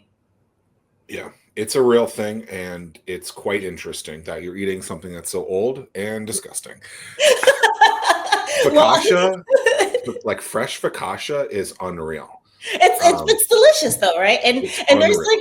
there's this meme that I saw on Instagram one day that's so funny, because not only are you eating something so old, but like as a sourdough baker, you're actually feeding all of the yeast, right? You're feeding it all, and there's all these microbes, and they're growing and they're getting big or whatever, and then you kill them all. So every time that you are making sourdough, you're like a mass microbe murderer. You're just growing them for slaughter. Wow. How dare you, downtown Mr. Brown? The show is taking a turn. But hey, we have a great transition from one food to another. That is true. So yeah, when you're not mass murdering. Well, so here's the thing. I don't know if I would necessarily call it murder, because murder but you murder did. is a legal term. I know I did, which is why I have to come back now and I have to say murder is a legal term. So it's the mass killing of microbes. So murder has a specific definition, and it's not happening with the microbes because the microbes aren't people. So are you murderer Crystal Brown now? Or? No, absolutely not. No. That screech was so loud they're hearing it outside, right? Like, right. They know that the power nap is over. Yeah. The power nap's over. She ain't snoring a lot today. Okay. So when you're not baking sourdough, when you're not protecting companies from the law, what where's your go-to place to get a bite to eat? Breakfast, lunch, dinner, it doesn't matter. And does the 757 have a kind of go-to food? Does the 757 have a go-to food? I don't think so. It should, but I can't think of anything off the top of my head. I will say that, okay, so this is, Dumars for me is a classic. Okay. Right? So I don't necessarily, sometimes in the summertime, I'm just like, I need to have, and this is a really weird thing, but they do a limeade float. And it's the only place I know of where I can get one. And sure, I'm sure Sonic does it too, but there's this classic. And so I like to get the limeade float with the orange sherbet, because the limeade float comes with lime sherbet. But if you get the lime float with limeade and orange sherbet, I think that, anyway, in general, that's my favorite. But I think that Dumars is like a 757 classic. I don't know if it's necessarily a go-to food. And in terms of where I like to go to eat, I'm a real foodie, so I'm kind of everywhere. I will say that this is a weird sort of thing, but I live in downtown Norfolk, and Glasslight Hotel. Are you guys familiar with that? I know everyone sees it all the time, right? People are always like, oh, it's just a hotel, but they have a restaurant and a bar inside. They have a burger. It's called the Glasslight Burger. I know that seems so random because their specialty is fancy French food. Sometimes I just walk to Glasslight for burger and fries, because like a random Wednesday, because they make their burger with Camembert cheese. It's a cheeseburger made with Camembert. It's the cheapest thing on their menu, actually, which is I love. But and you get it with a side of truffle fries. Well, if I recall, when that place opened, it was a Michelin star chef. I don't think he's there anymore, or she. I don't know. I don't think so. Yeah. It did open with the Michelin star chef. Yeah. What does that mean? All of the food is good. All of the food there is great. But I think it's so funny because I'm always telling people, yeah, I go to this really fancy bar and then I just order a burger, but I love their burger.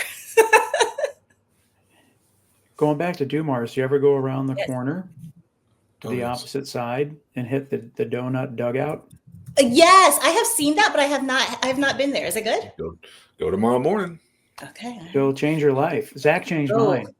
Okay. All right. Okay, so there, I can't think of what it's called. It's in North Collie. Okay. They have a burger with and I've never been, but I've heard about this sesame seed bun.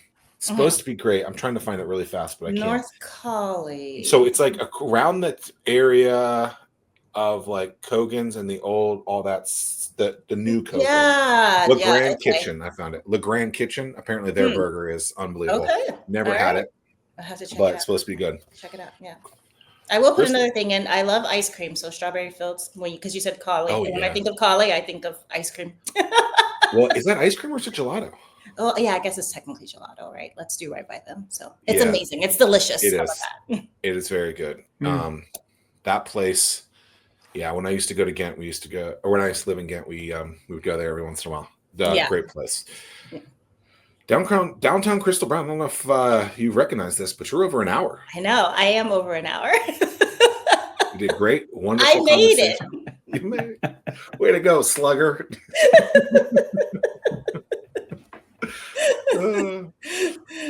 I got nothing else to say. Is there anything else you want to say? Because I was supposed to ask that before, but I forgot. We kind of end with like two questions. Yeah. I don't know. Yeah, I don't know. What else is there to say? I guess I would say this, which is, starting a business is exciting. It's amazing. I love the passion that business owners put into it. I share that passion, but I think that also too, I just want to make sure that everyone is setting their passion up for success in the future. Protect your product, protect your brand, protect yourself. That's all I gotta say about that. Sometimes you need a lawyer to do that. So have that conversation. Yeah, I guess on top of that, sometimes you have to slow down so you can speed up. And, That's true. Yeah. Will we see you at the Startup World Cup August 21st at the Sandler Center in Virginia Beach? I don't know. Maybe. We better. Okay, sounds good. All right. We appreciate everything today, downtown Crystal Brown. This is great. It's just muscle memory now. Like I don't even know your real name. It's just downtown. Well, my real name's still in there, so that's fair. I like it. That works. We appreciate your time. This is great. You did wonderful as your first time ever on a podcast. And those listening, thanks for listening. Like, download, subscribe. Peace. Bye. Toodles. Good day to you, sir. Yo. Great to see you. New look for the intro. Well, second week. I don't remember. But week 2. It was there. Week 2. Starting a streak just to cancel the streak. Start a new streak. Streaks are good. What's on your mind? What's on your mind, pal? Dude, looking forward to another show. It's just a short week coming off of Memorial Day on Monday. Yes. So like the unofficial start of summer. Yeah, I don't know. I guess that's true. I don't know what day of the week it is. I told my wife, I said, I'm not going to know until Monday. So I thought it was Tuesday yesterday. Then I was like, wait, I woke up thinking it was Friday. And I was like, wait, have I done the show yet? Yeah, That is one good thing about us doing the show. This is like 5 years in our 5th year that it's a reset for us that if by doing the show on Thursdays at 11 a.m. when we record them, that helps ground us. Am I right? No, this is year 6. Oh my. All right. Well, year right? 6. 20, 21, 22, 23, 24, 25. Yeah. Okay. Congratulations, Tim. We've made it. Episode 263 of this. Yeah, I guess show that we call makes the Fervent sense Four because Show. if it was, if we were still in year 5, we would, it would be 250. Had we something. started in Yeah. 21, I guess. But Right. we took the 0 year and got this thing started during the old Coco days. Congrats to us. Cheers. And it's a very, very select few of people that we've had on more than once. And sometimes we've had it on multiple times and we shouldn't have. I'm talking to you, Scott Janney. But yeah, so I think that it's pretty cool that we have a platform that for founders, for movers and shakers that they can tell their story. And yeah, we've had a lot of different people. Yeah. Today's guest, we met 15 minutes ago via Lauren Krailo, who was a previous guest a couple weeks ago, the LinkedIn guru. She was. Now we have the staffing guru, allegedly at this point. We'll confirm that title in about 5 or 10 minutes. But Ravi, what's going on? Pleasure to meet you. Likewise, guys. Thanks for having me. I'm pretty excited to do this. It's my second one, so yeah. I'm excited to see. I like what you said there. Second one, not your first. Tim thinking that. Well, maybe we could just get into this. Yeah. Does a podcast have to be audio only on like an audio platform like a Spotify or an Apple or something like that? Or can a LinkedIn Live also be a podcast? What is the overall thoughts here? Tim's like, no, it's not. So he thinks you're a rookie. It lives on LinkedIn, and so you can't like download it to your Apple iPod and cast it off on device. Who still has an iPod? Do they even make those things anymore? Well, that's where the whole naming convention of podcast came from, because it was put on your Apple iPod so that you could. Okay, that's interesting. So I know we haven't let you speak a lot yet, Rob, but like, do you know how hard it was to put like technology is so easy now. Like, I don't think people get this. Like, to start a podcast in even like 2010, it was a monstrosity of a project. 2015, a little bit easier. Like, just all of these tools to make all of our lives easier. It's just, and then you got the robots who are just going to do everything for everyone, which that's a good or bad thing, Well, and I look forward to getting into that with Ravi as well, because he has an interesting world. But yeah, one of Hampton Roads' newest residents, no? Yes, definitely. Been here. We bought a house in February here in Norfolk, and my wife and I were living all over the world for the past 4 years: Peru, Mexico, Spain, you name it. And so listen to that. Yeah, before that, Baltimore. Hampton Roads. Yeah. Ravi and his wife could live anywhere in the world, and they chose to live here. I mean, we have a beautiful little creek home, is what I like to call it. I mean, my view is, I'm looking at my view right now, and it's just spectacular, to be quite honest. So you know 7 languages, but I'm interested in how many different ways have you pronounced Norfolk? It's funny, we were talking about this with my wife a couple of days ago, because we had dinner with her aunts, and they say something along the lines of Norfolk or something like that. I say Norfolk. I always like the people that say Norfolk. Norfolk, Norfolk, like it's there's a lot of them. Portsmouth is not Portsmouth. Yep, I figured that one. Suffolk. Yep, so Suffolk is Suffolk. Yeah. I don't know. A lot of weird things. What's the right way to say it then? I don't think anyone knows. Okay. Well, we know the way not to say it is Norfolk. I mean, that is the dead giveaway. Everything else, I mean, I think I say Norfolk. I say Norfolk. I think the OGs really do think it's Norfolk. That's exactly how her aunts pronounce it. And it's kind of like Baltimore, right? A lot of people say Balmer. Really? Yeah. Speaking of The Wire, I mean, you can go, we were talking about The Wire earlier on, and you can go and realize that some of the older detectives call it Balmer. Huh.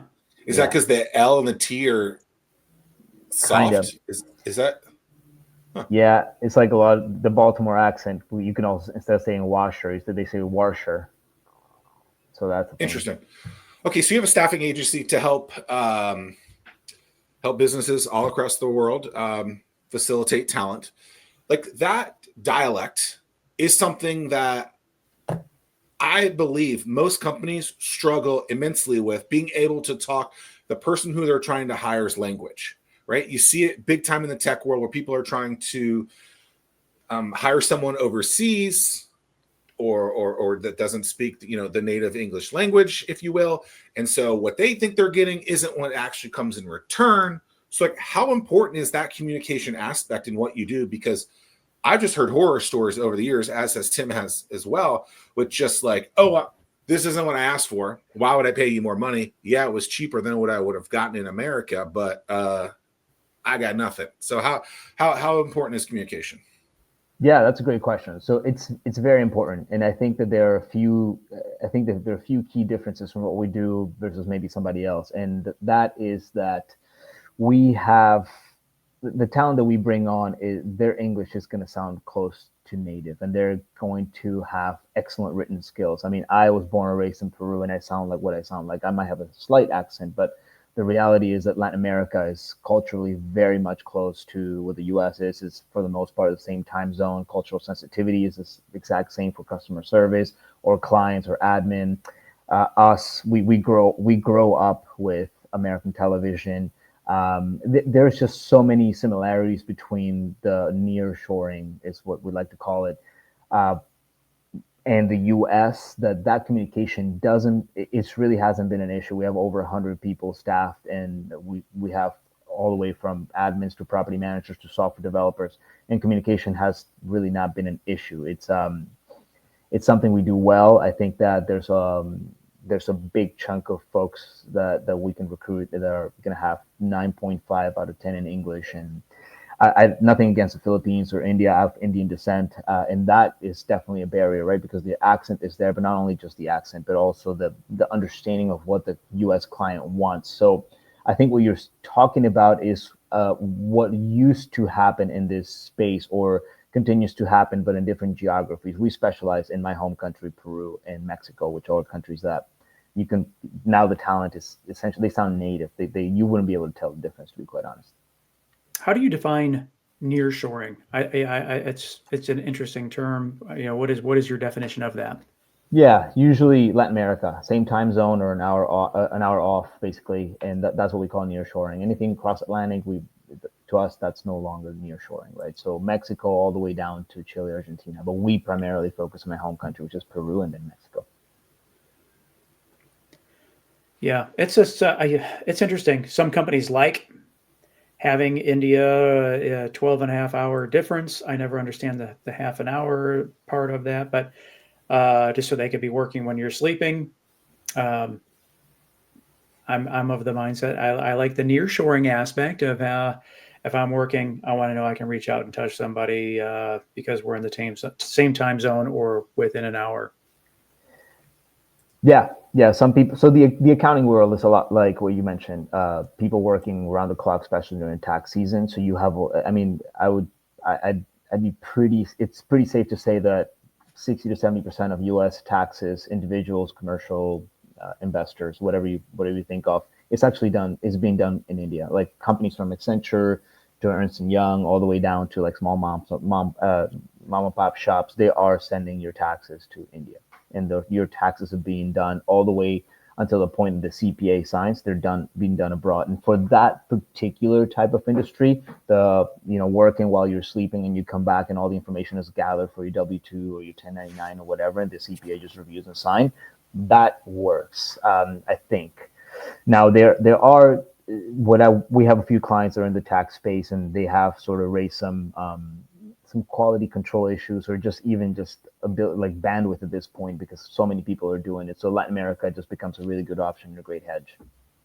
How does that work in terms of, so somebody just contacts you, and then do you handle all the back and forth in terms of to and from Peru with taxes and all that kind of stuff? So then from an accounting standpoint, it's just like, I have a contract with you. in the United States footprint, I don't have to worry about anything. That's exactly it. I mean, we are your service provider. You're paying us as professional services. We deploy someone for you 160 hours a month, so full time, but they're technically working for us, for our global staffing services. We handle all international laws, all labor laws, all payroll, everything, HR as well, PTO tracking, all that is handled by us internally. For all effect and purposes, you have a full-time employee, but you don't have all the liability that comes with it when you have an international employee or just a local employee. Specialties in Any industries? verticals that That's a great question. I have a property management company. We manage 400 units in Baltimore County, and Illinois County. So we started staffing property managers, realtors, brokerages, but now we do literally almost every small business, any position, accounting, admin, like I said, property manager, transaction coordinators, bookkeepers, software developers. So we've gone really wide in terms of what we can cover, just because the talent is so strong in Peru. Quick anecdote about Peru: a guy from Baltimore by the name of Doug Becker, he started a company called Laureate International Education. I actually used to work for them in the FP&A department, and they invested millions and millions of dollars in private education in Peru, Mexico, and really all over the world. But Peru and Mexico are their largest investments, which the only two that they still have. And the outcome of that is you can see it now, is that most Peruvian and Mexican folks that graduate from a laureate university have a U.S. education. Essentially, they know GAAP accounting. They really are very much equivalent to if you were to have graduated from University of Maryland. So we definitely recruit from those universities as well. And yeah, I mean, that's why I think the talent that we bring on is pretty much equivalent to anyone that you could hire locally, just at a third of the cost. Yeah, it's what is like, is there contractually, is there like, what's the typical length when someone reaches out to you in terms of what that term of employment would be? Yeah, it's 3 months trial, 9 month renewal. So, but at any point, if you don't think that it's working out, you give us a 2 week notice and that's it. So we recommend a 3 month trial just because the onboarding, the training, that's what we advise our clients. Give them 3 months and see how, just like any employee, right? Any employee that you were to hire here, it's just essentially the same, except that we have the cost advantage.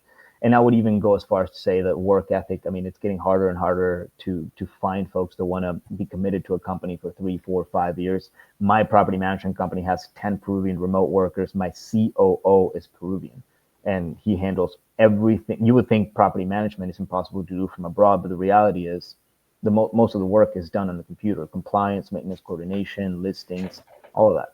Interesting. Is that like in terms of like, yeah, I guess that makes sense. You know, like you establish a schedule in terms of when things need to be done, what things need to happen, and then it just takes the one person, boots on the ground, so to speak, to go and do the things that need to be done. Exactly. And in property management, if you really think of it, the listing is done by a realtor. So you can just list it on the MLS, and the realtor on the buy side is really showing the property. If you want to go that way, you can have your own boots on the ground. And in terms of maintenance, it's third-party vendors for the most part. You don't have your own, like if you're a smaller property management shop, you're not doing your own repairs. Somebody else is doing, you're paying them, and the owner is paying for it. So really, this sounds crazy, but you can run a property management company fully with remote workers and just have a competitive advantage that no one else could have, because your labor, look, the main cost of a business service is labor, and we provide excellent labor with incredible work ethic, fluent in English, great writing skills, educated. That it's just gonna make your company more successful. Honeymoon phase, I feel like takes 2-3 months. So that ramp up for you, that makes a lot of sense. You used the word work ethic.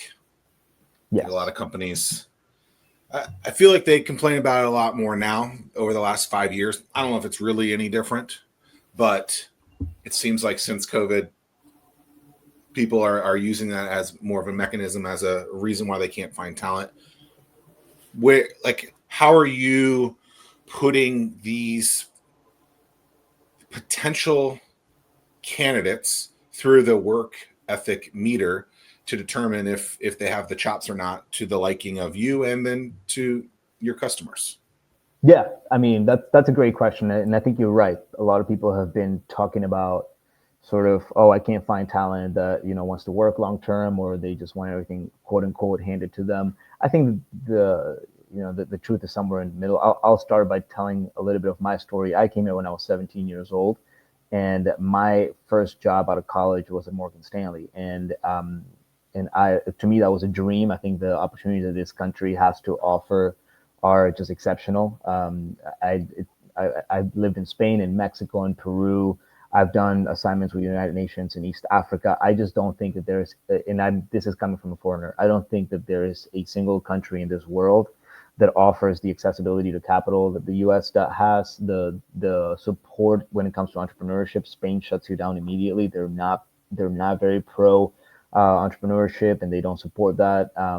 So all this is to say that when it comes to our talent, what we look for is longevity. Like, we want to make sure that they have stayed at the jobs for a long term, and we do a video interview that we present to our clients as well, where we gauge how much due diligence they've done on the company. And for the most part, I would say 90% of our candidates are seeking for a long-term career, stability, getting paid in USD, which is, doesn't fluctuate as a Mexican peso, for instance, or Peruvian sol is pretty stable. But all this is to say that the folks that we bring from Peru, especially in Mexico, they want this opportunity. They are grateful to have a job where they're going to be valued, where they're going to find stability, and even things like getting paid on time. That's a big thing in Latin America. You have companies that are massive that didn't pay their employees in the 90s for 3-4 years straight. You have soccer teams that didn't pay the players. I mean, that is a thing in Latin America.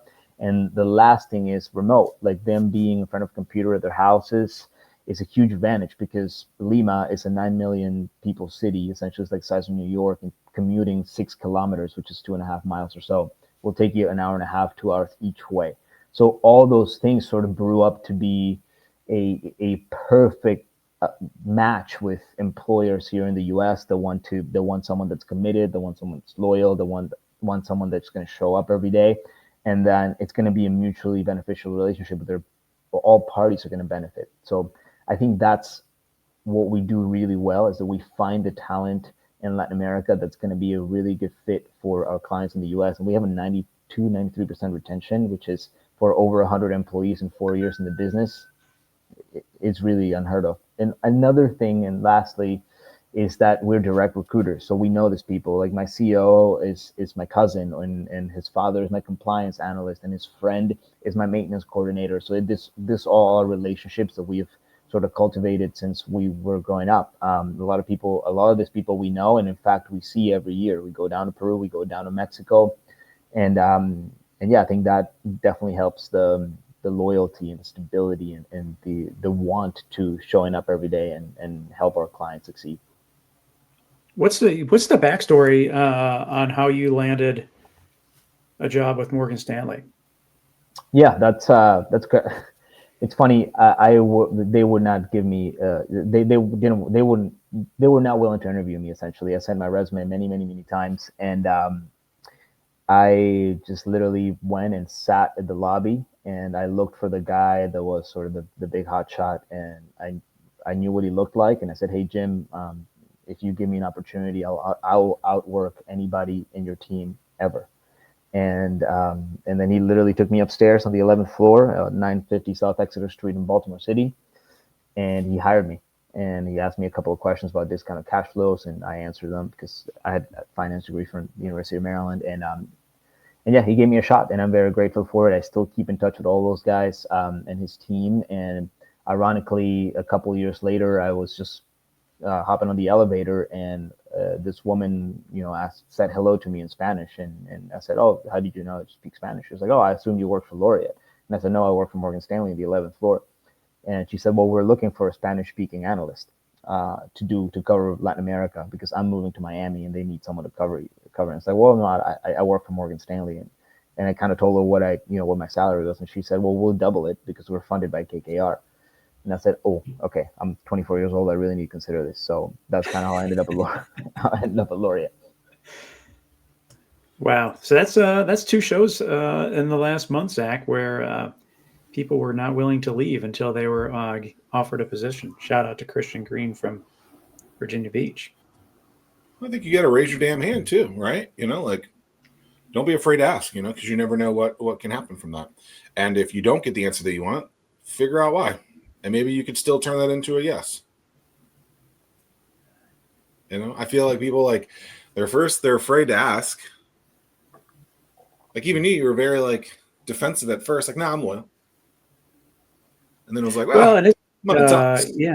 I don't know, man. It's just, I don't know what has gone on with society in the sense of, like, why people, it seems like people don't believe in themselves as much as they used to before. That's parenting. Think so? Yes, everything comes down to parents.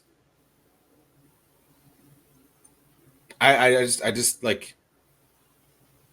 Yeah, from that standpoint, I'm super proud. Like, we raised our kids thinking that, like, they could accomplish anything they want to, and yeah. So, well, remember, I basically asked this question to Jason Calacanis at Start Peninsula in 2018. I was like, hey, like, how do your kids have whatever they want because you're a very wealthy individual, right? He's known as Ravi, like, Jason Calacanis. I don't know if you know him, but he's known as the greatest angel investor of our times, maybe of all time, right? Wow. Invested in things like Uber, Calm.com, several other things, and very early in those companies. And I was like, you got a couple of kids. I think he has 2 kids. They basically have access to any, I would think anything because of that. How do you teach them? He's like, well, you still gotta teach them to want it and to crawl. He said something like crawling up a mountain, right? When it gets tough, that doesn't mean we're just going to go back down. We're going to keep going up. And I think instilling that is parenting, right? It's like, okay, like, just because something isn't going great doesn't mean baby someone. It's like, no, like, lead them to that and show them that they have the ability to do whatever they want. Maybe not become an NBA basketball player, but heck, maybe an NBA basketball player, gamer, or an analyst, or who knows. But, like, I think it's all about leading. Good point. I'm not a father, so I'm not in those shoes. But yeah, I mean, it sounds like, I think I agree with you. Yeah, I've never ever told my kids that they can't do anything. It's like, hey, man, the world is yours. You just need to go after it and make it happen. And I'm the same way with founders too. The different founders that I talk to, I'm not the one to tell them that they can't be successful at anything that they do. Yeah. I just think back to, like, just on this point, like, I moved here in 2007. I worked for a TV station for 3 years. And then I got out into the business world and knew no one. I had one relationship from someone that I'd worked with at the TV station, and I had known that his family had their own PR agency. I reached out to them. They said, yes, we're talking about the Rubin family. Yeah. I don't know if you met them yet. But then, okay, that opened the door. It's like, okay, like, they're pretty well-known people. They said yes. That's nice. They opened the door. Nothing ever happened between it. But it gave me this sense of, like, oh, okay. Like, it was like I shot a shot. It went in. I was like, I could do that again. Right. And so all these little steps led me to just, like, not being afraid to reach out to the biggest dogs in town. And sometimes they said yes. Sometimes they wrote checks. Sometimes they said shoe fly. But you know what? Like, you just can't worry about the shoe flies. Like, you just got to keep pushing. And I don't know why that is an advantage to me. I'm not afraid to be told no. But a lot of people are, because it's like, look, I interviewed Damon John. I said, what do you hear when you hear no in business? He goes, no is an absolute maybe. Like, figure out why. It boggles my mind. The amount of people that have told, like, us no initially that then become clients a year later is absurd. Like, because we know that it is, like, the maybe is definitely, I think it's very accurate. And my first job right out of college wasn't Morgan Stanley, was Edward Jones. And they, I mean, I don't know if there's a better sales training program in the world, but they have it down. I mean, you door knock. It doesn't matter who you are, what your portfolio looks like, if you're going to be part of a team, but you door knock, and you door knock for 6 months straight. And it's like you get 9 no's, and then you get 1 yes, and then a couple of the no's turn into yeses. And yeah, ultimately you find yourself, having a nice success rate there. Yeah, and it's just it's turning that's hardening that scar tissue. Yeah, so I mean, I'm sure after the first few no's, you're like defeated, and you may have dreaded walking up to the next door and the next door and the next door. But If the door says no loitering, not loitering, no soliciting. If the door says no soliciting, do you still knock? That's a good question. I used to, and Oh. people would still open up, and I was so surprised. I mean, I was 22 years old. I was driving a '98 Camry. Like, why would anyone want to give me their like rollover IRA, let's say? And this woman, like, I caught her at the right time, and she was like, "Come on in," and she was like, "Yeah, I'm ready to give you $400,000 in a rollover IRA." And I'm like, I'm thinking in my head, what year? I'm 22 years old, and you're just ready to transfer me? You're like, it was just the right place, right time, and she was ready to like fire her current advisor, and I was part of a bigger team, and we got the account, and I just couldn't believe it, but it happens. Wow. I wouldn't answer that door. And if I get DoorDash, I tell them to leave it at the door. So, we ain't answering that damn door. Things are different now for sure. I mean, I think that has changed. That Edward Jones model, I don't know how successful they are now, but if you did the Edward Jones like sales boot camp, that is crazy. Like, they have modeled out houses within their headquarters where they measure every single thing you're doing. Oh, you need to be in a 45-degree angle so you're not threatening, or you need to take a step down if there's a staircase because you don't want to come off as threatening. You want to ask a bunch of open-ended questions, and they just do it so well that it's crazy. I think they might have the best sales training program I've ever been part of. There's people in my neighborhood now, Tim. I don't know if you have these. They're on hoverboards, not the real hoverboards, like the ones with wheels. The one they wheels roll or whatever. They're like that's how they go door to door now. I see these guys flying down the road, no helmets. I'm like, you crazy, but efficiency, I guess. How does that? I did that. How does that work? Do you have a quota of like how many doors you need to knock on each day, or is that self-policed? No, it was self-policed, but you did have a quota. You had to write it down. You had to say what was the answer. The neighborhoods that they pick are very much aligned to where like the branch is. So like the branding, so if you knock on the door and you say with Edward Jones, their brains are immediately going to go, oh, Edward Jones and 123 Main Street. Sure, right? I know who Edward Jones is. So yes, they do have a quota. But yeah, I mean, I just didn't really believe in it. I was more of a quantitative analytical person, but Edward Jones just gave me a shot to like get my licensing and stuff. And I knew one of the guys it was my brother's soccer coach back in the day. He was like, you can be part of my team. It didn't work. It ended up not working out because I just didn't really agree with their financial, like they didn't agree. I didn't agree with what they were doing with like front end mutual funds and charging a bunch. So I parted ways with them, but yes, I will give it to them. They have an incredible training program.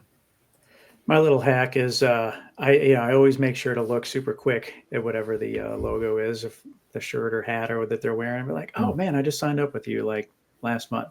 Not you per se, but like, especially like going by the AT&T place at Costco. It's just like, may I ask who your cell phone provider is? Yeah, it's AT&T, dog. Yeah, thanks, man. Are you an AT&T kind of guy? No. So you're a liar? Well, don't bother me. I'm here to get my stuff. Or if you're knocking on my door, it's like, no, we're already a very happy customer of yours. Thanks so much, man. Go next door. Yeah, that's a good way to get out of it for sure. Yeah. I don't know. But you're still a liar.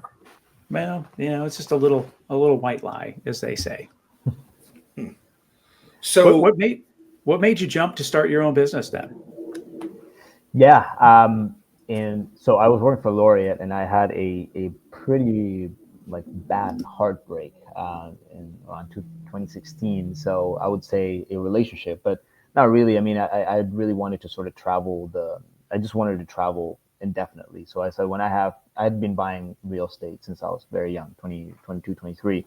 And I had a goal. Whenever I had X amount coming in passive, I would quit my corporate job and sort of start traveling indefinitely. And that's what I did. And within the first 6 months, I did South America, and I decided to start a small sugar company. I fell in love with this product in Colombia. I brought it to Baltimore. We still have that company. We sell to like 10, 15 like high-end clients, and that's sort of where we've kept it.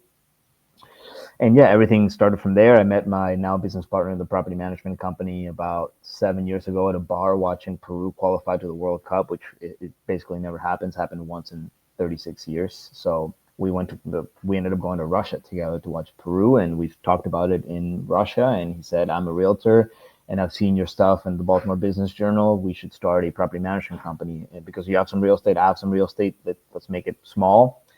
And I said, absolutely not. I hate managing my own properties. And then he's like, no, like we'll have enough so that we can hire somebody eventually when we get to like 40 or 50 properties. And then that, prompted the staffing company. So it was really, to be quite honest, I wanted to start my business so that I could live my life on my own terms, like make my own time schedules, travel anywhere I wanted. So it was more like a lifestyle decision, to be quite frank.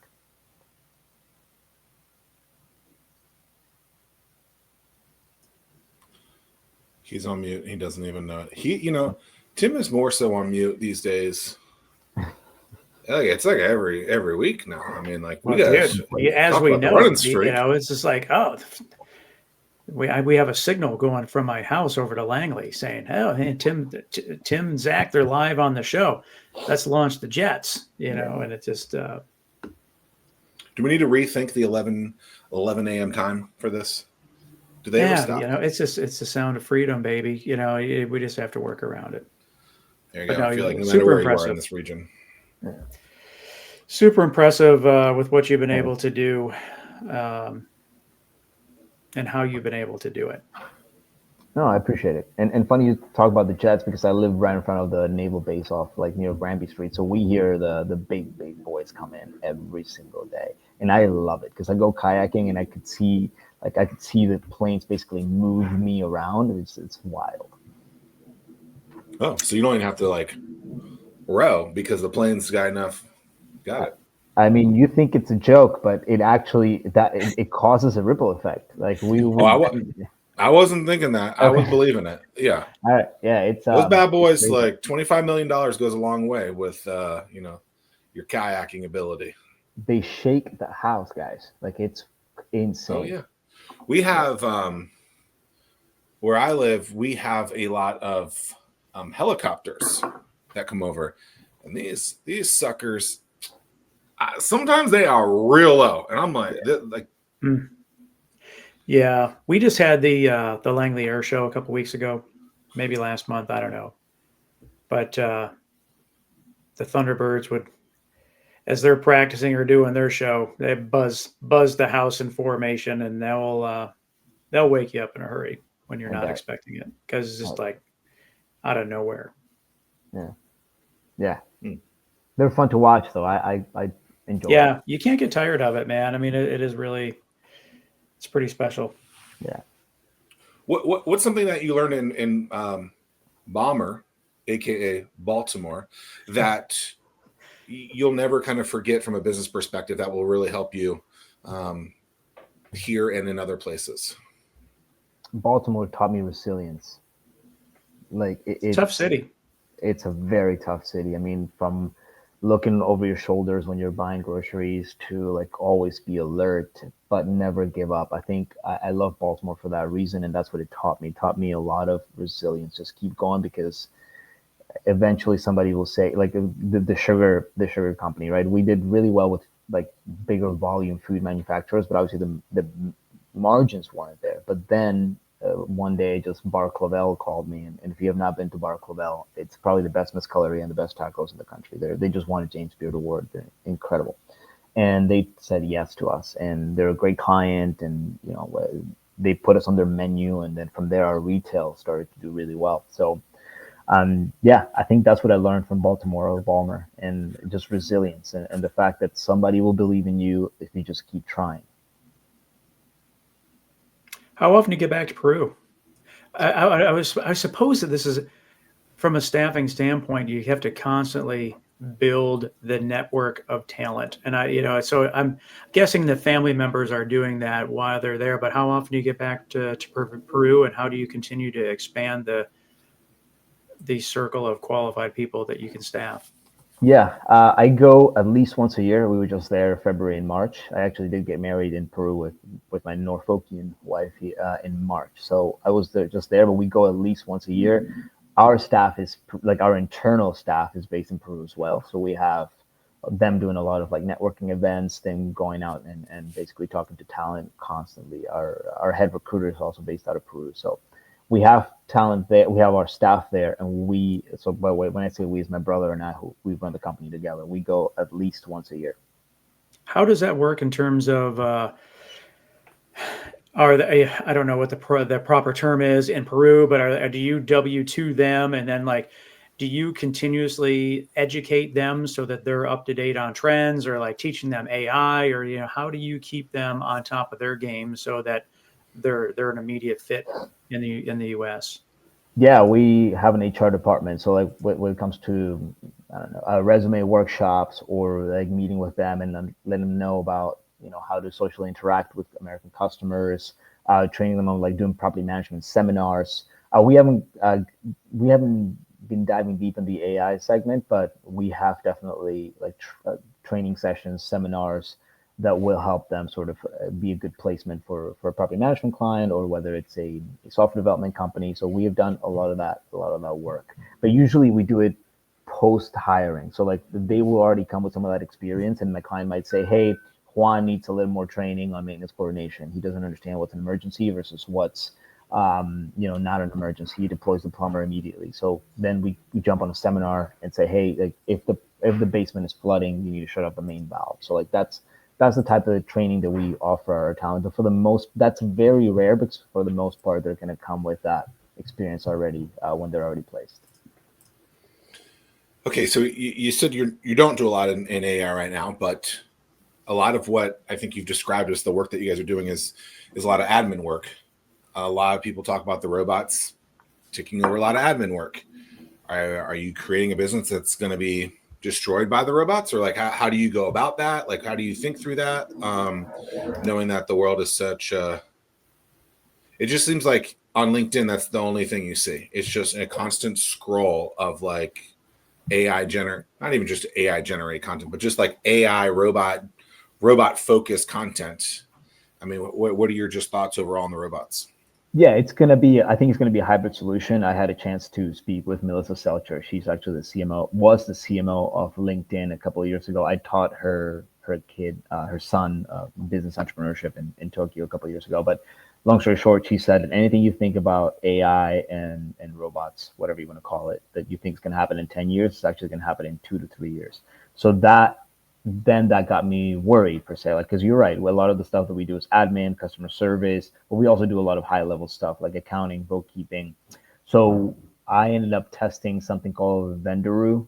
They are essentially a robot maintenance coordinator, and if you can call them, and it's going to sound like a person, like literally it's going to try to troubleshoot a lot of the stuff that maybe a person could do.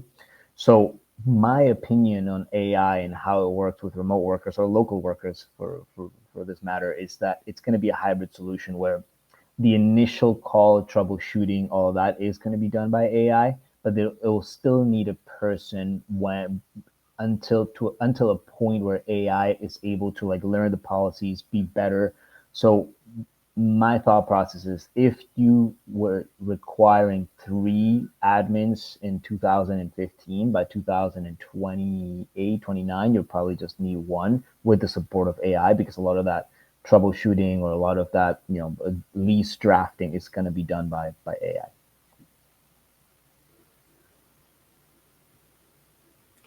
This is a 2-time streak that he doesn't even realize he's never done this before. Tim, is he mad at himself? He's disappointed, I think. Yeah, I just give up, man. I mean, it's just like I on the flip side though, I feel good about myself when I'm able to mute the mic in time when I hear the jets flying over, and like the mic picks it up and it was like, says you're muted because the jets are so loud. Have you ever clicked the button on StreamYard when you log in and it says reduce background noise? I don't remember. Yeah, sure. Next week when you jump on, let's do that. I've driven down the road in my Jeep top off. And people think they don't hear a damn thing.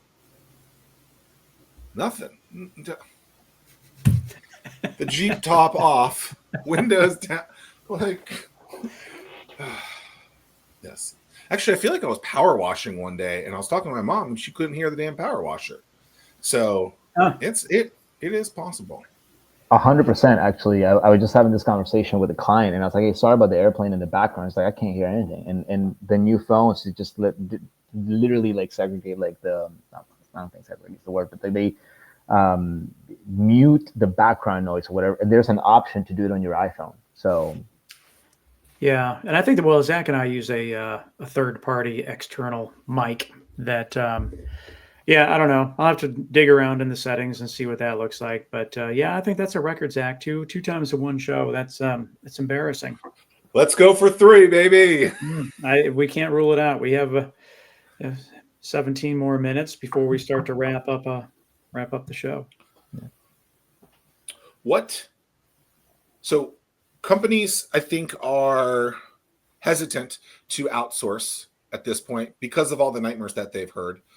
What are some of the common pitfalls that they could eliminate if they were to be a little more proactive in the upfront aspect of it? Like, so if someone comes up to you and they say, okay, I have all these red flags, what are those red flags and what can I do to prevent them so that it would be a success working with you? Yeah. So to sort of address your first point, I think that the companies that are, that they understand remote staffing, they are way ahead of the game. They've been doing this for 5 to 10 plus years, like big accounting firms, big bookkeeping firms. They know the value. Big property management companies, Bay Management Group is one of them. They have like 7,000 units. They've been doing Mexico staffing for, 10 years, something like that. Some of the quote unquote red flags that a client would, put front is like, okay, well, how can it be successful if my employee is or my remote worker is in Peru? And first and foremost is make him feel part of the team. Don't make him feel part of a third party provider. Like you want to have them feel like they're part of your ABC construction company. And the second thing is training. So I think obviously the remote, so there's that geography barrier, so they're not next to you, right? But that I would say that a lot of folks that learned through COVID that is very doable. So training is very important. Make sure that initially you invest a lot of hours training them with not just your systems and your procedures and your SOPs and whatever, but also company culture. Like, this is what we do. These are the stand-up meetings that we have. Keep them engaged. Make sure that they are joining the meetings. Make sure that what are the objectives. Also incentives. Like if they are in a position where they're, let's say, a property manager, they're managing 150 properties, you put forth something like, okay, well, if your properties do well, I'll give you 1% of the revenue share. And that goes a very long way in places like Peru and Mexico, and they stay motivated. So just the same way you would treat a US-based employee is how you should go by treating your remote worker. And in order to eliminate the geography barrier per se, is keeping them engaged with training, with incentives, with cultural trainings, and we do a lot of that for our clients as well when it comes to HR, like birthday gifts, turkey during Christmas, like sending them flowers. It's something happened in their life. So we're already supporting our clients that are on the smaller end to like help them with that retention and the HR management of our employees. Zach, I hit the setting. Now we will have no jets, so we will not be able to test this out. Just want to throw that in. But you're not on mute. No, I'm not going to. I will not mute the rest of the show testing this out.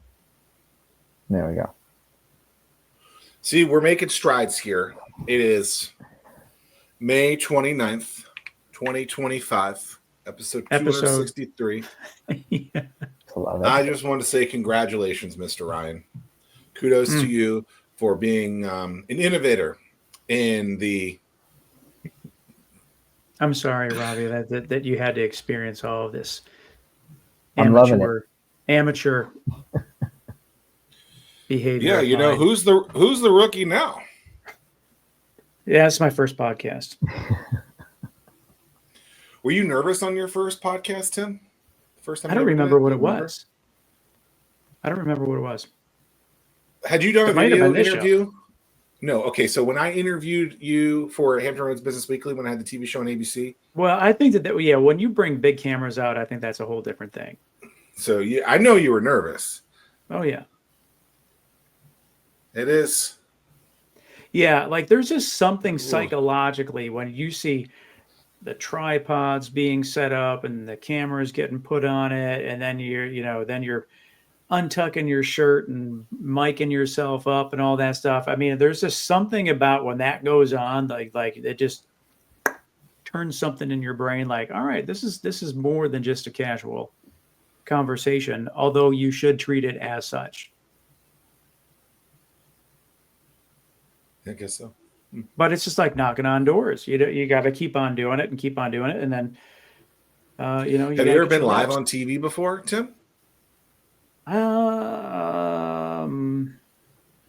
don't know. Oh boy. Why is that? What's the happy dance about? Because you're going live on TV next week. Wow. Oh, you know what? Yeah. I think I don't know. I have to rethink this. I've done. I don't know. That's a great question. Yeah, we will be live next week. How about that? Congrats, guys. All it takes is just a little bit of hard work. Just a little bit. So what's on? Yeah, you go. What's on tap for Norfolk? You landed here. You have a great view. How are you going to take over Norfolk? Little by little. I think I'm just keep meeting people, going out for coffees and lunches, and showing them how we can provide value, and it's worked so far. Ultimately, we just want to make sure that the people we work with are happy, and then they understand the value that we provide, and then they can grow their business in a sustainable way, and that the folks that we bring on for them are also happy. So to answer your question, I think that little by little, meeting as many people as we can, and letting them know what we do is what I think I'm going to be doing here in the next couple of years. Think you're going to be here the long term? Yes, at least part-time, just because her family's here.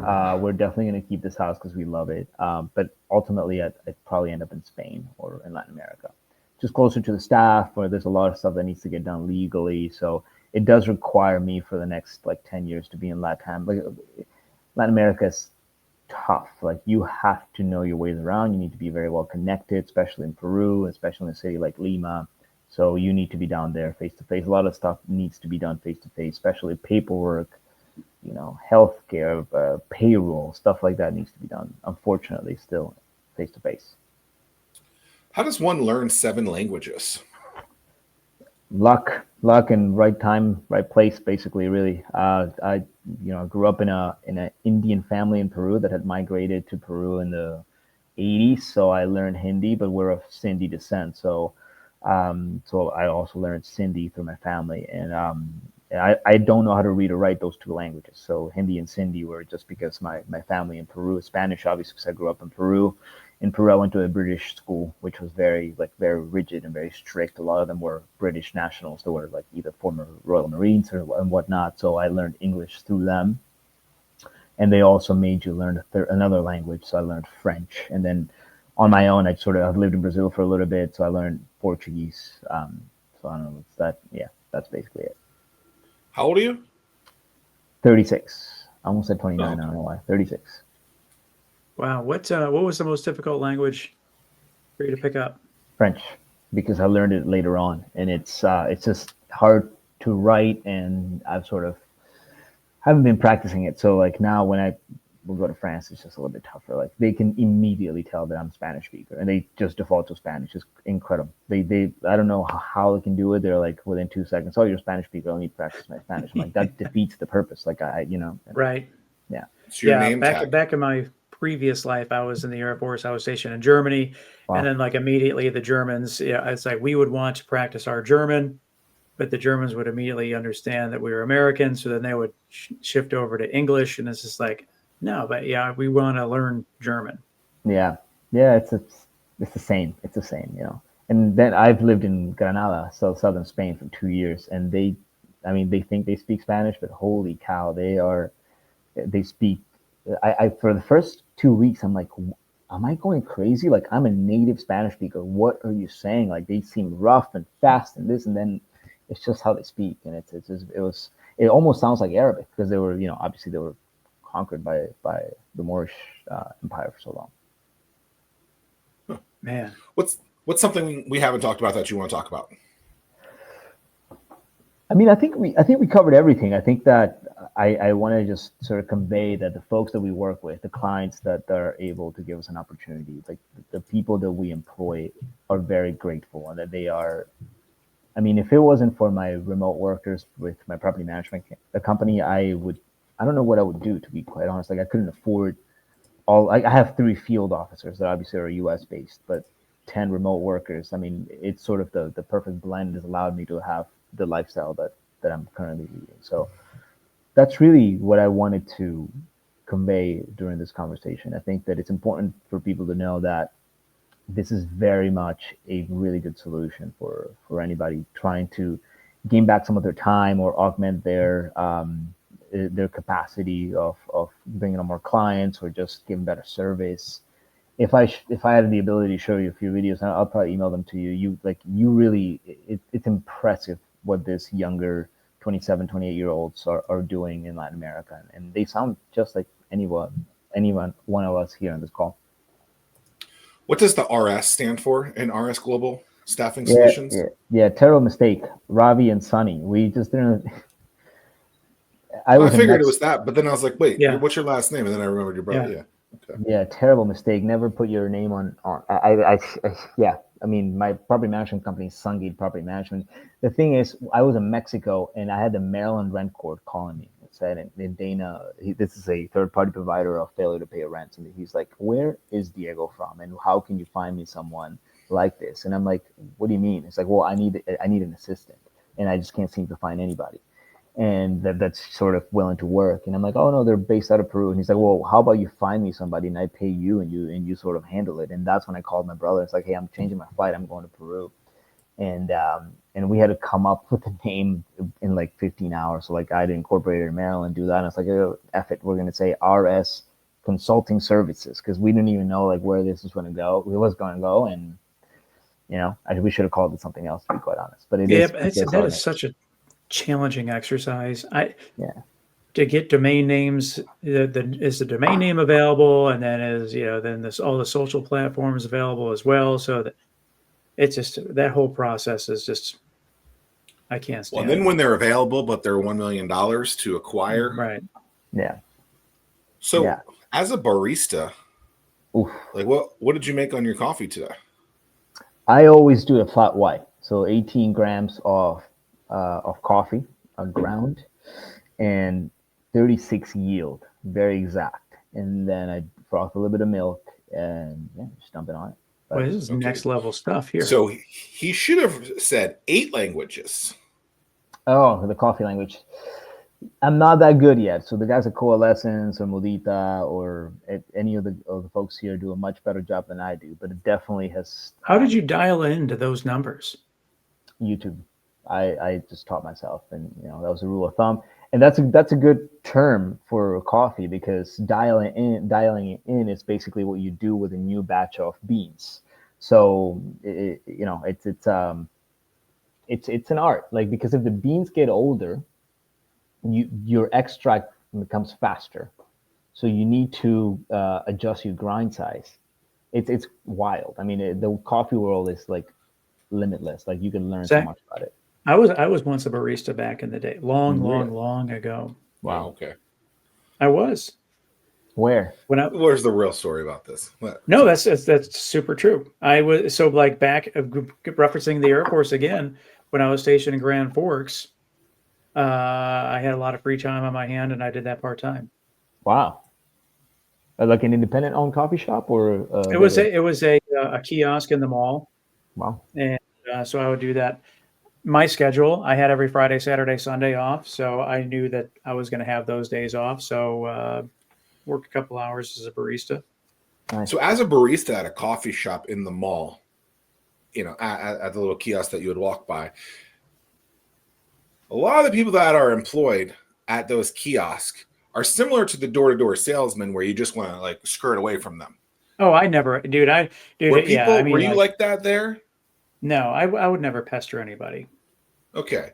It's like if you want to call, yeah. It's not like I was trying to sell perfume or I just know the that grill you or have a something. tendency at Costco to lie to the kiosk people there. Yeah. So I just didn't know if we were doing that as Yeah. you were Tim the barista.